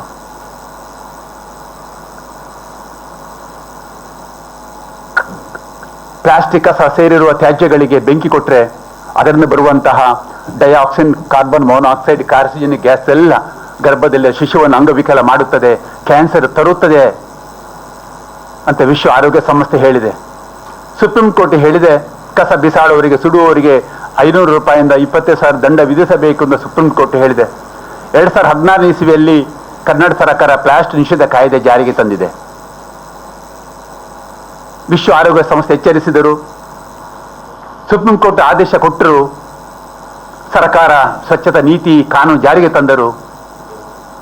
ಕಸದ ವಿಷಯದಲ್ಲಿ ಬಹಳ ನಾವು ಹಿಂದೆ ಇದ್ದೇವೆ. ಇದರ ಬಗ್ಗೆ ನಾವು ನಿರಂತರವಾಗಿ ತ್ಯಾಜ್ಯ ವ್ಯಾಜ್ಯ ಅಂತ ಹೇಳಿ ನಿರಂತರವಾಗಿ ಇದರ ಬಗ್ಗೆ ಸರ್ಕಾರಕ್ಕೆ ಸಂಬಂಧಪಟ್ಟವರಿಗೆಲ್ಲರಿಗೂ ನಾವು ಹೇಳ್ತಾ ಇದ್ರೂ ಕೂಡ ಇನ್ನೂ ನಿರೀಕ್ಷಿತ ಮಟ್ಟದ ಸ್ಪಂದನೆ ಕಸಮುಕ್ತ ಜಿಲ್ಲೆಗೆ, ಕಸಮುಕ್ತ ಗ್ರಾಮ ನಿರ್ಮಾಣಕ್ಕೆ ಸಿಕ್ಕಿಲ್ಲ. ಯಾಕೆ? ನಮ್ಮ ಜಿಲ್ಲೆಯಲ್ಲಿ, ನಮ್ಮ ನಗರದಲ್ಲಿ ಈ ಕ್ಯಾನ್ಸರ್ ರೋಗದ ಪ್ರಮಾಣ ಹೆಚ್ಚಾಗ್ತಾ ಇರೋದು, ಗ್ರಾಮೀಣ ಪ್ರದೇಶದಲ್ಲಿ ಕೂಡ ಕ್ಯಾನ್ಸರ್ ಪ್ರಮಾಣ ಹೆಚ್ಚಾಗಿ ಕಾರಣ ಪ್ಲಾಸ್ಟಿಕ್ ಮಾಲಿನ್ಯ ಅಂತ ತಿಳಿದವರು ಹೇಳುವಂತಹದ್ದು. ನಮ್ಮ ಶರೀರದಲ್ಲಿ ಕೂಡ ಮೈಕ್ರೋ ಪ್ಲಾಸ್ಟಿಕ್ ಖಂಡಿತವಾಗಿದೆ. ನೀವು ಕುಡಿಯುವ ಹಾಲು, ಮೀನು, ಮಾಂಸ ಎಲ್ಲದರಲ್ಲಿಯೂ ಮೈಕ್ರೋ ಪ್ಲಾಸ್ಟಿಕ್ ಇರುವುದು ಖಾತ್ರಿಯಾಗಿದೆ. ಅದಕ್ಕಾಗಿ ಮುಂದೆ ನಾವು ಈಗಾಗಲೇ ತಾವು ಶುರು ಮಾಡಿದ್ದೀರಿ ಅತ್ಯುತ್ತಮವಾದ ಕಾರ್ಯಕ್ರಮವನ್ನು. ನೀವು ಕಾರ್ಯನಿರತ ಪತ್ರ ಸಂಘದವರು, ನೀವೆಲ್ಲ ಒಟ್ಟು ಸೇರಿ ಜಿಲ್ಲೆಯಾದ್ಯಂತ ಪ್ಲಾಸ್ಟಿಕ್ ಕಸಮುಕ್ತ ಗ್ರಾಮ ನಿರ್ಮಾಣಕ್ಕೆ ದೊಡ್ಡೊಂದು ಅಭಿಯಾನ ಶುರು ಮಾಡಿದ್ದೀರಿ. ಅದೇ ನಿಮ್ಮ ಕಾರ್ಯಕ್ರಮ ಅಥವಾ ಇನ್ನೊಂದು ಕಾರ್ಯಕ್ರಮ ಅಲ್ಲ, ನಾವು ಒಟ್ಟಾಗಿ ಜಿಲ್ಲಾಡಳಿತ, ಸರ್ಕಾರ, ಸಮುದಾಯ ಒಟ್ಟು ಸೇರಿ ಕೆಲಸ ಮಾಡಬೇಕಾಗ್ತದೆ. ನಮ್ಮೆಲ್ಲ ಕೆಲಸಗಳು ಮಾಡುವಾಗ ಈ ಎಲ್ಲ ಸಮಸ್ಯೆಗೆ ಕಾರಣ ಸಮಾಜ ಮತ್ತು ಸರ್ಕಾರ. ಈ ಸಮಾಜ ಮತ್ತು ಸರ್ಕಾರವನ್ನು ನಾವು ಜೊತೆಯಾಗಿ ಸೇರಿಸಿಕೊಂಡು ಕೆಲಸ ಮಾಡುವುದು ನಮ್ಮ ಒಂದು ವಿಧಾನ. ಎಲ್ಲ ಸಮಸ್ಯೆ ಸೃಷ್ಟಿ ಮಾಡುವುದು ಸಮಾಜ ಅಥವಾ ಸರ್ಕಾರ. ಅದು ಸೃಷ್ಟಿಗೆ ಮತ್ತು ಅದರ ಬೆಳಿಲಿಕ್ಕೆ ಕಾರಣ ಸಮಾಜ ಮತ್ತು ಸರ್ಕಾರ. ಸಮಾಜ ಮತ್ತು ಸರ್ಕಾರ ಒಗ್ಗೂಡಿ ಕೆಲಸಕ್ಕೆ ಇಳಿದರೆ ಸಂಪೂರ್ಣ ಯಶಸ್ವಿ ಆಗುತ್ತೆ ಹೇಳುವುದಕ್ಕೆ ನಮ್ಮೆಲ್ಲ ಕಾರ್ಯಕ್ರಮಗಳು ಸಕ್ಸಸ್. ಈ ನಮ್ಮ ಕಾರ್ಯಕ್ರಮದ ಕೃಷ್ಣಮೂಲ್ಯರು ಹೇಳಿದರು, ಜನರ ಬಳಿಗೆ ಹೋಗೋಣ, ಜನರೊಂದಿಗೆ ಬೆರೆಯೋಣ, ಜನರಿಂದ ಕಲಿಯೋಣ, ಜನರೊಂದಿಗೆ ಯೋಚಿಸೋಣ, ಜನರಿಗೆ ಗೊತ್ತಿರೋದನ್ನ ಆರಂಭಿಸೋಣ. ಜಿಮ್ಮಿನ ಸೂತ್ರ ನಾವು ಪಾಲಿಸಿದ್ದೇವೆ. ಮಹಾತ್ಮ ಗಾಂಧೀಜಿ ಮಂತ್ರ, ಮೊದಲು ಕೆಲಸ, ಆಮೇಲೆ ಮಾತು, ಸ್ವಲ್ಪ ಮಾತು, ಹೆಚ್ಚು ಕೆಲಸ, ಆಡಿದನ್ನು ಮಾಡಿ ತೋರಿಸುವುದು. ಗಾಂಧಿ ಮಂತ್ರ ಅಳವಡಿಸಿಕೊಂಡಿದ್ದೇವೆ. ಇಚ್ಛಾಶಕ್ತಿ, ಜ್ಞಾನಶಕ್ತಿ, ಕ್ರಿಯಾಶಕ್ತಿ, ಜನಶಕ್ತಿ, ಧನಶಕ್ತಿ, 5 ಶಕ್ತಿ ನಮಗೆ ನಿಮಗೆ ಎಲ್ಲರಿಗೂ ಬೇಕು. ಇಚ್ಛಾಶಕ್ತಿ ಜ್ಞಾನಶಕ್ತಿ, ಕ್ರಿಯಾಶಕ್ತಿ, ಜನಶಕ್ತಿ, ಧನಶಕ್ತಿ. ನಮ್ಮ ಕೆಲಸಕ್ಕೆ ಧನಶಕ್ತಿ ಕೊನೆಗೆ. ನಮ್ಮ ಎಲ್ಲ ಕಾರ್ಯಕ್ರಮಗಳಿಗೆ ಮೊದಲು ಧನಶಕ್ತಿ ರೆಡಿ ಮಾಡುವುದೇ ಇಲ್ಲ ನಾವು. ಇಚ್ಛಾಶಕ್ತಿ, ಸ್ವಲ್ಪ ಅದರ ಜ್ಞಾನ, ಕೆಲಸ, ಜನ, ಧನ. ನಮ್ದು ಸ್ವಲ್ಪ ಸಹಜವಾದ ಕೆಲಸ, ಸಹಜವಾಗಿರ್ತವೆ. ಕಾಡಿನಲ್ಲಿ ಪ್ರಾಣಿಗಳು ಗಿಡ ಮರಗೆ ಇರುತ್ತವೆ, ಹಣ್ಣು ಕೊಡುತ್ತವೆ, ಎಲ್ಲ ಕೊಡುತ್ತವೆ, ಅದಕ್ಕೆ ಯಾರು ಗೊಬ್ಬರ ನೀರು ಹಾಕುವುದಿಲ್ಲ. ಅದೇ ತರ ಸಹಜವಾಗಿರುತ್ತೇವೆ. ನಮ್ಮ ಈ ಸರಳ ಬದುಕಿಗೆ ಕಾರಣ ಆದಿವಾಸಿ ಸೋಲಿಗರು. ನಾವು ಸೋಲಿಗರು ಹೇಗೆ ಜೀವನ ಮಾಡುತ್ತಾರೆ ಹಾಗೆ ನಮ್ದು ಈಗಲೂ ಜೀವನ ಹಾಗೆ ಇರ್ತದೆ, ಹಾಗೆ ಇರ್ತೀವಿ. ಸೋಲಿಗರ ತರ, ಕೊರಗರ ತರ ಅವರ ಸರಳ ಜೀವನ ಉಂಟು. ನಮ್ಮ ಜಗತ್ತಿಗೆ ಇವತ್ತು ಪರಿಹಾರ, ಸಮಸ್ಯೆಗೆ ಪರಿಹಾರ ಏನಂದ್ರೆ ಆದಿವಾಸಿಗಳ ಜೀವನ ಕ್ರಮದಲ್ಲಿ ಎಲ್ಲರೂ ಅಳವಡಿಸಿಕೊಂಡರೆ ಸರ್ವ ಸಮಸ್ಯೆಗೆ ಪರಿಹಾರ ಸಿಗ್ತದೆ. ಆದಿವಾಸಿಗಳು, ಸೋಲಿಗರು ಪ್ರಕೃತಿ ಬಿಟ್ಟಿಲ್ಲ, ತಾಯಿ ಮಗುತರ ಪ್ರಕೃತಿ ಬಿಟ್ಟು ಆದಿವಾಸಿಗಳಿಲ್ಲ. ಸದ್ಯಕ್ಕೆ ನಾವು ಕೂಡ ಹಾಗೆ ಇರ್ತೇವೆ. ಎಲ್ಲ ಪ್ರಾಣಿಗಳು, ಪಕ್ಷಿಗಳು, ಹಾವು, ಬದು, ಬೆಕ್ಕು, ನಾಯಿ ಎಲ್ಲ ನಮ್ಮ ಜೊತೆಗೆ ಇರ್ತದೆ. ಅದು ಏನು ನಮಗೆ ಸಮಸ್ಯೆ ಮಾಡುವುದಿಲ್ಲ. ನಾವು ವಾಸ ಮಾಡೋ ಜಾಗಕ್ಕೆ ಹಾವು ಬಂದರೂ ಏನು ಮಾಡುವುದಿಲ್ಲ. ಕೆಲವು ಹೆಬ್ಬಾವು ಬರುತ್ತೆ, ಅದು ಸಿಕ್ಕಾಕೊಂಡ ತಕ್ಷಣ ಮೂಲೆಯಲ್ಲಿ ಕಟ್ ಮಾಡಿ ಬಿಡುತ್ತಾರೆ. ವಿಷದ ಹಾವು ಬರುತ್ತೆ, ಅದು ನಮಗೆ ಏನು ಮಾಡುವುದಿಲ್ಲ. ನಮಗೆ ಇಲ್ಲಿವರೆಗೆ ಬೆಂಬಲ ಕೊಟ್ಟದ್ದು ಪ್ರಕೃತಿ ಹೇಳ್ತೇವೆ, ಪರಿಸರ ಹೇಳ್ತೇವೆ. ನಾವು ಪ್ರಕೃತಿಯೊಂದು ದೇವರು, ಶಕ್ತಿ ಅಂತ ನಂಬಿದವರು. ಆ ಪ್ರಕೃತಿ ನಮಗೆ ಬೆಂಬಲ ಕೊಟ್ಟಿದೆ. ಪ್ರಕೃತಿ ಏನೂ ತೊಂದರೆ ಬರಲಿಲ್ಲ. ಎಷ್ಟೋ ಸಲ ನಮಗೆ ನಾಯಿಗಳು ರಕ್ಷಣೆ ಕೊಡ್ತವೆ. ನಮ್ಮ ಜನಶಿಕ್ಷಣ ಟ್ರಸ್ಟ್ ಇರುವ ಅಲ್ಲಿ ಒಂದು 3-4 ನಾಯಿಗಳು ಉಂಟು. ಒಂದು ನಾಯಿ ಹೊರಗೆ ಇರ್ತವೆ, 3-4 ಒಳಗೆ ಇರ್ತವೆ. ಪಂಪಲ್ಲಿರುವಲ್ಲಿ ನಾಯಿಗಳಿರ್ತವೆ. ನಾಯಿಗಳೇ ನಮಗೆ ಒಂದು ಪ್ರೇರಣೆ ಮತ್ತು ರಕ್ಷಣೆ ಕೊಡುವಂಥ ವ್ಯವಸ್ಥೆ ಉಂಟು. ಅದು ಗೊತ್ತಿಲ್ಲ, ಇದೆಲ್ಲ ಆದದ್ದಲ್ಲ. ಏನಿರಲಿ ಸ್ನೇಹಿತರೆ, ನೀವು ಸ್ವಲ್ಪ ಚರ್ಚೆ ಮಾಡುವ. ನನಗೆ ಮುಂದೆ ಒಂದು ಜಂಟಿ ಕಾರ್ಯಾಚರಣೆಗೆ ನಿಮ್ಮದೇ ನೇತೃತ್ವ ಕೊಡಬೇಕು ಅಂತ ಕೇಳಿಕೊಳ್ಳುತ್ತೇನೆ. ಜಂಟಿ ಕಾರ್ಯಾಚರಣೆ, ಸ್ವಚ್ಛತೆಗಾಗಿ ಜಂಟಿ ಕಾರ್ಯಾಚರಣೆ ಒಂದು ಮುಂದೆಗೆ. ಎರಡನೆಯದ್ದು ಸುಸ್ಥಿರ ಜೀವನೋಪಾಯ ಅಭಿಯಾನ. ಸುಸ್ಥಿರ ಜೀವನೋಪಾಯ ಅಭಿಯಾನದ ಬಗ್ಗೆ ನಾವು ಒಟ್ಟಿಗೆ ಕೆಲಸ ಮಾಡಬೇಕು. ಮೂರನೆಯದ್ದು, ನಮ್ಮ ಜಿಲ್ಲೆಯಲ್ಲಿ ಸರ್ಕಾರಿ ಶಾಲೆಗಳು ಮತ್ತು ಅಂಗನವಾಡಿಗಳನ್ನು ಉಳಿಸಿ ಬೆಳೆಸುವುದಕ್ಕಾಗಿ ಒಂದು ಸ್ಮಾರ್ಟ್ ಅಂಗನವಾಡಿ ಅಂತ ಒಂದು ಕಾನ್ಸೆಪ್ಟ್. ಸ್ಮಾರ್ಟ್ ಅಂಗನವಾಡಿ ಅಂದರೆ ಡಿಜಿಟಲ್ ಎಜುಕೇಶನ್ ಕೊಡುವಂಥ ನಿಟ್ಟಿನಲ್ಲಿ ನಾವು ಈ ಸಲ್ಕೋದವರಿಗೆ ಕೆಲವೆಲ್ಲ ನಾವು ಅವರ ಮುಂದೆ ಇಡ್ತೇವೆ. ನಮ್ಮದೊಂದು ಲಿಂಕೇಜ್ ಮಾಡಿಬಿಡುದು. ಈಗ ಸ್ಮಾರ್ಟ್ ಅಂಗನವಾಡಿ ಮಾಡಲಿಕ್ಕೆ ಒಂದು 10 ಅಂಗನವಾಡಿಗೆ ಸುಮಾರು ಒಂದು 1,10,000 ರೂಪಾಯಿ, ಅದು 55,000 ರೂಪಾಯಿ ಸೆಲ್ಕೋದವರು ಮೊಬೈಲೈಸ್ ಮಾಡೋದು, ಇನ್ನು 55,000 ರೂಪಾಯಿ ಊರಿನವರು ಮೊಬೈಲೈಸ್ ಮಾಡಿ ಕೊಡೋದು, ಲೋಕಲ್ ಕಾಂಟ್ರಿಬ್ಯೂಷನ್. ಇದು 10 ಅಂಗನವಾಡಿಗೆ ನಾವು ಸೆಟ್ ಮಾಡಿದ್ದೇವೆ. ಅಂಥದ್ದು ಎಲ್ಲ ಸರ್ಕಾರ ಅಂಗನವಾಡಿಗಳಲ್ಲಿ ಇಂಥ ಒಂದು ವ್ಯವಸ್ಥೆ ಬಂದರೆ ಎಲ್ಲ ಅಂಗನವಾಡಿಯ ಸಬ್ಜೆಕ್ಟ್ಸ್ ಎಲ್ಲ ಅದರಲ್ಲಿ ಇರುತ್ತೆ, ಬೇರೆ ಆಕ್ಟಿವಿಟೀಸ್ ಇರುತ್ತೆ. ಟಿವಿಯಲ್ಲೇ ಟೀಚರ್ ಬಂದು ಪಾಠ ಮಾಡೋದು ಬಹಳ ಪರಿಣಾಮಕಾರಿ, ಮಕ್ಕಳಿಗೆ ಒಳ್ಳೇದಾಗ್ಬೋದು. ಅದೊಂದು ಸಿಸ್ಟಮ್ ತರಬೇಕು.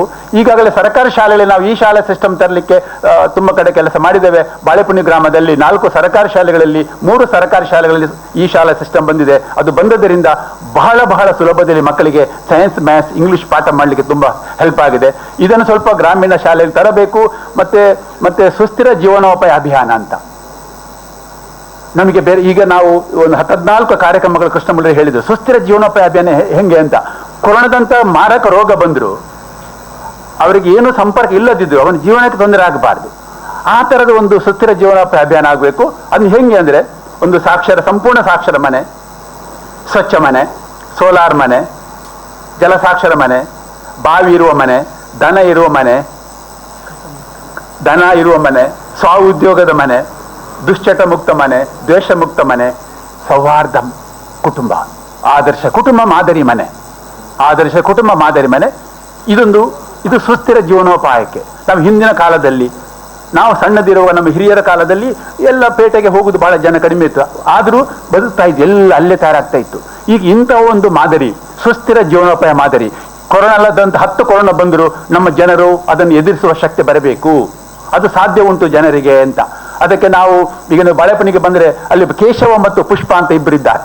ಅವರು ಒಬ್ಬ ಮಗ, ಅವರು ಬಹಳ ದೊಡ್ಡ ಸಾಧಕ. ಅವರೇ ನೀವು ಮನೆಗೆ ಹೋದರೆ ಒಂದು ಚಿಕ್ಕ ಮನೆ ಉಂಟು, ಬಹಳ ಸುಂದರವಾಗಿ ಉಂಟು. ದೇಶ ವಿದೇಶಿಗರು ಬಂದು ಪ್ರೇರಣೆ ಪಡೆಯುವಂಥ ಮನೆ.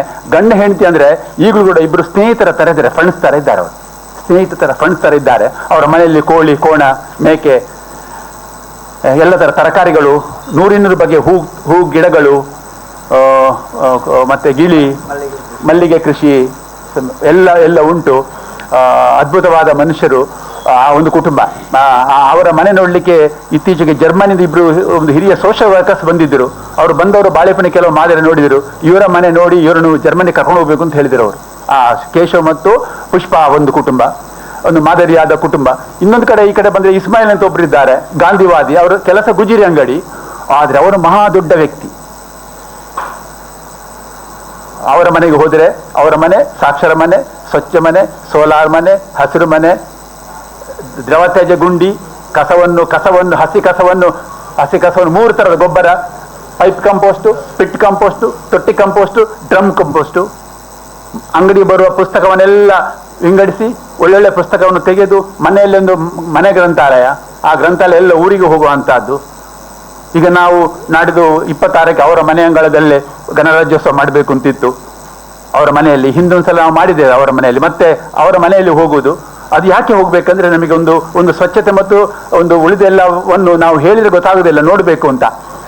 ಮುಖ್ಯವಾಗಿ ಹಸಿ ಕಸ ಒಣ ಕಸದ ನಿರ್ವಹಣೆ ಮಾಡಬೇಕು. ಯಾಕಂದ್ರೆ ನಾವು ಮುಂದೆ ಇರುವುದು ಕಸಮುಕ್ತ ಮನೆ ಕಸಮುಕ್ತ ಗ್ರಾಮ. ಆ ವಿಷಯಕ್ಕೆ ನಾವು ಅಲ್ಲಿ ಮಾಡಬೇಕು ಅಂತಿದ್ದೇವೆ. ಈಗಲೇ ಬಾಳೆಪುಣಿಯಲ್ಲಿ 2,000 ಕುಟುಂಬಗಳು ಇದ್ದು ಸುಮಾರು 1,000 ಮನೆಗಳಿಗೆ ಉಚಿತವಾಗಿ ಸಂವಿಧಾನ ಓದು ಪುಸ್ತಕ, ಸಂವಿಧಾನ ಜಾಗೃತಿ ಅಭಿಯಾನದ ಮೂಲಕ 1,000 ಮನೆಗಳಿಗೆ ಪುಸ್ತಕ ಹೋಗಿದೆ. 1,000 ಮನೆಗಳಿಗೆ ಪುಸ್ತಕ ಹೋಗಬೇಕು. ಪುಸ್ತಕ ಹೋಗುವುದು ಮಾತ್ರ ಅಲ್ಲ, ಆ ಸಂವಿಧಾನದ ಸರಳವಾದ ಸಂಗತಿಯನ್ನು ತಿಳಿದುಕೊಂಡು ಸಂವಿಧಾನವೇ ನಮ್ಮ ಶಕ್ತಿ ಅಂತ ಆ ಮನೆ ಮಂದಿಗೆ ಒಂದು ತಿಳುವಳಿಕೆ ಬಂದರೆ ನಿಜವಾದ ಅವನೊಬ್ಬ ಪ್ರಜೆ ಆಗ್ತಾನೆ, ಪ್ರಭು ಆಗುತ್ತಾನೆ. ಇಲ್ಲದಿದ್ದರೆ ಪ್ರಜಾಪ್ರಭು ಆಗುವುದಿಲ್ಲ, ಅರ್ಥ ಆಗುವುದಿಲ್ಲ. ಅದಕ್ಕಾಗಿ ಒಂದು ಸಂವಿಧಾನ ಜಾಗೃತಿ ಅಭಿಯಾನ ನಾವು ಮಂಗಳೂರು ವಿಶ್ವವಿದ್ಯಾಲಯದ ಸಹಯೋಗದಲ್ಲಿ ಶುರು ಮಾಡಿದ್ದು. ಅದಕ್ಕೆ ನಮಗೆಲ್ಲ ಅದಕ್ಕೂ ಇನ್ನೂ ಹೆಚ್ಚು ಕೆಲಸ ಮಾಡಬೇಕು. ಈ ಜಿಲ್ಲೆಯಾದ್ಯಂತ ಒಂದು ಸಂವಿಧಾನ ಜಾಗೃತಿ ಅಭಿಯಾನ ಆಗಿ ಆ ಮೂಲಕ ನಮ್ಮ ಸ್ಥಳೀಯ ಜಗತ್ತಿನ ಎಲ್ಲ ಸಮಸ್ಯೆಗಳಿಗೆ ಪರಿಹಾರವನ್ನು ಸಂವಿಧಾನದ ಮೂಲಕ ಕಂಡುಕೊಳ್ಳಲಿಕ್ಕೆ ಆಗುತ್ತೆ ಅಂತ ಹೇಳಿ ಮುಂದಿನ ನಮ್ಮ ಯೋಜನೆಗೆ ತಮ್ಮ ಸಹಕಾರ ಕೇಳಿ ನಾವು ಮಾತು ಮುಗಿಸುವ ಮೊದಲು ಕುಂದಾಪುರದ ಮಂಜಮ್ಮ ಶೆಟ್ಟಿ ಅಂತ ಹೇಳುವವರು ಸಾಕ್ಷರತೆಯಲ್ಲಿ ಕಲಿತವರು ಹೇಳಿದರು, 4 ಗೋಡೆಯೊಳಗೆ ಮುನಿಯಾಗಿ ಗೋಡೆಸಿಲ್ಲಿ ಹೊರಬರುವ ಶಕ್ತಿ ಸಾಮರ್ಥ್ಯ ಸಾಕ್ಷರತೆಯಿಂದ ಬಂತು. 4 ಗೋಡೆಯೊಳಗೆ ಮುನಿಯಾಗಿ ಕೂತಿದೆ ಗೋಡೆಸಿಲ್ಲಿ ಹೊರಬರುವ ಶಕ್ತಿ ಸಾಮರ್ಥ್ಯ ಬಂತು ಅಂತ ಮಂಜಮ್ಮ ಶೆಟ್ಟಿ ಅವರದೇ ಭಾಷೆಯಲ್ಲಿ ಹೇಳುವಂತಹದ್ದು. ಮೊನ್ನೆ ಜನಶಿಕ್ಷಣ ಟ್ರಸ್ಟ್ನ ಒಂದು ಕಾರ್ಯಕ್ರಮ ಆಗ್ತಾ ಇತ್ತು. ಅಲ್ಲಿ ಮೊಬೀನಾ ಅಂತ ಹೇಳುವ ಒಬ್ಬರು ಸ್ಟೂಡೆಂಟ್ ವೃತ್ತಿ ತರಬೇತಿಗೆ ಬಂದವರು. ಅವರು ಹೇಳುತ್ತಾರೆ, ಈ ತರಬೇತಿ ಕೇಂದ್ರ ಬಂದ ಮೇಲೆ ಸಂತೋಷ ಅಂದರೆ ಏನು ಅಂತ ಗೊತ್ತಾಯ್ತು ಹೇಳ್ತಾರೆ. ಸಂತೋಷ ಅಂದರೆ ಏನು ಅಂತ ಈಗ ನಮ್ಮ ಮುಂದಿನ ಗುರಿ, ನಾವೆಲ್ಲ ಕೆಲಸಗಳಿಂದ ಸಂತೋಷದ ಅನುಭವ ಪಡೀಲಿಕ್ಕೆ ನಾವು ಆ ಮಟ್ಟಕ್ಕೆ ಹೋಗಬೇಕು. ಇವತ್ತು ಯಾರಿಗೂ ಸಂತೋಷ ಇಲ್ಲ, ಜನಸಂಖ್ಯೆ ಹೆಚ್ಚಾಗಿದೆ, ಎಲ್ಲವೂ ಉಂಟು, ಸಂತೋಷದ ಕೊರತೆ ಉಂಟು. ಈ ಸಂತೋಷದ ಕೊರತೆ ನೀಗದಿದ್ದರೆ ನಮ್ಮ ಸಮಾಜಕ್ಕೆ ದೊಡ್ಡ ಅಪಾಯ ಬರುವುದುಂಟು. ನಾವು ಇಲ್ಲಿವರೆಗೆ ಯಾವುದೇ ಸಂತೋಷದಲ್ಲೇ ನಾವು ಕೆಲಸ ಮಾಡುವುದು, ಪ್ರತಿ ಕೆಲಸದಿಂದ ಸಂತೋಷ ಪಡೆಯುತ್ತೇವೆ. ಸಂತೋಷದಿಂದ ನಾವು ಯಾವುದೇ ಕೆಲಸ ಶುರು ಮಾಡುವುದಿಲ್ಲ, ಮತ್ತೆ ಪ್ರತಿ ಕಡೆಯಿಂದ ಹೋದರೆ ಸಂತೋಷ ಸಿಗಬೇಕು. ಈಗ ಇಲ್ಲಿ ಬಂದರೂ ಕೂಡ ಒಂದು ರೀತಿಯ ಸಂತೋಷದ ಅನುಭವ ನಮಗೆ ಸಿಗುತ್ತೆ. ಅದೇ ಸಂತೋಷವೇ ಎಲ್ಲ ಶಕ್ತಿ ಆಗಬೇಕು. ಸೇವೆಯೇ ನಮ್ಮ ಶಕ್ತಿ, ಶಿಕ್ಷಣವೇ ಶಕ್ತಿ. ಸೇವೆಯೇ ನಮ್ಮ ಶಕ್ತಿ, ಶಿಕ್ಷಣವೇ ನಮ್ಮ ಶಕ್ತಿ, ಸತ್ಯವೇ ನಮ್ಮ ಶಕ್ತಿ. ಅಕ್ಷರ ಅನ್ನ ಆರೋಗ್ಯ ಚಿಹ್ನ, ಅಕ್ಷರವೇ ಐಶ್ವರ್ಯ. ಹೆಣ್ಣೊಂದು ಕಲಿತರೆ ಶಾಲೆಯನ್ನು ತೆರೆದಂತೆ. ಸ್ತ್ರೀ ಶಕ್ತಿ ನಮ್ಮ ಶಕ್ತಿ, ಸ್ತ್ರೀ ಶಕ್ತಿ ಸಂಸಾರದ ಶಕ್ತಿ, ಸ್ತ್ರೀ ಶಕ್ತಿ ಸಮಾಜದ ಶಕ್ತಿ, ಸ್ತ್ರೀ ಶಕ್ತಿ ದೇಶದ ಶಕ್ತಿ, ಸ್ತ್ರೀ ಶಕ್ತಿ ವಿಶ್ವದ ಶಕ್ತಿ. ಸದ್ಯಕ್ಕೆ ನಮ್ಮ ಕಾರ್ಯಕ್ಕೆ ಬಲ ಕೊಡುವುದು ಸ್ತ್ರೀ ಶಕ್ತಿಯಿಂದ. ಸ್ತ್ರೀ ಶಕ್ತಿ ದೊಡ್ಡ ಶಕ್ತಿ ಉಂಟು. ಅದಕ್ಕೆ ಸದ್ಯಕ್ಕೆ ಸ್ತ್ರೀ ಶಕ್ತಿ ಮತ್ತು ಪರಿಸರ 2 ಶಕ್ತಿಗಳು. ಸ್ತ್ರೀ ಶಕ್ತಿ ಪರಿಸರ 2 ಶಕ್ತಿ ಉಂಟು. ಈ ಪರಿಸರ ಮತ್ತು ಸ್ತ್ರೀಗೆ ಒಂದೇ ರೀತಿಯಲ್ಲಿ ಹಿಂಸೆ ದೌರ್ಜನ್ಯ ಆಗ್ತಾ ಉಂಟು. ಪರಿಸರ ಮತ್ತು ಸ್ತ್ರೀಗೆ ಮೇಲೆ ಆಗುವ ದೌರ್ಜನ್ಯ ಇಲ್ಲದಿದ್ದರೆ ಲೋಕ ಉದ್ಧಾರ ಆಗುವುದಿಲ್ಲ. ಅದಕ್ಕಾಗಿ ನಮ್ಮ ಮುಂದಿನ ಕಾರ್ಯಕ್ರಮ, ಈ ಮುಂದಿನ ಕಾರ್ಯ ಪರಿಸರ ಸಂರಕ್ಷಣೆಗೆ ಮತ್ತು ಸ್ತ್ರೀ ಜಾಗೃತಿಗೆ. ಜಾಗೃತ ನಾರಿ ಪ್ರಗತಿಗೆ ದಾರಿ. ಪರಿಸರಕ್ಕೆ ಹಸಿರೆಸೆ ಪಂಚಾಯತ್ಗೆ ಮಹಿಳಾ ಹೆಸರು ಹೇಳಿದಾಗೆ ಪರಿಸರ ಸಂರಕ್ಷಣೆಗೆ ಕಸಮುಕ್ತ ಆಗಬೇಕು, ಸಂಪೂರ್ಣ ಸ್ವಚ್ಛ ಆಗಬೇಕು. ಹಸಿ ಕಸ, ಒಣ ಕಸ, ಅಪಾಯಕಾರಿ ಕಸ 3 ಕಸವನ್ನು ವಿಂಗಡಿಸಿ ನಿರ್ವಹಿಸುವಂತ ಕಾರ್ಯ ಮನೆಯಿಂದ ಶುರು ಆದರೆ ಆಯಿತು. ಹಸಿ ಕಸ ಗೊಬ್ಬರ ಅದು ಗಿಡಕ್ಕೆ ಆಹಾರ. ಒಣ ಕಸವನ್ನು ಹಣಕಸವನ್ನಾಗಿ ಪರಿವರ್ತಿಸೋದು. ಅಪಾಯಕಾರಿ ಕಸದಲ್ಲಿ ಡೈಪರ್ಸ್, ಪ್ಯಾಡ್, ಪ್ಯಾಂಪರ್ಸ್ ಬೇರೆಲ್ಲ ಇದೆ. ಈಗ ಸದ್ಯಕ್ಕೆ ನಮಗೆ ದೊಡ್ಡ ಸಮಸ್ಯೆ ಡೈಪರ್ಸ್ ಮತ್ತು ಪ್ಯಾಡ್ ಪ್ಯಾಂಪರ್ಸ್ ಅನ್ನು. ಡೈಪರ್ಸ್, ಪ್ಯಾಡ್ ಪ್ಯಾಂಪರ್ಸ್ಗೆ ಬಹಳ ಸುಲಭವಾಗಿ ಪರಿಹಾರ ಕಂಡುಕೊಳ್ಳಿಕ್ಕೆ ನಮಗೆ ಹರೆಕಳದಲ್ಲಿ ಜುಬೇದ ಅನಿತಾ ಡಿಸೋಜಾ ಹೇಳಿದರು, ಸರ್ ಆ ಪ್ಯಾಡ್ ಪ್ಯಾಂಪರ್ಸ್ ಬಹಳ ಸುಲಭದಲ್ಲಿ ನಾವು ಇತ್ಯರ್ಥ ಮಾಡೋದು ಹೇಗೆ? ಒಂದು ಗುಂಡಿ ಮಾಡೋದು, ಆ ಪ್ಯಾಡ್ ಪ್ಯಾಂಪರ್ಸ್ಗೆ ಹಾಕುವುದು, ಸ್ವಲ್ಪ ಉಪ್ಪು ಅಥವಾ ಬಿಸಿನೀರು ಹಾಕಿದ್ರೆ ಆಯ್ತು, ಕರಗ್ತದೆ ಅಂತ. ಹಾಗೆ ಈಗ ಸದ್ಯಕ್ಕೆ ನಮ್ಮ ಜಿಲ್ಲೆಯಲ್ಲಿ ಎಲ್ಲ ರಸ್ತೆ ಬದಿಗಳು ಸಿಗುವುದು ಯಾವುದು? Pad Pampers, diapers. 2009 ಇಸ್ವಿಗೆ ಮೊದಲು ನಮ್ಮ ಜಿಲ್ಲೆ ಬಯಲು ಶೌಚ ಮುಕ್ತ ಜಿಲ್ಲೆ ಆಯಿತು. ಆ ನಂತರ ಪರೋಕ್ಷವಾಗಿ ಪ್ಯಾಡ್ ಪ್ಯಾಂಪರ್ಸ್ ಮೂಲಕ ಮತ್ತೆ ಬಯಲು ಶೌಚ ವ್ಯವಸ್ಥೆ ಸೃಷ್ಟಿಯಾಗಿದೆ, ನಮಗೆ ಗೊತ್ತಿಲ್ಲ. ಅದಕ್ಕಾಗಿ ಪ್ಯಾಡ್ ಪ್ಯಾಂಪರ್ಸ್ ಅನ್ನು ಕೂಡ ಪಿಟ್ ಮೂಲಕ ಒಂದು ಪೈಪ್ ಮೂಲಕ ಹಾಕಿ ಬಿಸಿನೀರು ಅಥವಾ ಉಪ್ಪು ಹಾಕಿ ಅದನ್ನು ಮನೆ ಮಟ್ಟದಲ್ಲಿ ಇತ್ಯರ್ಥ ಮಾಡ್ಲಿಕ್ಕೆ ಆಗ್ತದೆ. ಮನೆ ಮಟ್ಟದಲ್ಲಿ ಇತ್ಯರ್ಥ ಮಾಡ್ಲಿಕ್ಕೆ ಆಗೋದು ಕೆಲವು ಪ್ಲಾಸ್ಟಿಕ್ ಅಂದ್ರೆ ನೀವು ಕಲರ್ ಪ್ಲಾಸ್ಟಿಕ್ ಬಿಟ್ಟು ಉಳಿದ ಎಲ್ಲ ಪ್ಲಾಸ್ಟಿಕ್ಗಳಿಗೆ ನೀವು ಗುಜರಿ ಅಂಗಡಿ ಮಾರಿ ಹಣ ತೆಗೆದುಕೊಳ್ಬಹುದು. ಕಲರ್ ಪ್ಲಾಸ್ಟಿಕ್, ಕುರುಕುರೆ ಪ್ಲಾಸ್ಟಿಕ್ ದುಡ್ಡು ಸಿಗುವುದಿಲ್ಲ. ಅದು ದುಡ್ಡು ಸಿಗಬೇಕು ಅಂದ್ರೆ ಅದನ್ನು ಪುಡಿ ಮಾಡಿದ್ರೆ ಕೆಜಿಗೆ 35 ರೂಪಾಯಿ ಸಿಗುತ್ತೆ. ಹಾಗಿರುವಾಗ ಯಾವುದೇ ಕಸ, ಅದು ಕಸ ಅಲ್ಲ, ಅದು ಸಂಪತ್ತು, ಸಂಪನ್ಮೂಲ.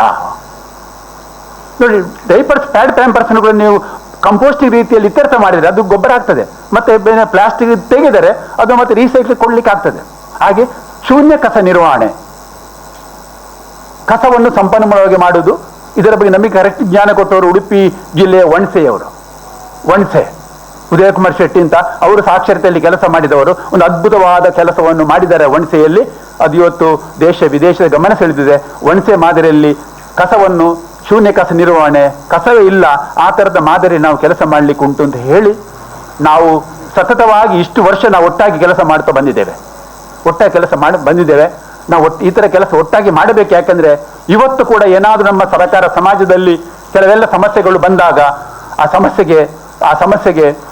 ಸಮಸ್ಯೆಗೆ ತುರ್ತು ಸ್ಪಂದನೆ ಮಾಡುವುದು ಈ ರಂಗ, ಪತ್ರಿಕಾ ರಂಗದ ಶಕ್ತಿ ಇದೇ ಥರ ಉಳಿಬೇಕು, ಬೆಳಿಬೇಕು. ಇನ್ನೂ ಜಾಸ್ತಿ ಆಗದಿದ್ದರೆ ಕಷ್ಟ ಆಗ್ತದೆ. ಯಾಕಂದ್ರೆ ಬೇರೆ ಎಲ್ಲ ರಂಗಗಳಲ್ಲಿ ದೋಷಗಳು ಹೆಚ್ಚಾಗುವುದು, ಶಕ್ತಿ ಕಡಿಮೆ ಆಗುವುದು.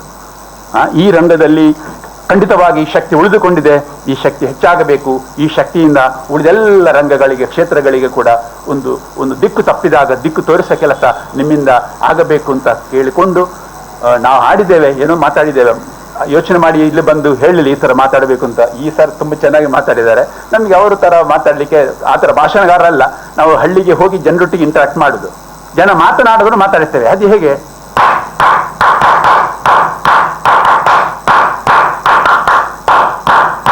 ಈ ಚಪ್ಪಾಳೆ ನಾವು ಹಾಕಿದರೆ, ಎಲ್ಲರೂ ಹಾಕಿದರೆ ಮಾತಾಡಲಿಕ್ಕೆ ಮಾಡಿದವರು ಮಾತಾಡ್ತಾರೆ. ಕೆಲವು ನಾವು ಆದಿವಾಸಿ ಟ್ರೈಬಲ್ ಕಾಡಿನ ಪ್ರದೇಶಕ್ಕೆ ಹೋದರೆ ಚಪ್ಪಾಳೆ ಹಾಕ್ತೇವೆ, ಫಸ್ಟ್ 10 ಮಕ್ಕಳು ಬರ್ತಾರೆ, ಇನ್ನೊಂದು ಚಪ್ಪಾಳೆ ಹಾಕಿಬಿಟ್ಟೆ ಎಲ್ಲ ಜನ ಸೇರ್ತಾರೆ. ಚಪ್ಪಾಳೆಯಿಂದ ಒಂದು ಜಾಗೃತಿ, ಒಂದು ಶಕ್ತಿ. ಅಷ್ಟು ಮಾತ್ರ ಅಲ್ಲ, ಈ ಚಪ್ಪಾಳೆ ನಮ್ಮ ಇಡೀ ಶರೀರಕ್ಕೆ ಒಂದು ಶಕ್ತಿ ಕೊಡುತ್ತೆ. ಚಪ್ಪಾಳೆಯಿಂದ ನಮ್ಮ ಶರೀರಕ್ಕೆ, ಮನಸ್ಸಿಗೆ ಒಂದು ಚಾರ್ಜ್ ಮಾಡ್ಬೋದು, ಮೊಬೈಲ್ ಬ್ಯಾಟ್ರಿ ಚಾರ್ಜ್ ಮಾಡಿದಾಗೆ. ಇದು ವೈಜ್ಞಾನಿಕವಾಗಿ ಪ್ರೂವ್ ಆಗಿದೆ. ಚಪ್ಪಾಳೆ, ಯೋಗದಲ್ಲಿ ಚಪ್ಪಾಳೆ ಉಂಟು. ಅದು 18 ಸಂಖ್ಯೆ ಚಪ್ಪಾಳೆ. ಇದು 18ಕ್ಕೆ ಒಂದು ವಿಶೇಷ ಉಂಟು. ಅದು ಏನು ಅಂತ ಹೇಳಿ ನನ್ನ ಮಾತು ಮುಗಿಸ್ತೇನೆ. ನಾವೆಲ್ಲ ಸೇರಿ ಚಪ್ಪಾಳೆ ಹಾಕೋಣ ಶುರು ಮಾಡು.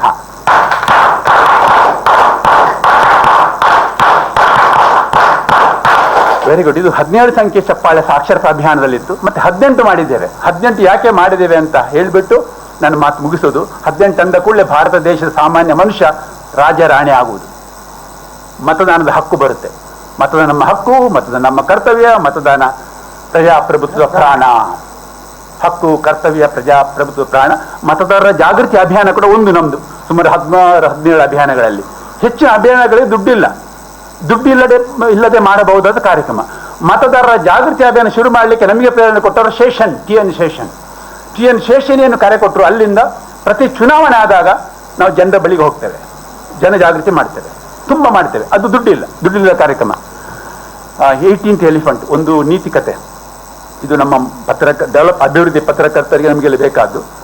ಒಬ್ಬ ರೈತ ಇರ್ತಾರೆ, ಸಾಯುವ ಹಂತ ಬಂದಿದೆ, ಬೆಡ್ಡಿನಲ್ಲಿದ್ದಾರೆ. ಮಕ್ಕಳನ್ನು ಕರೀತಾರೆ, 3 ಮಕ್ಕಳು. ಅವನಿಗೆ ಆಸ್ತಿ ಅಂದರೆ ಒಂದು 17 ಆನೆಗಳು ಅವನಲ್ಲಿ ತಿರುತ್ತಾರೆ.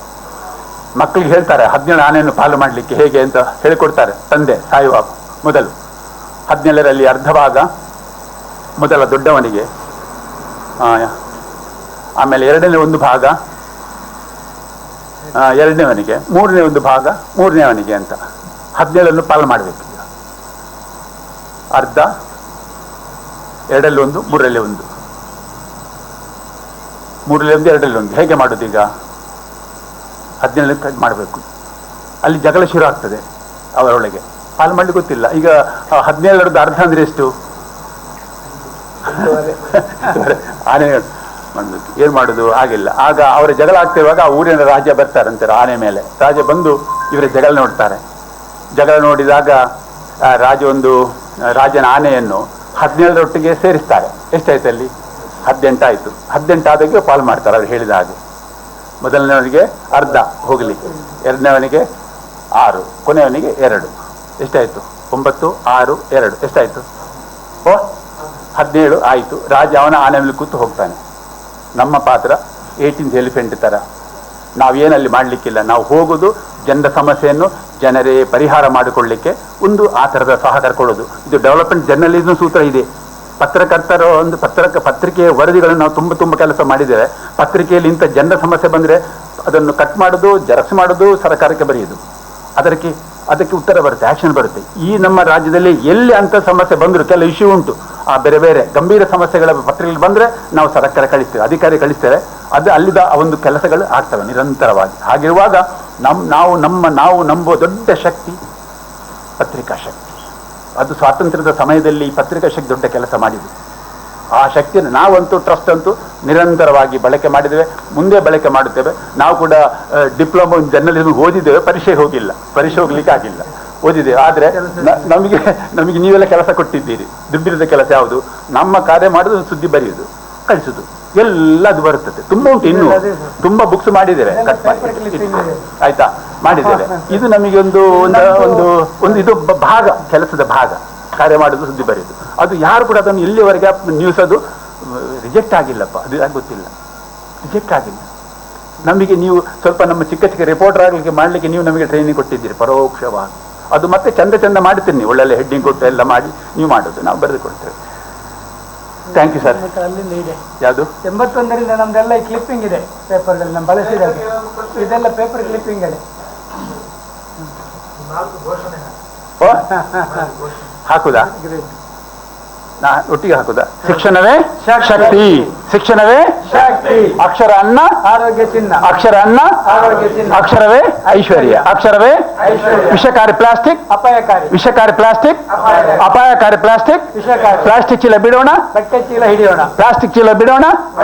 ಪ್ಲಾಸ್ಟಿಕ್ ಪ್ರೀತಿ, ಪ್ರಾಣಕ್ಕೆ ಪ್ಲಾಸ್ಟಿಕ್ ಪ್ರೀತಿ, ಪ್ಲಾಸ್ಟಿಕ್ ಹೊಗೆ, ಪ್ರಾಣಕ್ಕೆ ಧಗೆ, ಪ್ರಾಣಕ್ಕೆ ಧಗೆ, ಪ್ಲಾಸ್ಟಿಕ್ ಹೊಗೆ, ಪ್ರಾಣಕ್ಕೆ ಧಗೆ, ಪ್ಲಾಸ್ಟಿಕ್ ತೋರಣ, ತಂದೀತು ಮರಣ. ಮನಸ್ಸು ಕಟ್ಟುವ, ಪ್ರೀತಿ ಹಂಚುವ, ಮನಸ್ಸು ಕಟ್ಟುವ, ಕೂಡಿ ಕಲಿಯೋಣ, ಒಂದಾಗಿ ಬಾಳೋಣ, ಕೂಡಿ ಕಲಿಯೋಣ. Thank you.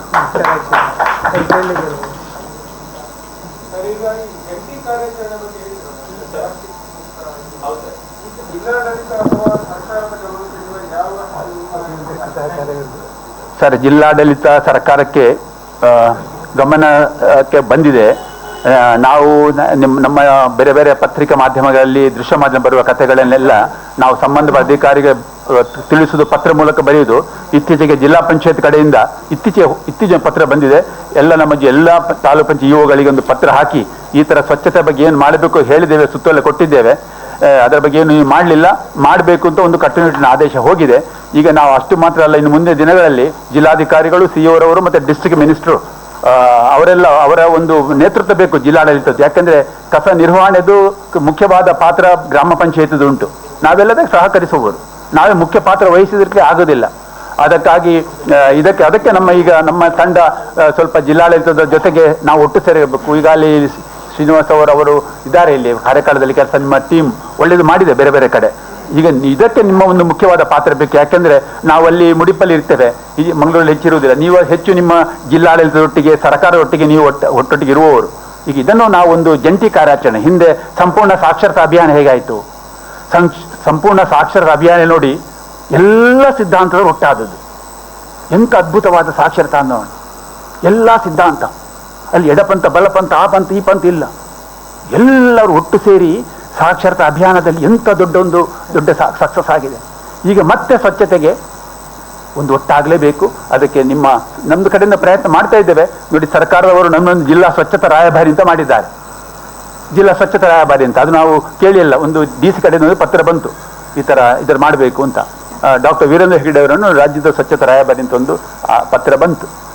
ಅದಕ್ಕೆ ಮೊದಲು ನನಗೆ ಒಂಬುಡ್ಸ್ಮನ್ ಅಂತ ಒಂದು ಹುದ್ದೆ ಕೊಟ್ಟರು. ಇದೇ ಯಾವುದೇ ಹುದ್ದೆ ನಾವು ಕೇಳಿ ಪಡೆದದಲ್ಲ, ನಾವು ಕೆಲಸ ಮಾಡ್ತಾ ಹೋಗುವುದು. ಆ ಕೆಲಸವನ್ನು ಮಾತ್ರ ನಿಯತ್ತಲ್ಲಿ, ಸತ್ಯದಲ್ಲಿ, ಪ್ರಾಮಾಣಿಕತೆಯಲ್ಲಿ, ಮಾನವೀಯತೆಯಲ್ಲಿ ಮಾಡಿದ್ದೇವೆ. ಅದು ಎಲ್ಲ ಒಪ್ಪಿದ್ದಾರೆ. ಅದಕ್ಕಾಗಿ ಸ್ವಚ್ಛತಾ ಕಾರ್ಯದಲ್ಲಿ ಸ್ವಚ್ಛತಾ ಸಂಪೂರ್ಣ ಕಸಮುಕ್ತ ಗ್ರಾಮ ಜಿಲ್ಲೆಗೆ ಜಂಟಿ ಕಾರ್ಯಾಚರಣೆ ಅದರಲ್ಲಿ ಪಾತ್ರ ದೊಡ್ಡದು ನಿಮ್ಮದು, ನಮ್ಮದು ದೊಡ್ಡ ಪಾತ್ರ. ಇವತ್ತು ನಿಮ್ಮ ಪಾತ್ರ ದೊಡ್ಡದೇ ಉಂಟು. ಇನ್ನು ಜಂಟಿ ಆಗಲಿಕ್ಕೆ ನಿಮ್ಮ ಸಹಕಾರ ಬೇಕೇ ಬೇಕು. ಇದು ನಾವು ತುಂಬ ಇನ್ನೂ ತಡ ಮಾಡಲಿಕ್ಕಿಲ್ಲ. ನಾವೆಲ್ಲ ಜಂಟಿ ಕಾರ್ಯಾಚರಣೆ ಮಾಡಿದರೆ 90 ದಿವಸ ಸಾಕು. 90 ದಿವಸ ಸಾಕು. ಅದು ಹೇಗೆ ಮಾಡಬೇಕು ಅಂತ ಒಂದು 14 ಅಂಶದ ಪತ್ರ ಕೂಡ ನಾವು ಸರ್ಕಾರಕ್ಕೆ ನಿಮ್ಮ ಕೆಲವು ಸ್ನೇಹಿತರಿಗೆ ಕೊಟ್ಟಿದ್ದೇವೆ. 14 ಅಂಶ ಉಂಟಿದೆ. ಏನು ಮಾಡುವುದು? 90 ಡೇಸಲ್ಲಿ ತ್ಯಾಜ್ಯ ಮುಕ್ತ ರಸ್ತೆ, ತೋಡು, ಚರಂಡಿ ಮಾಡಲಿಕ್ಕೆ ಆಗ್ತದೆ. ಮೊದಲು ಆಗಬೇಕಾದ್ದು ನಮ್ಮ ಮನಸ್ಸು ಸ್ವಚ್ಛ. ನಮ್ಮ ಮನಸ್ಸು ಸ್ವಚ್ಛ ಆಗಬೇಕು. ನಮ್ಮ ಮನಸ್ಸು ಸ್ವಚ್ಛ ಆದರೆ ನಮ್ಮ ಮನೆ ಸ್ವಚ್ಛ ಆಗ್ತದೆ. ಈಗ ಕಸಮುಕ್ತ ಮನೆ ಆಗಿದೆ, ಆದರೆ ನಮ್ಮ ರಸ್ತೆ, ನಮ್ಮ ತೋಡು, ನಮ್ಮ ಚರಂಡಿ ಎಲ್ಲ ತ್ಯಾಜ್ಯದಿಂದ ತುಂಬಿದೆ, ತುಳುಕ್ತಾ ಉಂಟು. ಕಾರಣ ನಮ್ಮ ಜನರ ಅಜ್ಞಾನವ, ನಿಷ್ಕ್ರಿಯತೆಯ ಹೇಳಬಹುದು. ಯಾಕೆಂದರೆ ಪ್ರಜಾಪ್ರಭುತ್ವದಲ್ಲಿ ಸರ್ಕಾರ ಕಾನೂನು ತರ್ಬೋದು, ಆದರೆ ಆ ಸರ್ಕಾರದ ದನಿಗಳು ಯಾರಂದ್ರೆ ಜನರು, ಪ್ರಜೆಗಳು, ಮತದಾರರು. ಈ ಜನಶಕ್ತಿ, ಜನಜಾಗೃತಿ, ಜನರಲ್ಲಿ ಪ್ರಜ್ಞೆ ಬಂದ್ರೆ ಈಗ ಬಂದ್ರೆ ಆ ಕೆಲಸ ಆಗ್ಲಿಕ್ಕೆ ಉಂಟು. ನೋಡಿ, ಪುತ್ತೂರಲ್ಲಿ ಒಬ್ಬರು ಸಾಲ್ಡಾನ್ ಅಂತ ಒಬ್ರು ಇದ್ದಾರೆ, ಬಹಳ ವಿಶೇಷ ವ್ಯಕ್ತಿ ಅವರು. ಆಯ್ತಾ, ನಮಗೆ ಇಂಡೈರೆಕ್ಟ್ ಶಬ್ದದ್ದು. ಅವರು ಈ ಕರ್ನಾಟಕ ಬೇರೆ ಬೇರೆ ಅವ್ರು ರಿಟೈರ್ಡ್ ಆಫೀಸರು. ಅವ್ರು ಎಲ್ಲಿಗೆ ಹೋಗ್ಲಿ ಕಸ ಕಂಡ ಕೂಡಲೇ ಒಂದು ಫೋಟೋ ತೆಗಿತಾರೆ, ನಮಗೆ ಹಾಕ್ತಾರೆ, ಬೇರೆ ಹಾಕ್ತಾರೆ, ಪತ್ರ ಬರೀತಾ ಇರ್ತಾರೆ. ನಾನು ಹೇಳುದು ಈ ಜನಜಾಗೃತಿ, ಒಂದು ಅರಿವೇ ಔಷಧಿ ಹೇಳ್ತೇವೆ, ಶಿಕ್ಷಣವೇ ಶಕ್ತಿ. ಅರಿವಿನ ಔಷಧಿ ಪ್ರತಿಯೊಬ್ಬ ನಾಗರಿಕನಿಗೆ ಸಿಗಬೇಕು. ಒಂದು ವೇಳೆ ಕಾನೂನು ಬಂತು, ಜಾರಿಯಾಗಲಿಕ್ಕೆ ಕಾರಣ ಯಾರು ಕೇಳಿದ್ರೆ ಅದು ನಾಗರಿಕನೇ ಅಂತ ಹೇಳುದು ನಾನು. ನಾಗರಿಕ ಕಾರಣ, ಜನ ಕಾರಣ, ಮತದಾರರ ಕಾರಣ. ದನಿಗಳು, ಪ್ರಜಾಪ್ರಭುತ್ವ ದನಿಗಳೇ ಪ್ರಜೆಗಳೇ ಪ್ರಭುಗಳು. ಈ ಪ್ರಜೆಗಳೇ ಪ್ರಭುಗಳು ಎಚ್ಚೆತ್ತುಕೊಳ್ಳದಿದ್ದರೆ, ಅವರು ಜಾಗೃತರಾಗದಿದ್ದರೆ, ಅವರು ಸಿದ್ಧರಾಗದಿದ್ದರೆ ಅವರನ್ನು ಅವರು ಆಳಿಕೊಳ್ಳಿಕ್ಕೆ ಈ ಸಮಸ್ಯೆ ಹಿಂಗೆ ಇರುತ್ತೆ. ಹೌದು, ಸರ್ಕಾರ ಮಾಡಬೇಕು, ಮಾಡಲಿಲ್ಲ, ಮಾಡಿಸೋ ಯಾರು? ಜನ ಮಾಡಿಸ್ಬೇಕು. ಜನ ಮಾಡಿಸುವ ಹಾಗೆ ಮಾಡಲಿಕ್ಕೆ ಯಾರು ಮಾಡಬೇಕು? ನಾವು ಮಾಡಬೇಕು. ನಿಮ್ಮ ಪತ್ರದೊಡ್ಡು ನೀವು ಮಾಡ್ತೀರಿ. ಈಗ ಇನ್ನೂ ಜಾಸ್ತಿ ನಮ್ಮದು ಆ ಬಗ್ಗೆ ಹೆಚ್ಚು ಕೆಲಸ ಆಗಬೇಕು. ಅದೇ ಗೊತ್ತಿಲ್ಲ, ಒಂದು 90 ಡೇಸ್ ಒಂದು ವಿಶೇಷ ಜಂಟಿ ಕಾರ್ಯಾಚರಣೆ ಆರಂಭ ಮಾಡಲಿಕ್ಕೆ, 90 ಡೇಸ್ ಒಂದು ಕಾರ್ಯ ಹೋಗ್ಲಿಕ್ಕೆ ನಾವೆಲ್ಲ ಒಟ್ಟು ಸೇರಿ ಏನಾದ್ರು ಮಾಡಬಹುದಾ? ನೀವು ಚಿಂತನೆ ಮಾಡಬೇಕು, ನೀವು ಜಿಲ್ಲಾಡಳಿತ ಜೊತೆಗೆ ಮಾತುಕತೆ ಮಾಡಬೇಕು, ನಾವು ಒಟ್ಟು ಸೇರಿ ಕೆಲಸ ಮಾಡಬೇಕು. ಇದು ಏನು ನಾವು ತಪ್ಪು ಕಂಡ್ರೆ ಬರುವುದು ನಮಗೆ ಇಂಡೈರೆಕ್ಟ್, ನಾವು ಕೂಡ ಪಾಲುದಾರ ಆಗಿರ್ತೇವೆ. ಸದ್ಯ ಮದ್ಯದ ವ್ಯಸನ, ಮನೆ ಮನೆ ಮಸನ, ಕುಡಿತದ ಕೆಡುಕು, ಕುಟುಂಬದ ಒಡಕು, ಕುಡಿತದ ಬಾಳು, ನರಕದ ಗೋಳು, ಶರಾಬಿಗೆ ವಿದಾಯ, ಬಡವರಿಗೆ ಆದಾಯ, ಕಲಿಗಂಗಸರ ಬುಡುಪಗ, ತೆಲಿಗಂಜಿ ಪರಪಗ, ಕಲಿಗಂಗಸರ ಬೇರೆರಡು, ಗಂಜಿದ ಕರಟ್ಟೋಡು. ಮದ್ಯದ ವ್ಯಸನ, ಮನೆ ಮನೆ ಮಸನ, ಈ ಘೋಷಣೆಯಿಂದಲೇ ಸಾಕ್ಷರತಾ ಅಭಿಯಾನದ ಅವಧಿಯಲ್ಲಿ ಒಂದು ಮನೆ ಮದ್ಯ ಮುಕ್ತ ಆಯಿತು. ಆ ಮನೆಯಲ್ಲಿ ಶರಾಬು ತಯಾರಾಗ್ತಾ ಇತ್ತು, ಅವರೊಬ್ರು ಕುಡಿತಾ ಇದ್ರು, ಮಾರಾಟ ಆಗ್ತಾ ಇತ್ತು. ಮದ್ಯದ ವ್ಯಸನ, ಮನೆ ಮನೆ ಮಸಣ ಘೋಷಣೆ ಆ ಮನೆಯನ್ನೇ ಮದ್ಯ ಮುಕ್ತ ಮಾಡಿತ್ತು. ಇದು ಹಳೆಯ ಅನುಭವ. ಇತ್ತೀಚೆಗೆ ಮುಂಗುಳಿ ಕೊರಗರು ತೀರಿಕೊಂಡ್ರು, ದೊಡ್ಡ ನಾಯಕರು. ಮುಂಗುಳಿ ಕೊರಗ ಈ ತುಳುನಾಡನ್ನು ಆಳಿದ ರಾಜವಂಶದ ಒಬ್ಬ ವ್ಯಕ್ತಿ ಮುಂಗುಳಿ ಕೊರಗ. ಸಾಕ್ಷರತಾ ಅಭಿಯಾನದಲ್ಲಿ ಸೇರಿಕೊಂಡ್ರು, ಕುಡಿತೇ ಬಂದದ್ದು ಅಭಿಯಾನಕ್ಕೆ ಬಂದರು. ನಾವು ಬೇಡ ಹೇಳಲಿಲ್ಲ. ಅವರ ಹೆಂಡತಿ ಬೇಬಿ ಅವರು ಬಂದರು, ಮಕ್ಕಳೊಟ್ಟಿಗೆ ಬಂದರು, ಪುಷ್ಪರಾಜ್ ಇದ್ದ. ಸೇರಿಕೊಂಡು ಈ ಸಾಕ್ಷರತಾ ಗುಂಪಿಗೆ ಸೇರಿಕೊಂಡು ಅವರಾಗೆ ಕುಡಿತ ಬಿಟ್ರು, ಸಹವಾಸ. ಆಗ ಕೆಂಪಣ್ಣ ಅಂತ ಇಲ್ಲಿ ಒಬ್ಬರು, ಮಾನ್ಯ ಕೆಂಪಣ್ಣವರು ಜಡ್ಜು, ಡಿಸ್ಟ್ರಿಕ್ಟ್ ಜಡ್ಜು. ಕೆಂಪಣ್ಣ ಜಡ್ಜಿನೊಟ್ಟಿಗೆ ಮುಂಗುಳಿಯನ್ನು ಕೂರಿಸಿದ್ವಿ. ಅವರು ಜಿಲ್ಲಾ ಅಧ್ಯಕ್ಷರು, ಆದಿವಾಸಿ ಕೊರಗರ. ಆ ಮುಂಗುಳಿ ಕೊರಗರವರು ಇದಕ್ಕೆ ಬಂದ ಮೇಲೆ ಮದ್ಯಮುಕ್ತರಾದರು. ಮದ್ಯಮುಕ್ತರಾದ ನಂತರ ಅವರ ಮನೆಯಲ್ಲಿ ಪವಾಡ ಆಯಿತು. ಏನು ಪವಾಡ ಅಂದರೆ, ಯಾರು ಬೇರೆ ಪವಾಡ ಮಾಡಿದ್ದಲ್ಲ, ಅವರ ಮನೆಯಲ್ಲಿ ಮದ್ಯಮುಕ್ತರಾದ ಕೂಡಲೇ ಒಂದು ಮಲ್ಲಿಗೆ ತೋಟ ಮಾಡಿದರು. ಮಲ್ಲಿಗೆ ತೋಟ, ದನ ಸಾಕಿದರು. ದಿನ ಮಲ್ಲಿಗೆ ತೋಟದಿಂದ ಹೂ ಕಟ್ಟೆಗೆ, ಹಾಲು ಡಿಪ್ಪೋಗೆ, ಗೋಬರ್ ಗ್ಯಾಸ್ ಮಾಡಿದರು, ಬಾವಿ ತೋಡಿದರು, ಮೇಕೆ ಕೋಳಿ ದನ ಸಾಕಿದರು. ಅವರಿಗೆ ಅವರ ಹೆಂಡತಿ ಓಟಿಗೆ ನಿಂತರು, ಗೆದ್ದರು, ಮೆಂಬರ್ ಆದರು. 2 ವರ್ಷ ಮುಂಗುಳಿಕೊರ ಹೆಂಡತಿ ಬೇಬಿ ಅಧ್ಯಕ್ಷರಾದರು. ಆ ಮುಂಗುಳಿಕೊರನ ಸಾಧನೆ ನೋಡಿ ಮೃಗಶ್ರೀ ಪ್ರಶಸ್ತಿ ಬಂತು. ಉಡುಪಿ ಜಿಲ್ಲೆಯಲ್ಲಿ ವಾಲ್ಮೀಕಿದು ಒಂದು ಪ್ರಶಸ್ತಿ ಕೂಡ ಬಂತು. ಇತ್ತೀಚೆಗೆ ತೀರ್ಕೊಂಡ್ರು ಮುಂಗುಳಿಯವರು. ಆ ಥರ ಇದ್ದ ಕುಡಿತ ಮಾಡಿ ಅವರ ಕೆಲಸ ಮಾಡ್ತಿದ್ದಾಗ ಅವ್ರು ಯಾರೂ ನೋಡ್ತಾ ಇರಲಿಲ್ಲ. ಒಂದು ರೀತಿಯಲ್ಲಿ ಅವರನ್ನು ಬೇರೆ ಥರ ನೋಡ್ತಾ ಇದ್ರು. ಮುಂಗುಳಿಯವರು ಅವರ ಅಕ್ಷರ ಕಲಿತು ಆದಾಗ ಒಂದು ಹೊಸ ಪ್ರಜ್ಞೆ ಬಂದಾಗ ಒಂದು ಅದ್ಭುತವಾದ ಒಂದು ಸಾಮಾನ್ಯ ವ್ಯಕ್ತಿ, ಲೆಕ್ಕಕ್ಕಿಲ್ಲದ ವ್ಯಕ್ತಿ ಶಕ್ತಿ ಆದರು. ಇದು ಶಿಕ್ಷಣವೇ ಶಕ್ತಿ ಅಂತ ಹೇಳುದು ನಾವು. ಇದು ಸಾಕ್ಷರತೆ ಅಂದರೆ ಅದು ಬಹಳ ದೊಡ್ಡ ಉಂಟು. ಸಾಕ್ಷರತೆ ಮಾನವೀಕರಣದ ಸಾಧನ. ಅಕ್ಷರದ ಮೂಲಕ ಮಾನವೀಕರಣಗೊಳಿಸಬೇಕು, ಪ್ರಜ್ಞೆಯ ಹೊಸ ಪ್ರಪಂಚಕ್ಕೆ ಪ್ರವೇಶ ಮಾಡಬೇಕು ಅಂತ. ಹಾಗೆ ನಾನು ಇತ್ತೀಚೆಗೆ ಒಂದು ಗ್ರಾಮಕ್ಕೆ ಹೋದು, ನಾವೊಂದು 2 ಸಾಂತ್ವನ ಕೇಂದ್ರ ನಡೆಸ್ತೇವೆ. ಸಾಂತ್ವನ ಕೇಂದ್ರ ಸರ್ಕಾರದ ಕಾರ್ಯಕ್ರಮ ನಡೆಸುವುದು ನಾವು, ಪುತ್ತೂರು ಮತ್ತು ಬಂಟ್ವಾಳದ್ದು. ನಾವು ಸಾಂತ್ವನ ಕೇಂದ್ರದಲ್ಲಿ ಒಂದು ತಿಂಗಳಿಗೆ ಸುಮಾರು 10-15 ಕೇಸು ಬರುತ್ತೆ, ಆಯ್ತಾ. ಅದಕ್ಕೆ ನಾವು ಈ ಸಾಂತ್ವನ ಒಂದು ರೂಮಲ್ಲಿ ಇಡುವುದು ಬೇಡ ಹೇಳಿ ಸಮುದಾಯದತ್ತ ಸಾಂತ್ವನ ಅಂತ ಹೊಸತು ಶುರು ಮಾಡಿದ್ದು. ಸಮುದಾಯದ ಸಾಂತ್ವನ ಇದು ಕರ್ನಾಟಕದಲ್ಲಿ ಬೇರೆ ಎಲ್ಲಿ ಶುರು ಮಾಡಲಿಲ್ಲ. ಸಮುದಾಯದ ಸಾಂತ್ವನ ಮಾಡಿ ತಿಂಗಳಿಗೆ ಒಂದು ಹಳ್ಳಿಗೆ ಹೋಗುದು, ಅಲ್ಲಿ ಇಡೀ ಸಮುದಾಯ ಮಧ್ಯೆ ಕೂತ್ಕೊಳ್ಳೋದು. ಅಲ್ಲಿ ಆಶಾ ಕಾರ್ಯಕರ್ತರು, ಅಂಗನವಾಡಿ ಕಾರ್ಯಕರ್ತರು, ಪಂಚಾಯತ್ ಮೆಂಬರ್ಸ್ ಎಲ್ಲ ಸೇರ್ತಾರೆ. ಒಂದು ಊರಿಗೆ ಮುನ್ನೆ ಹೋದು ಯಾವ ಊರು ಅಂತ ನಾನು ಈಗ ಹೇಳಲ್ಲ. ಆ ಊರಿಗೆ ಹೋದು ಸಮುದಾಯದ ಸಾಂತ್ವನ ಆಯಿತು. ಪಂಚಾಯತ್ ಅಧ್ಯಕ್ಷರಿದ್ದಾರೆ, ಬೀಟ್ ಪೊಲೀಸ್ ಅಧ್ಯಕ್ಷರು ಬೀಟ್ ಪೊಲೀಸು, ಅಂಗನವಾಡಿ, ಆಶೆ ಎಲ್ಲರೂ ಹೇಳೋದು, ಸರ್ ಇಲ್ಲಿ ಸ್ವಲ್ಪ ಗಾಂಜದ ಸಮಸ್ಯೆ ದೊಡ್ಡ ಸಮಸ್ಯೆ ಆಗಿದೆ. ಗಾಂಜದ ಸಮಸ್ಯೆಯಿಂದಾಗಿ ನಮಗೆ ಮನೆ ಮನೆ ಭೇಟಿ ಮಾಡಲಿಕ್ಕೆ ಕಷ್ಟ ಆಗ್ತದೆ. ಮನೆಯಲ್ಲೇ ಮಹಿಳೆಯರ ಮೇಲೆ ಹಿಂಸೆ ಆಗ್ತದೆ. ಎಂತ ಮಾಡೋದು? ಈ ನಮ್ಮ ಊರಿನಿಂದ ನಮ್ಮ ಸ್ಟೇಷನಲ್ಲಿ 100 ಕೇಸ್ ಬಂದರೆ 70 ಕೇಸು ಇದೇ ಗ್ರಾಮದ್ದು. ಇದು ಗಾಂಜದ ಸಮಸ್ಯೆ, ದುಶ್ಚಟದ ಸಮಸ್ಯೆ. ಯಾವ ಗ್ರಾಮ ಅಂತ ಹೇಳಲಿಕ್ಕೆ ಹೋಗುವುದಿಲ್ಲ. ಅದು ಆ ಸಮಸ್ಯೆ ಕಡಿಮೆ ಆದ ನಂತರ ಅಲ್ಲಿ ನಾವು ಕಾರ್ಯಕ್ರಮ ಹಾಕೊಳ್ಬೇಕು ಅಂತಿದ್ದೇವೆ. ಅದಕ್ಕೆ ಬೇರೆ ಬೇರೆ ಎಲ್ಲ ಸಮುದಾಯದ ಧರ್ಮ ಗುರುಗಳನ್ನು ಸೇರಿಸಿ ಒಂದು ಕಾರ್ಯ ಮಾಡಬೇಕು. ಆ ಸಮಸ್ಯೆ ಉಂಟು, ಆ ಸಮಸ್ಯೆಗೆ ಪರಿಹಾರ ಮಾಡಲಿಕ್ಕೆ ಆಗ್ತದೆ. ಅದೊಂದು ಜಂಟಿ ಪ್ರಯತ್ನ ಬೇಕು. ನೇರವಾಗಿ ಅದನ್ನು ಸಮಸ್ಯೆ ತೆಗೆದುಕೊಳ್ಳುವುದಲ್ಲ, ಒಂದು ರೀತಿಯ ಪ್ರೇರಣೆ ಕೊಡಬೇಕು. ಆ ಸಮಸ್ಯೆ ಇರುವ ಮಹಿಳೆಯರಿಗೆ ಆ ಸಮಸ್ಯೆ ಎದುರಿಸುವುದು ಹೇಗೆ, ಅದಕ್ಕೊಂದು ಅವರಿಗೆ ಒಂದು ಕೌಶಲ್ಯ ಕೊಡಬೇಕು. ಅವ್ರನ್ನ ಹೇಗೆ ನೋಡಬೇಕು, ಅವರನ್ನು ಹೇಗೆ ಪರಿವರ್ತನೆ ಮಾಡಬೇಕು, ಹೇಗೆ ಮಧ್ಯವರ್ಜನ ಅಥವಾ ಅದರ ದುಶ್ಚಟ ಬಿಡಿಸುವುದು ಹೇಗೆ, ಅದಕ್ಕೆಲ್ಲ ಬೇರೆ ಬೇರೆ ಕಾರ್ಯಕ್ರಮ ಯೋಜನೆ ಎಲ್ಲ ಉಂಟು. ಆ ಥರ ಮಾಡಬೇಕಾಗ್ತದೆ. ಜಿಲ್ಲೆಯಲ್ಲಿ ಕಸದ ಹಾಗೆ ಒಂದು ಒಂದು ಒಂದು ದುಶ್ಚಟ ಗಾಂಜದ ಸಮಸ್ಯೆ ಉಂಟು. ಹಾಗೆ ನಾವು ಹೇಳುವುದು ಕಸಮುಕ್ತ, ಕರಪ್ಷನ್ ಮುಕ್ತ. ನಮ್ಮ ಸ್ವಚ್ಛತೆ ಕಾನ್ಸೆಪ್ಟ್ ಏನಂದ್ರೆ ಬರೀ ಕಸ ಮಾತ್ರ ಅಲ್ಲ, ಲಂಚ, ಕರಪ್ಷನ್ ಅಂತ ಹೇಳ್ತೀವಲ್ಲ, ಲಂಚ ಮುಕ್ತ ವ್ಯವಸ್ಥೆ ಬರಬೇಕು. ಇದು ಲಂಚ ಕೂಡ ಕಸದ ಹಾಗೆ ಲಂಚದ ವ್ಯವಸ್ಥೆ ಕೂಡ, ಭ್ರಷ್ಟಾಚಾರ ಕೂಡ ಅದು ಕಡಿಮೆ ಆಗ್ತಾ ಇಲ್ಲ. ಅದು ಕೂಡ ಕಡಿಮೆ ಆಗಬೇಕು. ಅದು ಇದೇನು ಎಲ್ಲವೂ ಆಗಬೇಕು ಅಂದರೆ ಜನರ ದಿಂದಲೇ ಆಗ್ಬೋದು. Thank you. ಮದ್ಯ ಮತ್ತು ಪ್ಲಾಸ್ಟಿಕ್ ಇವೆರಡನ್ನು ಇರುವಂತಹ ಒಂದು ಸಂಸ್ಥೆ ಅಂದ್ರೆ ನಮ್ಮನ್ನ ಆಡುತ್ತಿರುವ ಸರ್ಕಾರಗಳು. ಈ ಸರ್ಕಾರ ನಾವು ಏನೇ ಪ್ರಯತ್ನ ಮಾಡಿದ್ರು ಅದಕ್ಕೆ ಅಡ್ಡಕಾಲ ಇಡುವಂತ ಪ್ರಯತ್ನ ಮಾಡ್ತಾ ಇರ್ತದೆ ಸರ್ಕಾರ. ಯಾಕಂದ್ರೆ ಈ ಪ್ರಶ್ನೆಯನ್ನು ಈಗ ಕೇಳ್ತಾ ಇದ್ದೇನೆ. ಪ್ಲಾಸ್ಟಿಕ್ ಮತ್ತು ಮದ್ಯದ ಬಗ್ಗೆ ನಮ್ಮ ಹೊಸಬ್ರು ಜಿಲ್ಲಾ ಪಂಚಾಯತ್ ಸಿಒ ಡಾಕ್ಟರ್ ಆನಂದ್ ಇದ್ದಾರೆ. ಅವರು ಗುರುಪುರ ಪಂಚಾಯತ್ ನಲ್ಲಿ ಬಂದಾಗ ಇದೇ ಪ್ರಶ್ನೆಯನ್ನು ಕೇಳಿದ್ದೇನೆ. ಸರ್ಕಾರ ಯಾಕೆ ಒಂದು ಪ್ರಯತ್ನ ಮಾಡ್ತಿಲ್ಲ? ಪ್ಲಾಸ್ಟಿಕ್ ಅನ್ನು ಮೂಲದಲ್ಲಿ ಯಾವುದೇ ವಿಷಯ ಇರಲಿ, ಮೂಲದಲ್ಲಿ ಅದನ್ನು ಕಟ್ ಮಾಡಿದಾಗ ಮಾತಾಡೋದು ಚಿಗುರು ಹೊಡಿತದೆ, ಆದ್ರೆ ಚಿಗುರನ್ನು ಇದು ಮಾಡಬೇಕು ಅಂತ ಹೇಳಿ ಅದಕ್ಕೆ ಉತ್ತರ ಇಲ್ಲ. ಯಾಕಂದ್ರೆ ಬಂಡವಾಳಶಾಹಿಗಳು ಈ ಏನು ಅಧಿಕಾರದಲ್ಲಿರುವವರು ಇದನ್ನು ಪ್ರೋತ್ಸಾಹಿಸುತ್ತಿದ್ದಾರೆ ಹೇಳ್ತಾರೆ. ಒಂದು ಮದ್ಯದ ಉತ್ಪಾದನಾ ಘಟಕ ಬಂದಾದ್ರೆ ಅಥವಾ ಬಂದಾಗುವ ಸ್ಥಿತಿ ಇದೆ, ಅದನ್ನು ಪ್ರೋತ್ಸಾಹಿಸುತ್ತಾರೆ ವಿನಃ ಅದನ್ನು ಬಂದ್ ಮಾಡಲಿಕ್ಕೆ ಯಾರೂ ಮುಂದೆ ಬರುವುದಿಲ್ಲ.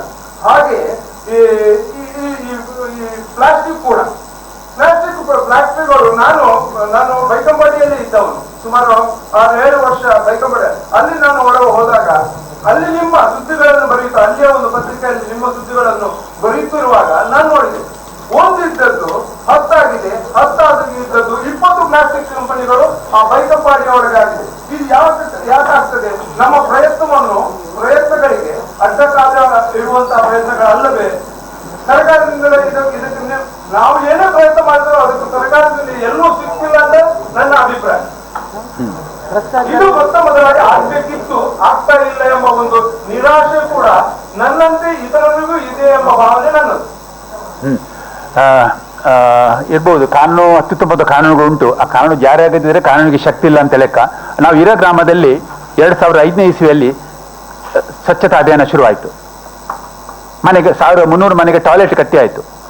ಆ ಗ್ರಾಮಕ್ಕೆ ಪುರಸ್ಕಾರ ಬರಬೇಕು ಅಂದರೆ ಮನೆಗೆ ಟಾಯ್ಲೆಟ್ ಇರಬೇಕು, ಘನ ದ್ರವ ತ್ಯಾಜ್ಯ ನಿರ್ವಹಣೆ ಆಗಬೇಕು, ಒಂದು ಬಯಲು ಕಸ ಮುಕ್ತ ಹೋಗಬೇಕು. ಆ ಇರೋ ಗ್ರಾಮದಲ್ಲಿ ಮನೆಗೆ ಟಾಯ್ಲೆಟ್ ಆಯಿತು.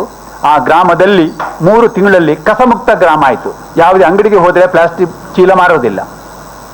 ಎಲ್ಲಿಯಾದ್ರೂ ಕಸ ಬಿದ್ದರೆ ಅವರೇ ತೆಗೆಯುವುದು.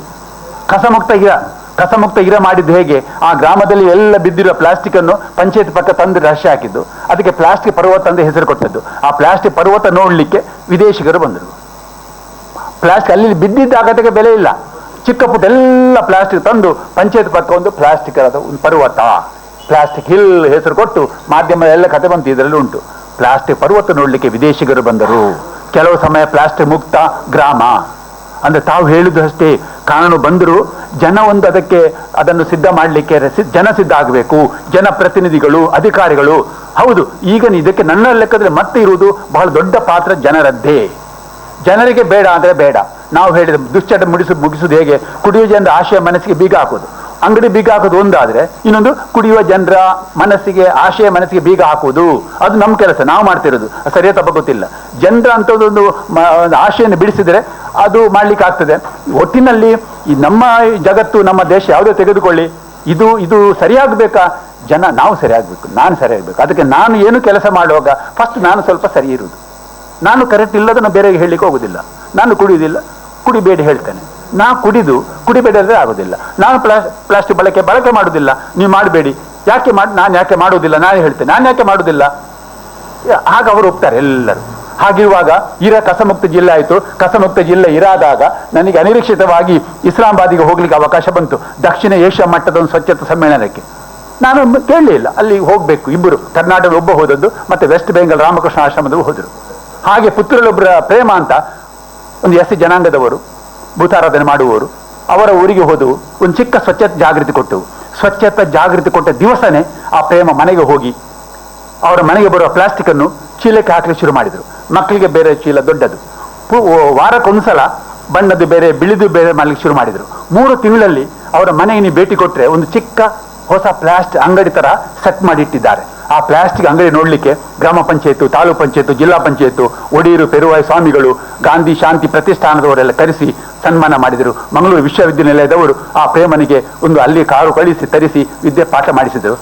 ಆ ಪ್ರೇಮನ ಒಂದು ಕಥೆಯನ್ನು ಭರತಲ್ ಮೀನವರು ಚಿಕ್ಕ ವಿಡಿಯೋ ಸಿನಿಮಾ ಮಾಡಿಸಿ ಡೆಲ್ಲಿಯಲ್ಲಿ ಪ್ರದರ್ಶನ ಕೊಟ್ಟರು. ರಾಜೇಶ್ವರಿ ಇದ್ದಾರೆ, ಎಲ್ಲಿದ್ದಾರೆ ರಾಜೇಶ್ವರಿ? ಒಂದು ಕತೆ, ಪ್ರೇಮನ ಕತೆ.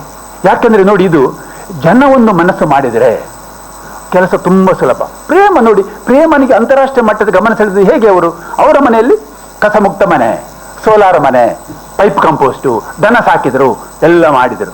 ಒಂದು ಮಾದರಿ ಪ್ರೇಮ. ಅಂದ್ರೆ ನಾವು ತಳಮಟ್ಟದಲ್ಲಿ ಇಂಥ ಕೆಲಸ ಆಗಬೇಕು. ಆಗ ಅದು ಸುಸ್ಥಿರವಾದ ಒಂದು ಕಾರ್ಯ ಆಗ್ತದೆ. ಒಂದು ಮನೋಭಾವ ಬದಲಾಯಿಸುವುದು, ಮೈಂಡ್ ಸೆಟ್. ಯಾಕಂದ್ರೆ ಮೊಬೈಲ್ ಸೆಟ್ ನಮ್ದು ಕರೆಕ್ಟ್ ಇರ್ತದೆ, ಅದು ಮೈಂಡ್ ಸೆಟ್ ಸರಿ ಇಲ್ಲ. ಮೈಂಡ್ ಸೆಟ್ ಸರಿ ಮಾಡುದು ಕೆಲಸ. ಈ ನಮ್ದು ಕೆಲಸ ಆದಷ್ಟು ಮೈಂಡ್ ಸೆಟ್ ಮಾಡಲಿಕ್ಕೆ ನಾವು ಪ್ರಯತ್ನ ಮಾಡ್ತೇವೆ. ಒಂದು ಸೆಟ್ ಆದ ಮೇಲೆ ಆಮೇಲೆ ಅವರೇ ನಮ್ಮ ಮೈಂಡ್ ಸೆಟ್ ಮಾಡಲಿಕ್ಕೆ ಬರ್ತಾರೆ. ನಾವು ಒಟ್ಟು ಕೆಲಸ ಮಾಡಿದಂತಹ ಒಂದು 4 ಮಂದಿಯ ಕತೆ ಬರೆದಂತಹ ಪತ್ರಕರ್ತ ಮಿತ್ರರಿಗೆ ರಾಷ್ಟ್ರೀಯ ಪ್ರಶಸ್ತಿ ಬಂದಿದೆ. ಮೊದಲನೇ ಪ್ರಶಸ್ತಿ ಬಂದದ್ದು ರಾಣಿ ರೊನಾಲ್ಡ್ ಅವರಿಗೆ. ಸರಸ್ವತಿ ಅವರ ಕತೆ ಬರೆದ್ರು, ಕೊಯ್ಲದ್ದು 2010ನೇ ಇಸ್ವಿ ಕಾಣುತ್ತದೆ. ಆಮೇಲೆ ಬಾಳೆಪುಣಿ ಗುರುವಪ್ಪ ಅವರು ಇಡುಕಿದ್ದು ರತ್ನ ಪಂಚಿತ ಅಧ್ಯಕ್ಷ ಅವರ ಕತೆ ಬರೆದ್ರು. ಆಮೇಲೆ ಸಂಧ್ಯಾ ಅಂತ ತೆಕ್ಕರ ಹೆರಳ್ನವರು ಲಾಯಲದ ಯಶೋಧರ ಕತೆ ಬರೆದ್ರು. ಆಮೇಲೆ ನಯನ ಮೇಡಮ್ ಅವರು ಕಡಬದ ನೀಲಾವತಿಯವರ ಕತೆ ಬರೆದ್ರು. 4 ಮಂದಿಗೆ ರಾಷ್ಟ್ರ. ಮತ್ತೆ ಇಲ್ಲಿದ್ದ ತುಂಬಾ ಮಂದಿ ಕತೆಗಳು ಬಂದಿದೆ. ಅಂಥದ್ದು ದಸ್ ಸ್ಪೋಕ್ ದಿ ಪ್ರೆಸ್ ಅಂತ ಬುಕ್ಕಿನಲ್ಲಿ ಎಲ್ಲರ ಕಥೆಗಳು ಬಂದಿದೆ. ಇಲ್ಲೆಲ್ಲರೂ ಇದ್ದಾರೆ. ಪುಷ್ಪರಾಜ್ ಇರ್ಬೋದು, ವಿನೋಬರ್ದಿರ್ಬೋದು, ಮತ್ತೆ ಮೌಂಟ್ ಗೌಳಿ, ಈ ಸರದ್ದು ತುಂಬ ಮಂದಿ ಇದು ಉಂಟು. ಹಾಗಿರುವಾಗ ಇದು ಈ ಕೆಲಸ ಆಗಬೇಕು. ನಾವು ಸರ್ಕಾರ, ಹೌದು ನಮ್ಮದೇ ಸರ್ಕಾರ, ಅದು ಕೆಲಸ ಮಾಡಿಲ್ಲ ಅಂದರೆ ನಾವು ಮಾಡಿಸಿಲ್ಲ ಅಂತ. ನಾವು ಯಾಕೆ ಮಾಡಿಸಿಲ್ಲ ಅಂದರೆ ನಮಗೇನು ಗೊತ್ತಿಲ್ಲ.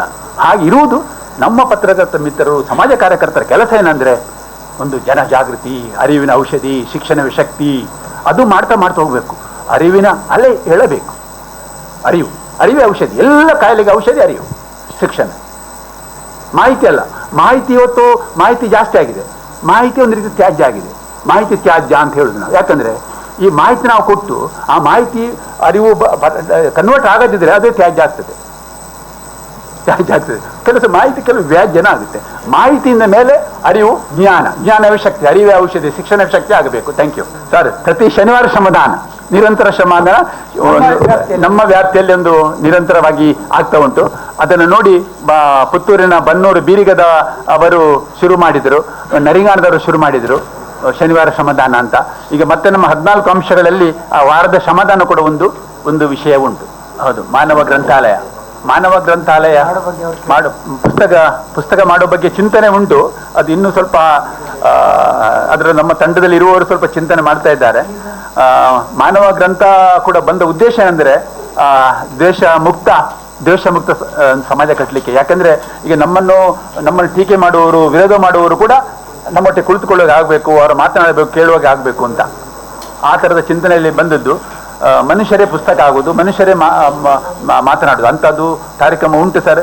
ಈಗ ಅದು ಸ್ವಲ್ಪ ಇನ್ನೂ ಸ್ವಲ್ಪ ಈಗ ಮಾಡಲಿಲ್ಲ, ಈಗ ಮಾಡುವ ಚಿಂತನೆ ಉಂಟು. ಇದು ಸಮಾಜಕ್ಕೆ ಖಂಡಿತವಾಗಿಯೂ ಪ್ರೇರಣೆ ಆಗ್ತದೆ ಎನ್ನುವಂತಹ ಆಶಯದೊಂದಿಗೆ ಈ ಕೊನೆಯ ಹಂತಕ್ಕೆ ಬರ್ತಾ ಇದ್ದೇವೆ. ಈಗ ಇಬ್ರಾಹಿಂ ಮರ್ಕಸ್ತಲ್ ಅವರು ಧನ್ಯವಾದವನ್ನು ಸಲ್ಲಿಸಲಿದ್ದಾರೆ. ಹಾಗೆ ಎಲ್ಲರಿಗೂ ಇಲ್ಲಿ ಭೋಜನದ ವ್ಯವಸ್ಥೆಯನ್ನು ಮಾಡಲ ಶ್ರೀನಿವಾಸ್ ಶೆಟ್ಟಿಯವರು ಮತ್ತು ಕೃಷ್ಣಮೂಲ್ಯರವರು ನಮ್ಮ ಸಹಭಾಗಿತ್ವವನ್ನು ಮತ್ತು ನಮ್ಮ ಒಂದು ಜವಾಬ್ದಾರಿಯನ್ನು ಕೂಡ ಎಚ್ಚರಿಸಿದ್ದಾರೆ. ಸರ್, ನಮ್ಮ ಪತ್ರಕರ್ತರ ಸಂಘ 50ನೇ ವರ್ಷಾಚರಣೆಯ ಒಂದು ಹೊಸದಲ್ಲಿದೆ. ಮುಂದಿನ ವರ್ಷ ನಮ್ಮ ಪ್ರೆಸ್ ಕ್ಲಬ್ ಕೂಡ ಬೆಳ್ಳಿ ಹಬ್ಬ ಮಹೋತ್ಸವದ ಒಂದು ವರ್ಷದಲ್ಲಿದೆ. ನಿಮ್ಮ ಕಾರ್ಯಕ್ರಮಗಳಿಗೆ ನಮ್ಮ ಪತ್ರಕರ್ತರ ಸಂಘದಿಂದ ಅಥವಾ ಮಂಗಳೂರು ಪ್ರೆಸ್ ಕ್ಲಬ್ನಿಂದ ಯಾವ ರೀತಿಯ ಸಹಕಾರ ಬೇಕು ಅದಕ್ಕೆಲ್ಲವನ್ನು ಕೊಡಲಿಕ್ಕೆ ನಾವು ಬದ್ಧರಿದ್ದೇವೆ. ಜಿಲ್ಲಾಡಳಿತದ ಜೊತೆ ಇರ್ಬೋದು. ಒಂದು ಸಣ್ಣ ಪರಿಕಲ್ಪನೆ ಅಂತ ಹೇಳಿದ್ರೆ, ನಾವು ಯಾವಾಗ ನೀವು ಬೇಕಾದರೆ ನೀವು ಪ್ರೆಸ್ ಕ್ಲಬ್ಗೆ ಬರ್ಬೋದು, ನಾವು ಲಭ್ಯರಿರ್ತೇವೆ. ಇನ್ನೊಮ್ಮೆ ಇಲ್ಲಿ ಪ್ರೆಸ್ ಕ್ಲಬ್ನಲ್ಲಿ ನೀವು ಕೂತು ನಾವೊಂದು ಎಲ್ಲ ಪತ್ರಕರ್ತರ ಮುಖ್ಯಸ್ಥರನ್ನೆಲ್ಲ ಕರೆದು ಮಾತನಾಡೋಣ. ಜಿಲ್ಲಾಡಳಿತದ ಜೊತೆ ಎಲ್ಲ ಕಾಲೇಜುಗಳಲ್ಲಿ ರಾಷ್ಟ್ರೀಯ ಸೇವಾ ಯೋಜನೆ ಇದೆ, NCC ಇದೆ, ರೆಡ್ ಕ್ರಾಸ್ ಘಟಕ ಇದೆ. ಆ ಎಲ್ಲ ಮಕ್ಕಳನ್ನ ನಮ್ಮ ಜೊತೆ ಸೇರಿಸಿಕೊಂಡು ಒಂದು ಸಾಕ್ಷರತೆ ಆಂದೋಲನದ ಮಾದರಿಯಲ್ಲಿ ದೊಡ್ಡ ಒಂದು ಕಾರ್ಯಕ್ರಮ ಆಗಿತ್ತು. ಹಾಗೆ ಇಡೀ ಮಂಗಳೂರಿನಲ್ಲಿ ಒಂದು ಬಹಳ ದೊಡ್ಡ ಒಂದು 10,000 ವಿದ್ಯಾರ್ಥಿಗಳನ್ನು ಸೇರಿಸಿಕೊಂಡು ಏನಾದರೂ ಕಾರ್ಯಕ್ರಮ ಮಾಡಲಿಕ್ಕೆ ಆಗ್ತದೆ ಅಂತೇಳಿ ಯೋಚನೆ ಮಾಡುವ. ನಿಮ್ಮ ಯೋಚನೆಗಳೇನಿದೆ ಅದನ್ನ ನೀವು ನಮಗೆ ತಿಳಿಸಿದರೆ ಅದನ್ನ ಕಾರ್ಯರೂಪಕ್ಕೆ ತರಲಿಕ್ಕೆ ನಮ್ಮ ಇತಿಮಿತಿಯೊಳಗೆ ಎಲ್ಲ ರೀತಿಯ ಸಹಕಾರವನ್ನು ಕೊಡಲಿಕ್ಕೆ ನಾವು ಬದ್ಧರಿದ್ದೇವೆ. ನಮ್ಮ ಮಂಗಳೂರು ಪ್ರೆಸ್ ಕ್ಲಬ್ನ ತಿಂಗಳ ಗೌರವಾತಿ ಕಾರ್ಯಕ್ರಮದಲ್ಲಿ ಭಾಗವಹಿಸಿ ಉಪಯುಕ್ತ ಮಾಹಿತಿ ಮತ್ತು ಬೇರೆ ಬೇರೆ ವಿಷಯಗಳ ಬಗ್ಗೆ ಮಾಹಿತಿಯನ್ನು ನೀಡಿರುತ್ತಾ ಜನಶಿಕ್ಷಣ ಟ್ರಸ್ಟ್ನ ನಿರ್ದೇಶಕರಾದ ಶ್ರೀನಿವಾಸ್ ಶೆಟ್ಟಿ ಮತ್ತು ಕೃಷ್ಣಮೂಲ್ಯ ಅವರಿಗೆ ಮಂಗಳೂರು ಪ್ರೆಸ್ ಕ್ಲಬ್ನ ಪರವಾಗಿ ಕೃತಜ್ಞತೆಗಳನ್ನು ಅರ್ಪಿಸುತ್ತೇನೆ. ಈ ಕಾರ್ಯಕ್ರಮವನ್ನು ಉದ್ಘಾಟಿಸಿದ ನಮ್ಮವರೇ ವಿದ್ಯಾಧರ್ ಶೆಟ್ಟಿ ಅವರಿಗೆ ಮಂಗಳೂರು ಪ್ರೆಸ್ ಕ್ಲಬ್ನ ಪರವಾಗಿ ಕೃತಜ್ಞತೆಗಳು. ಹಾಗೆ ಈ ಕಾರ್ಯಕ್ರಮ ಉದ್ಘಾಟಿಸಿದ ನಮ್ಮ ವಿದ್ಯಾಧರ ಶೆಟ್ಟಿ ಅವರಿಗೆ ವಂದನೆಗಳು. ಹಾಗೆ ಬಂದಿರುವಂಥ ಎಲ್ಲರಿಗೂ ಮಂಗಳೂರು ಪ್ರೆಸ್ ಕ್ಲಬ್ನ ಪರವಾಗಿ ಧನ್ಯವಾದಗಳನ್ನು ಸಮರ್ಪಿಸುತ್ತಾ ಇದೆ.